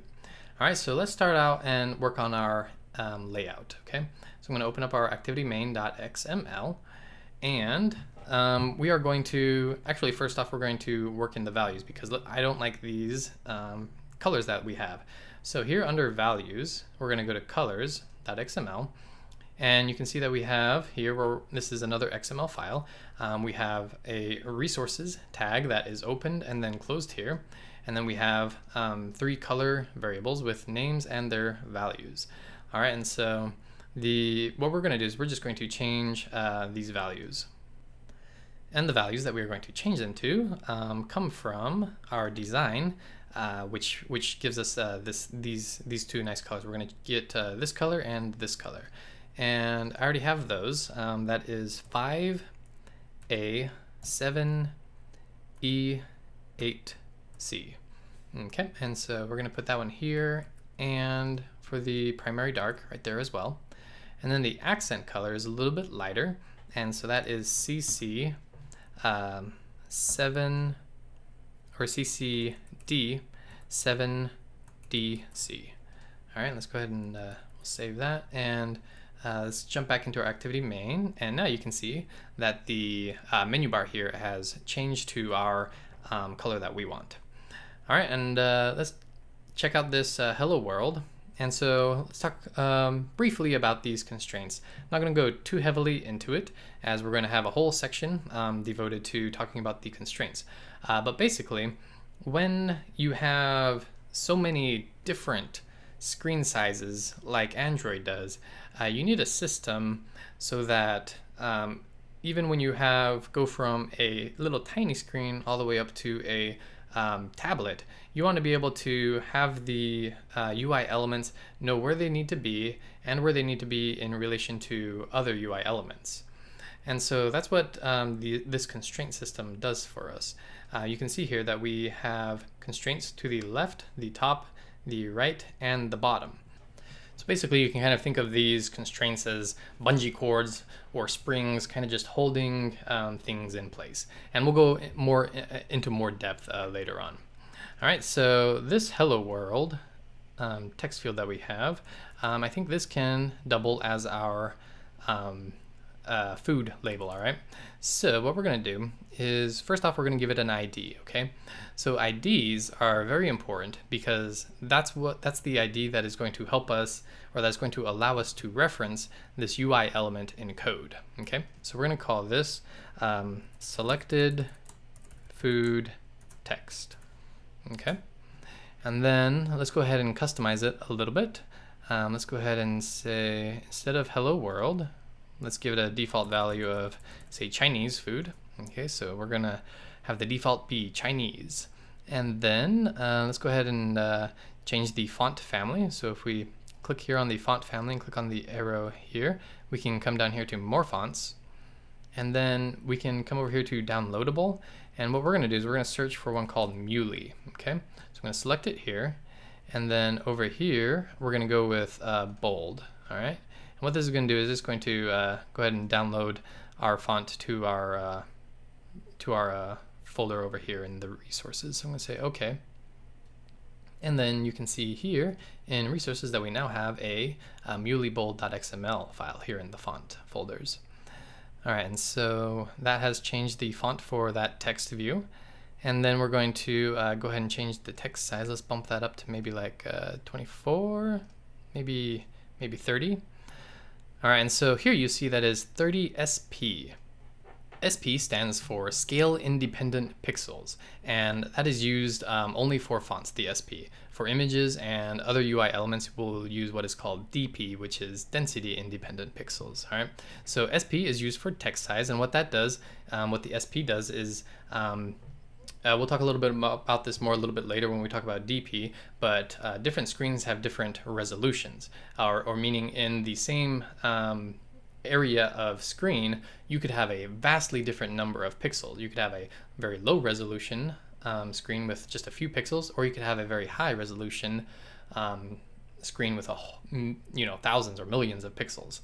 And so with SP, scale independent pixel, what it does is we're saying text size is 30 and 30 SP. So this size is going to look roughly the same across different screen resolutions. All right, so that's what the SP and the DP do. It makes whatever size that you pick, as long as you choose SP or DP for other UI elements like images, then it's going to look roughly the same across different resolution sizes. All right. And so we got Chinese here, so that's going to be our food type. And then let's also change the background color here. So we're going to switch over to our XML version. And so the top most element here is a constraint layout, all right? And so what we're looking at here in our overall view, our screen here, this is a constraint layout at its uppermost component in the tree. So everything we put into this view is going into a constraint layout. And so that's why this is the top element in our XML file. And so then inside of it, we have other text elements. So we have here a text view. And in fact, if I copied this and then pasted it, what we would end up with, and this is yelling at me because it can't have the same exact ID. So if we just change that and then jump back into text view or design view, you'll see that we now have two text views. They are right on top of each other right now, but if I move one, you can see that we have two now. But we don't need to, or at least right now. So what I wanted to do was in here change the background color of the overall constraint layout. All right, so here you can see that we have some attributes such as the width and the height, which is match parent. And so what that is saying is that the constraint layout should expand to fill the parent in the height and width directions. So we're going to do, we're going to change the background color. So I'm going to say Android, and then I'm going to say background, and what we want is the color accent. So just like that. So we're setting the background equal to the accent color. All right, so let's go ahead and see what that looks like. If we go back to design, hey, there we go. So now we have changed our background color. We have modified and given our text label a little bit of an upgrade. And we've gone over a lot of the Android Studio features and how it's organized. We've talked about the manifest file, the Java Kotlin files folder, the resources, how the drawables work, talked a little bit about the Gradle script. And yeah, I think we're going to have to cut it off here though. We're running a little bit long. So in the next lesson, we will finish up this app. We're going to be working with some images in the drawables file. We're going to be looking at buttons and seeing how we can use those in code. And you'll be writing your first little bit of Kotlin, all right? So hope you're excited for that, and I will see you in the next one.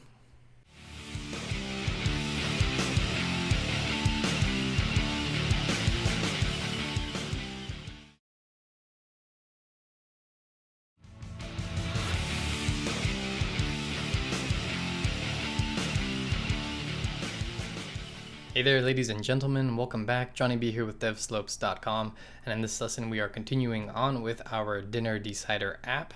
We left off last time just finishing up adding a text view in our layout here. We have also modified the menu color and the background color here in our colors.xml file.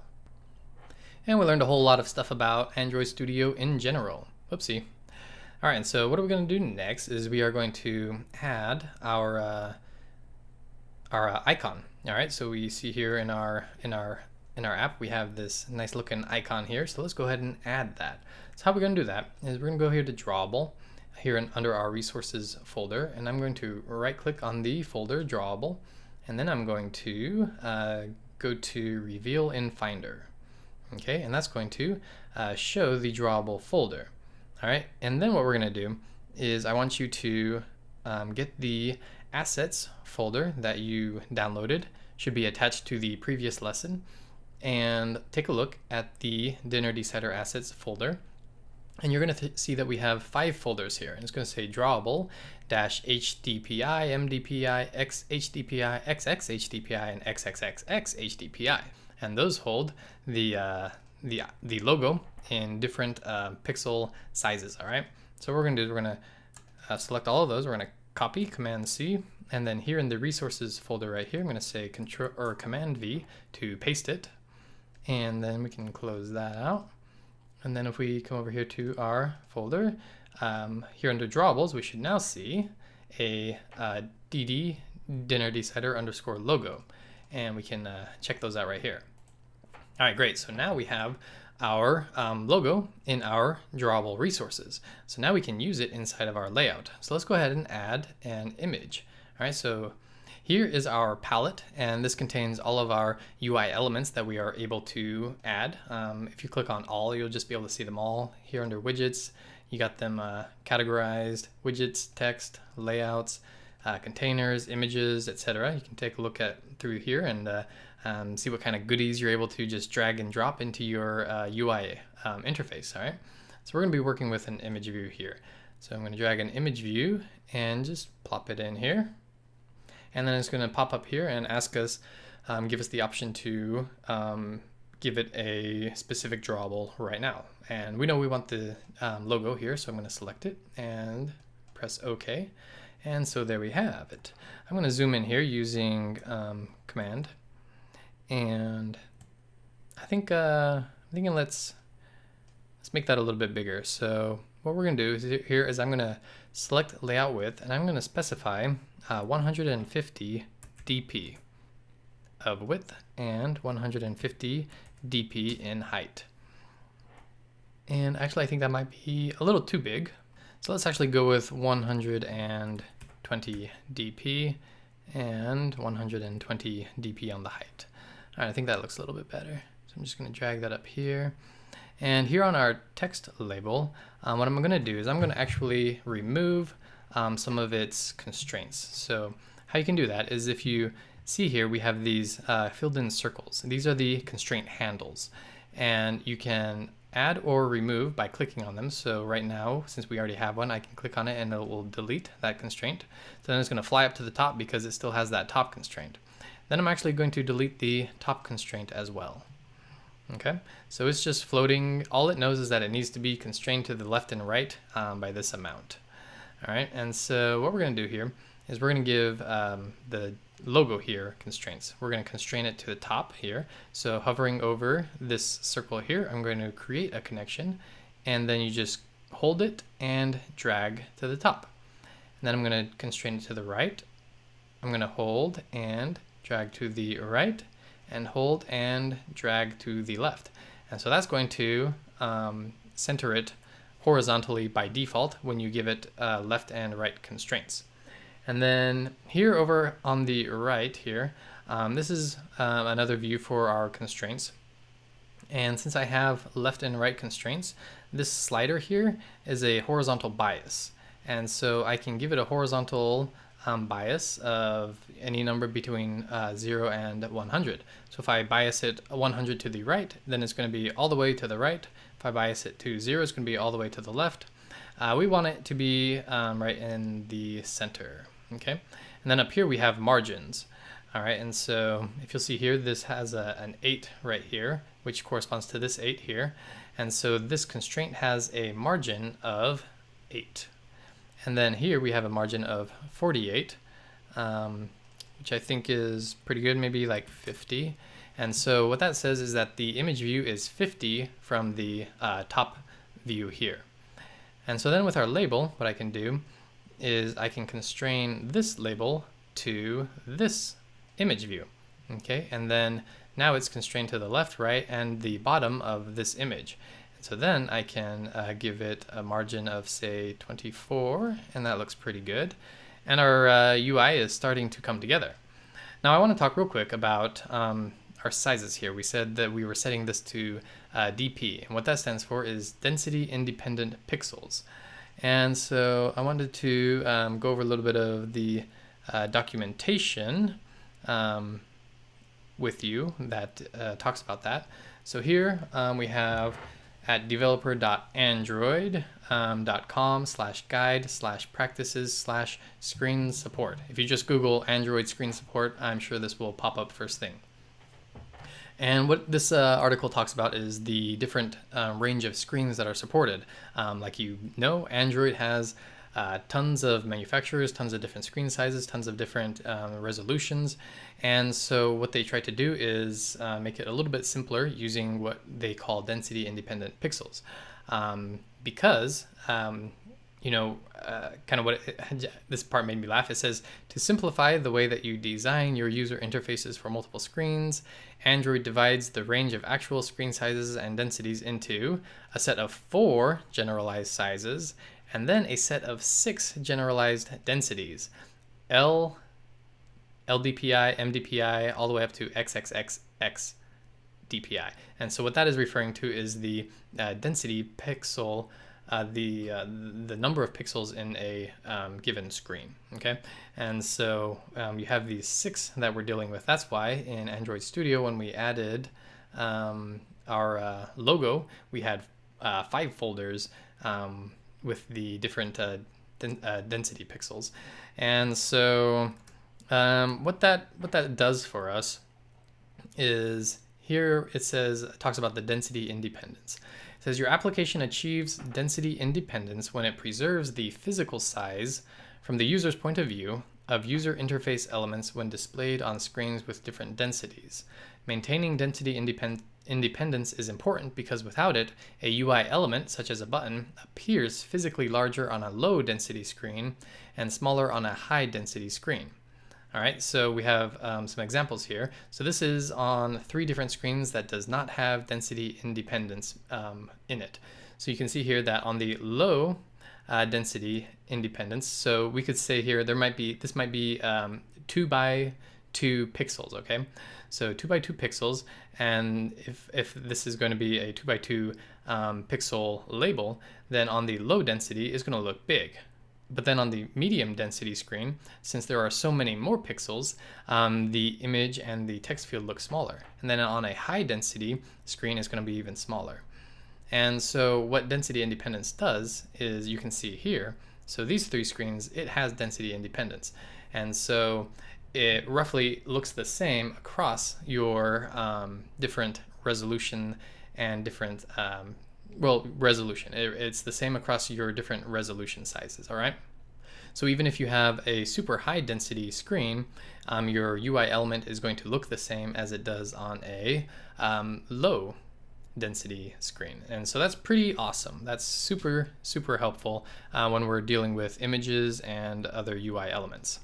So that's why we use DP when we specify sizes for our UI elements. All right, so we have added our image logo, we have our label, and we have some constraints for these two. So now if I change what size we're in, if I go to say a Nexus 6, which is a lot bigger, we still keep the same location relative to the screen. We're still 50 from the top and we are still centered. Even if we change our orientation, so right here, let's see here, right here we can change our orientation in the editor. We can switch to landscape. We're still going to be 50 from the top and we're still going to be centered. All right, so that's what we mean when we talk about constraining objects, so that they know where they are fixed in relation to the screen and other UI elements. Just to go over real quick here, some of these buttons that are related to our layout editor. Here we have what is called the blueprint.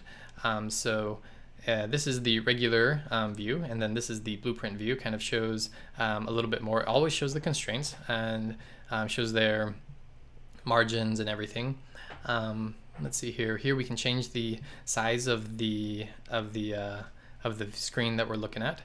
This selects the APIs. You can change your app theme here, and this has to do more with the constraint layouts. You can remove all constraints if you click on this, and you can set a default margin here.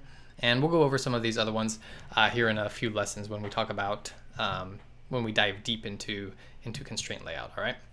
So what do we need now? We got our logo, we have our text label, we have these constrained.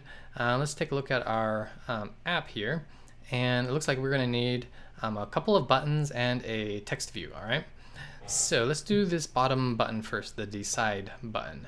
All right. So we're going to come back over here to our palette, and we're going to add a button. So that's under widgets.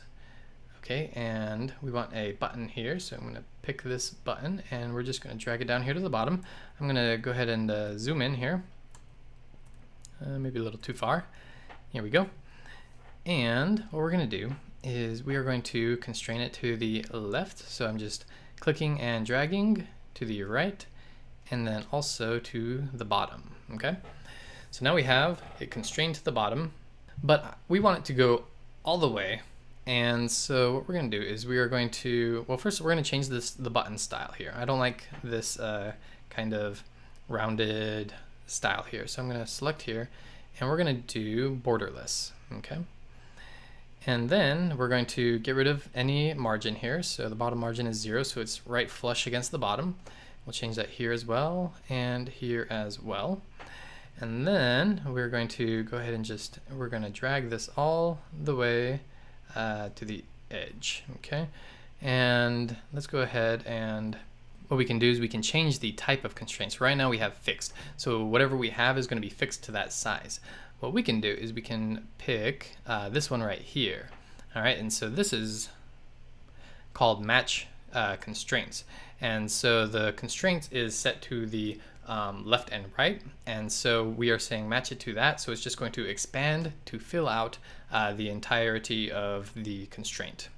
All right, and then let's go ahead and add a background to this button. So here we can select background, and if we click here, we can select, instead of a drawable, a color. And since we have kind of our built-in colors, we can say color primary, which is good. So I'm going to say OK. And so now we have a nice background color on it. And then let's go ahead and change the text. So this is going to say decide exclamation point. And we're going to change the font family. So we're going to go with Mutability bold. And then we're going to change the text size. Let's go with about 24, maybe a little smaller, 20, maybe 18. I think that looks good. And we'll change the text color to background light. Looks good. All right, so now we have, wait for this to catch up. There we go. So now we have our button. All right, wonderful. And just like we were talking about in the last lesson, our UI elements that we want to reference in code, they need to have IDs, all right? So I'm going to click here on this button's ID, and we're going to call this decide button, okay? So that looks good. And yeah, I think that button's taken care of. All right, let's go ahead and add our text field. And so this is going to just be a plain text. Okay, so I'm going to put that here. And let's go ahead and give it an ID right off the bat. And we're going to call this add food text, because this is the text field that we're going to enter the additional types of food styles or restaurants that we want added to our array of restaurants or foods that we can go eat at. All right, so this one's going to be right here. That's fine. We'll just change the font family to Mutability bold. That looks good. Text size is fine. I think everything looks good with this text field. So we'll just go ahead and put you right here for now. And then we're going to need one more button. All right, so I'm going to grab this button and pull it out here. And this one is going to be called, so I'm going to double click, and that lets us add food. All right, so I just renamed the button to add food. And similar to this button down here, we're going to go ahead and change its style to borderless. We're going to give the background color our color primary. I say OK. And then I'm going to go ahead and just move it and align it to the left of this guy right here. And then I'm going to just drag it over. Okay, and just give it a, just give it a size that looks pretty good there. And let's go ahead and change the font family for this button. I'm going to say Mutability bold. And then the text size, I think actually looks okay. And let's change the text color to white. So here, background light. Say OK. Alrighty, so now we have our text field. We have our button. And so, oh yeah, let's go back to our text field though. We don't want it to say name. Let's see here. So text, actually we're going to get rid of the text. So delete it. And then here at hint. So this is kind of some placeholder text. It gives the user a hint of what we want it to say. And we're going to say add new food, ... Okay, and so now they know that they can add a new food here, and then they'll add it by clicking on the button. And let's go ahead and give some constraints here. So one cool thing we can do is we can right click and say align or center, and we can say center horizontally, and that will add our two left and right and center it. And then let's constrain this button to the bottom button, and let's set it here so that it will bump it up maybe like 40, maybe a little bit more. How about 70? I think that looks pretty good. Let's go a little bit more. Let's go 80. All right, and then we can drag this right to here, and we can right click and say center, and let's center it horizontally. And then we're also going to, just going to zoom in here a little bit. We're going to constrain right here to right here. All right, so we're constraining the vertical distance between these two elements and setting that to maybe 24. Let's zoom out a little bit, see how that looks. And I think that looks pretty good. All right, so now we have all of our UI elements in here. We have them all constrained and everything's looking real good. We do need to add a couple of IDs still, I think. What do we have here? We have the ID for this one. I don't think we have the ID for this button. All right, so this is going to be add food button. All right, so now I think we have everything that we need okay, so if you change the IDs, sometimes it'll ask you this. It'll say, so we change the ID and it says this will update all XML references and Java R field references. So yes, we do want to do that, and don't ask me again. So thank you. I think we have everything we need to jump into code and actually start doing a little bit of Kotlin, all right? So let's do that. Come over here to our Java folder, and under the Dinner Decider folder, we're gonna click on main activity. And here we are. Here we are in our Kotlin file, all right? And so if you're coming from Java, the first thing you might notice is no semicolons. Yay! You don't have to worry about ending every line with a semicolon. So that's already right off the bat pretty exciting. But wait, there's more. Well, before I get into the and more, let's take a look at this file, all right? So we're here, we have a class, okay? So we'll talk about classes later on, but the class is our main activity is what it's called. And what this is it's extending app-compat activity, and we'll talk a little bit more about extending and inheritance and all that kind of stuff a little bit later on. But basically, this is saying that the main activity inherits certain attributes from this app-compat activity. All right, and so then we have this function, override fun on create. And so in Kotlin, we have the fun keyword to indicate functions. And so when we first start out with a file in Android, we're going to talk more about the life cycle of an activity in Android later on. But onCreate is the very first function that is called when the activity is created. If you're coming over from iOS, it's the same thing as view.did.load. All right, so it's the first function called when the activity is created. And so how kind of the flow goes is we have our manifest, Android manifest. You know, it's looking here and it's going to look for main activity. And so that's this file here. And then we have our onCreate function, which is the first thing that is called when the activity is created. And then we have set content view. All right, and so this is kind of setting up the layout that the user sees. And the layout that it is setting up is, lo and behold, our r.layout.activity_main, which is in right here. If you just follow the path, R is resources, layout is this folder here, and then activity main is this layout file that we've been working on. All right, so that's kind of the flow of how you know, when you start up your app, it checks out which is the first main activity to load, and then on create it goes and checks out which layout to actually load and show the user. All right, so that all aside, now back to the and more, the exciting and more that I mentioned earlier for Kotlin, is that in previously in Android and Java, you would have to find by ID all of your darn little UI elements. All right, but watch this. So we set an ID for our food label, right? So we said set, what did we call it? I forget. Let's go back and look. So back in here, this guy right here, selected food text. All right, so that's what we called it. So here in our onCreate, I can say selected food text, and if I press enter, you need to wait for the autocomplete. If I set enter, then it says import Kotlin x.android synthetic.main.activity_main. And so what this does for us is we can reference directly the elements in our layout without having to do that whole find by ID nonsense, all right? So I can right here say selected food text.text is equal to, say, Burger King. And then if we run this, let's go ahead and run it. This is our first time running it, so let's go ahead and check out how it looks. So I'm going to press OK on the Nexus 6 emulator. You can choose whichever one that you created in our last lessons. And there we have it.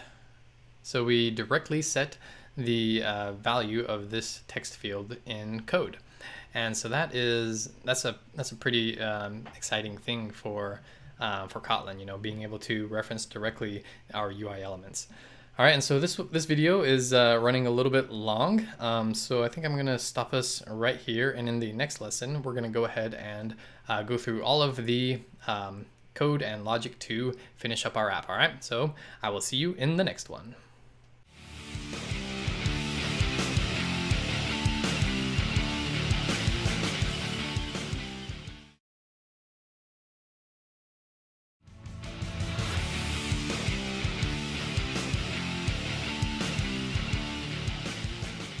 All right, welcome back, ladies and gentlemen. Johnny B here with devslopes.com, and in this lesson, let's finish up our dinner decider app, all right? So, what does our app do? Well, it stores a list of places to eat or styles of food, like Chinese, American, Mexican food, you know, however you want to write it. And then it will go through, and every time we click the decide button, it's going to randomly select one of those and display it. We can also add to that list with the add food button, all right? So let's go ahead and get started on that. So here in onCreate, I'm gonna delete what we had before. What we need to do is we need to know when one of those buttons is clicked, right? And so how we do that in Android and Kotlin is really simple. We can reference one of our buttons. We can say decide button, and then I'm going to say dot set onClick listener, okay? And so this is a method basically saying whenever that button is clicked, we're going to listen for it, and then we're going to do something. So whenever it's clicked, whatever is within these two curly braces is executed, all right? So this is the decide button, and so we can just say print line, and we can say you clicked me, and then we can run that just to test it out. All right, so we got our emulator up here, and so if I click here, I clicked on decide, we need to open up our logcat here, and there we go, you can see you clicked me. All right, and so if I click on it again, it'll keep printing that out. All right, so we know that our onClick listener is working. So what do we need to have happen when we click on it? Well, first we're going to need an array, right? So what we're going to do is we are going to create that list. Val food list is equal to list of, and we want an array list of, let's see here, this one right here, array list of var arg elements. All right, so this is the one you want. And so what that is we're creating an array list, and then we can directly initialize it with elements inside of the array list. And don't worry too much about this right now. We're going to go over in-depth collections in the next section, all right? So, but just know that we're also going to be going over variables. This is how we declare one type of variable in Kotlin. Okay, so val is declaring a variable. The name of the variable is food list, and the type is an array list, all right? So like I said, don't worry too much about this. Just know that it's kind of a collection of food types that we're going to add, all right? And so we're going to say something like Chinese, and then we're going to say hamburger. We'll say, I don't know, pizza. How about maybe McDonald's and Barrows. Barrows is an awesome pizza place. All right, so we have an array list of 1, 2, 3, 4, 5 food elements, all right? So now what we want to do is when we click on it, we're going to need to randomly select one of those. And so again, don't worry too much about the code and everything, just follow along. We're going to create a variable called random, which is going to be of type random, Okay, so we're going to initialize that, and you should see that we imported java.util right there. And so then we're going to need to create a random food index. So we're going to say random food is equal to, then we're going to say random dot next int, and the next int, what we put in here is food list dot count. All right, and so again, don't stress out about what's going on here. This needs to be renamed random food.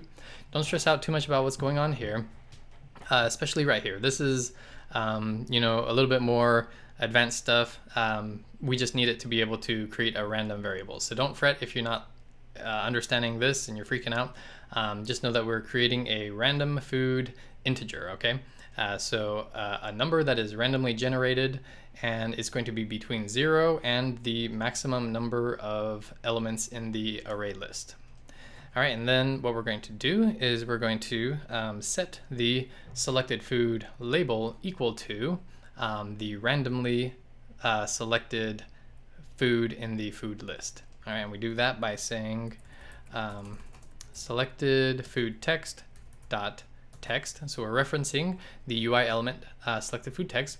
Then we're going to its property, the text itself, the string that is being displayed in the text field, and we are setting that equal to food list, the array, and then we are accessing it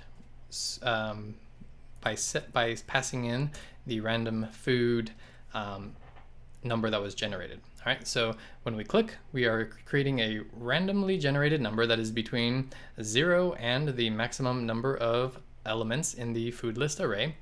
And then we set the selected food text.text label equal to whichever one was randomly generated. So if we click it and it randomly generates 2, then it's going to set as the selected food text label 0, 1, and 2. So it's going to select pizza. So arrays, they start at 0. So this is the 0th, the first, and the second element in the array. So if it generates 2, it's going to be pizza. If it generates 4, it's going to be Barro's Pizza. If it generates 0, then it's going to be Chinese food. Okay, so pretty simple. Let's go ahead and check that out. I'm going to run our app.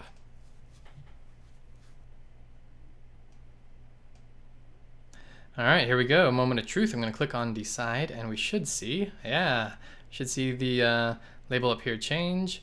Hamburger, Chinese, hamburger, Barro's Pizza, pizza. All right, so it looks like it is working. So that's pretty exciting. All right, let's go ahead and implement this part right here. All right, so what we want to have happen when we click on the add food button. So when we click on the add food button, what we're going to do is we are going to grab whatever is in the this text field, and we're going to add it to this array. Okay, so we need to create an on-click listener, right? So we're going to say add food, oops, not that one, add food button dot set on-click listener, and we want this one with the curly braces.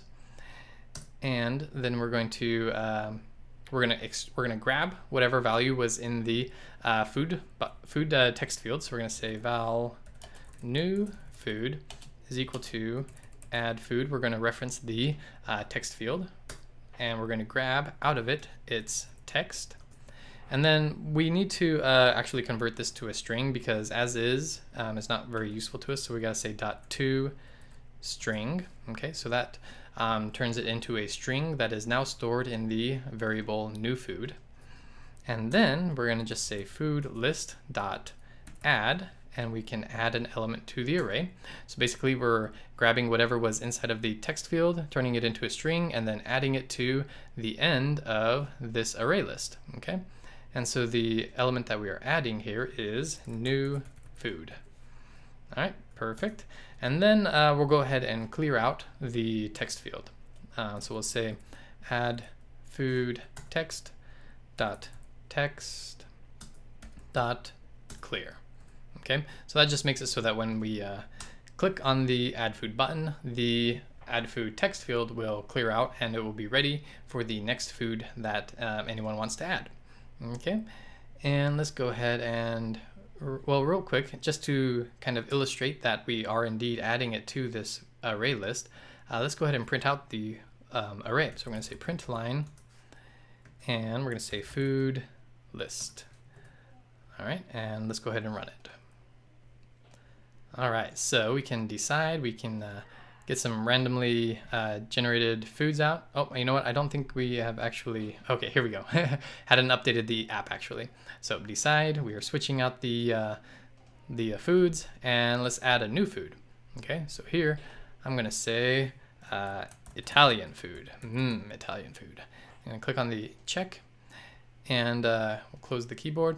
And when we add food, click on add food, not only well, first it's going to add it to the array, so I'm going to click add food, and we can see here that we printed out.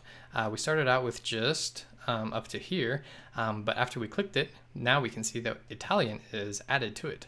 So now when we click on decide a few times, we should be able to find our Italian food here if we're lucky.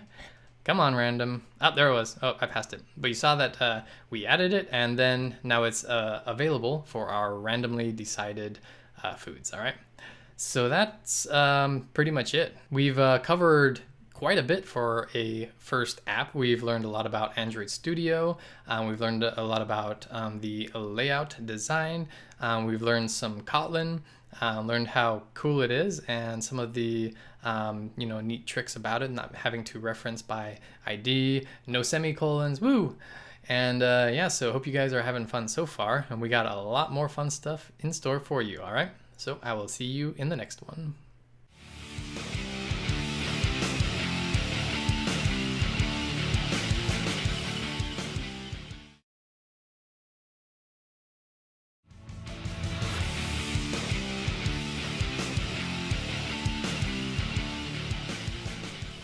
Everyone, welcome back. Johnny B here with devslopes.com. In the last lesson, we just finished up our cool dinner deciding app, and we got it running on our emulator, and that's pretty cool. But wouldn't it even be cooler if we got it running on your actual device? And it's super simple. All you need to do is have your device and a USB cable hooked up to it and to your computer. And then we'll have to do a few more steps, but that's what we're going to go through right here, all right? So if you're running on Mac or Linux, you should be able to just plug it in, plug in your phone to your device and be good to go. However, if you're running on Windows, then you're going to need to install the drivers. So if you open up Safari and you just Google Android, I'll show you here, Android Studio Driver. Then the first option should be this guy right here, install OEM USB drivers, okay? And so it talks about if you're on Windows and want to connect the device for testing, then you need to install the appropriate USB driver, all right? So one of the main ones that you're gonna need is also the Google USB driver and the Sdk Manager, and then you'll also probably need specific one for your device. So it says here, first find the appropriate driver for your device from the OEM drivers table. So you can click on this, and then you can just kind of look for your specific manufacturer's drivers, go and download them, and follow the instructions here for your specific operating system for Windows, okay? So it's easy, straightforward. Not too difficult. If you have any problems, let me know and I'll try and help you out. But yeah, so that's all you got to do for working with it on Windows. So to get your Android device ready to do development work, what we need to do is we need to enable the developer options, all right? All right, so I'm going to be recording on my device here. So what you're going to do is we want to go find our settings. Okay, so just going to open up our apps, come down here to settings, and then where you want to go is find about device, and then to turn on your developer settings. It's kind of a funny way that they do it. What you got to do is you got to click on the build number here 7 times. Now I've already mine's already turned on, so when I click on it, it's going to say no need, you're already a developer. But so what you guys are going to do is you're going to click on it 7 times, And each time that you click on it, it may say like 4 more times until you're a developer, 3 more times until you're a developer, until you've clicked the 7 times. And then it's going to say you are now a developer. So congratulations. I guess we can just end this course now. But anyway, so once you have finished that, then we can go back, and now for this device, it's right above About Device under Settings, but you should have now an option for Developer Options, okay? So go ahead and let's go into that. And there's there's a whole bunch of options, but there's only one that's like super important, and that is this USB debugging right here. Okay, so you got to make sure that that is turned on. That enables the communication between your computer and the device, so we can see, you know, error logs, all that kind of stuff, print statements that your app does through the USB cable. Okay, so you got to make sure that is turned on. Another thing that's kind of nice is this stay awake, so I'm going to turn that on. What that'll do is that will just keep the screen on while it's plugged in. This just prevents your app from going, or your phone from going to sleep while you're running it on the device. All right, so and that's about it. That's all you got to do. If you want, you can browse through here. I wouldn't change too much stuff though. Just the main thing is this USB debugging mode. Make sure that that is turned on.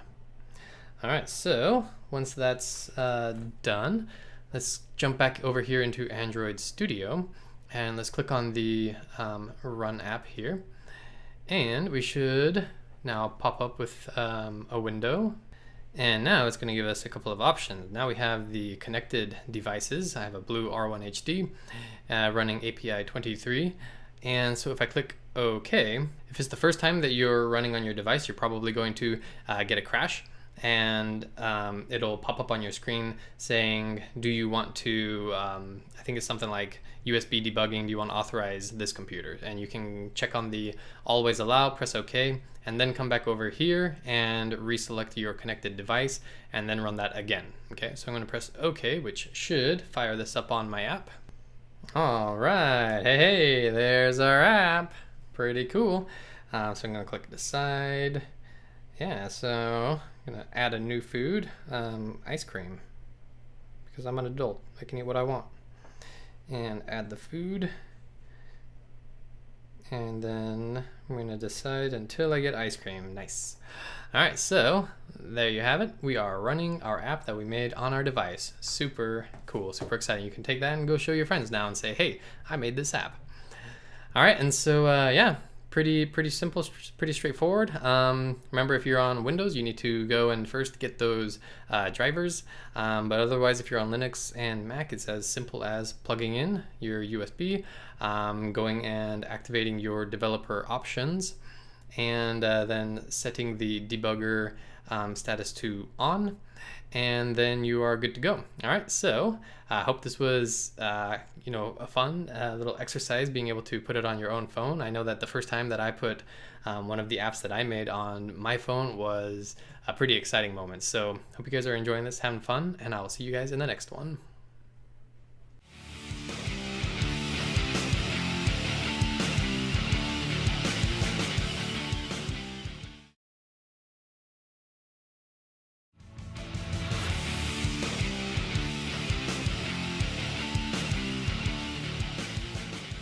Hey everyone, welcome back. Johnny B here with devslopes.com, and in the last lessons we have finished up making our sweet dinner decider app. Got it running here so you can have it help us decide what we're going to eat.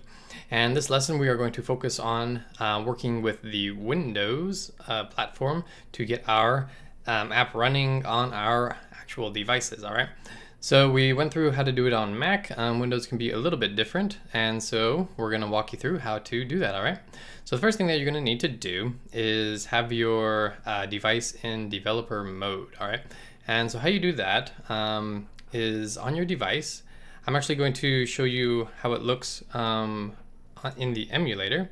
So what you're going to do is on your device, go up to Settings, and you're going to choose Settings. And then where you want to go next is down where it says About Device. You're going to click on that. So then what you're going to do is you're going to click on the build number. It's kind of a funny way that they do it. You click on the build number 7 times to get it working. So you're going to click 1, 2, 3, 4, 5, 6, 7. And then it's going to say, you are now a developer. Woohoo! All right, so once you've done that and you go back into your settings, you should now see an option for developer options. All right, so let's go ahead and select that. And there's a couple of things. Well, there's really only one really important thing, and that's here under debugging. You want to always have, you want to set the US debugging to be true, and then you're going to accept the US debugging, say OK. And then another thing that's just kind of nice to have is if you have the stay awake on when you're plugged in. That way, when you're testing, your device isn't falling asleep on you when you don't want it to. All right.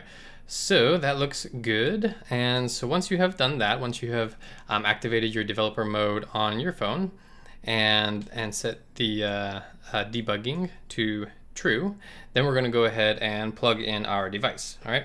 So now I'm going to switch over from the emulator here to my actual device. I'm going to plug it in and start recording the screen. So if we go to Chrome and we search for Android device driver, then we should see here install OEM USB drivers. Okay, and so here we have some instructions on how to install drivers for Android devices so that they'll work for Android Studio. All right, so I'm just going to walk you through how to do that. With my phone, actually, I believe we're able to run it straight out of right off the bat. So I'm not sure if some phones come with drivers that are compatible with Windows 10 and their drivers, but if I click here and we run this, then you should see here that the deployment target is actually set, and we can choose my device, the blue R1 HD. So I'm going to say OK. And I'm just going to proceed without instant run for now. And hey, there we go. Woo! We got our app running on our device. And so it's pretty simple. But if yours doesn't just run right off the bat, then you'll probably need to come here and install one of these OEM USB drivers. All right. So if that's the case, I'm going to show you how to do that following these instructions. And so what you're going to need to do is you're going to need to Google and find your OEM driver. Right here is a list of some of the common manufacturers. You'll just follow the link here, go and find your driver and download it, and then follow these instructions. All right. So here, if I'm on Windows 10, so what we need to do is we need to open our computer manager. If you just click here and then type in computer management. We're going to click here on Device Manager, and we're going to look for Portable Devices, and we're going to select our R1 HD. If we right click on it and look at Properties, we can see here that it says the device is working properly. We have a driver set up. However, if yours isn't working right out of the box like mine was, then what you'll need to do is go to Update Driver, and you can search automatically for the driver software, or you can browse for the driver software if you downloaded one from their websites. And so you'd click here and then search for your driver that you downloaded. All right. And after you do that, then you should be able to come back to Android Studio and select it from your list of devices and run it. All right, so pretty straightforward still. And so hopefully you guys are able to follow these instructions and get it running on your Android device from Windows. If you have any problems, go ahead and post your questions in the Q&A, and I'll try to do my best to help you out, all right? So that is it for this video. We covered how to get into developer mode for your Android devices, how to look for your Android device drivers if you're on Windows and it's not working for you. And then, of course, we got our app running on our device, so that's super cool. So go show all your friends and family that you are now an Android developer. You got your app running on your phone, so that's super cool, and I'll see you all in the next one.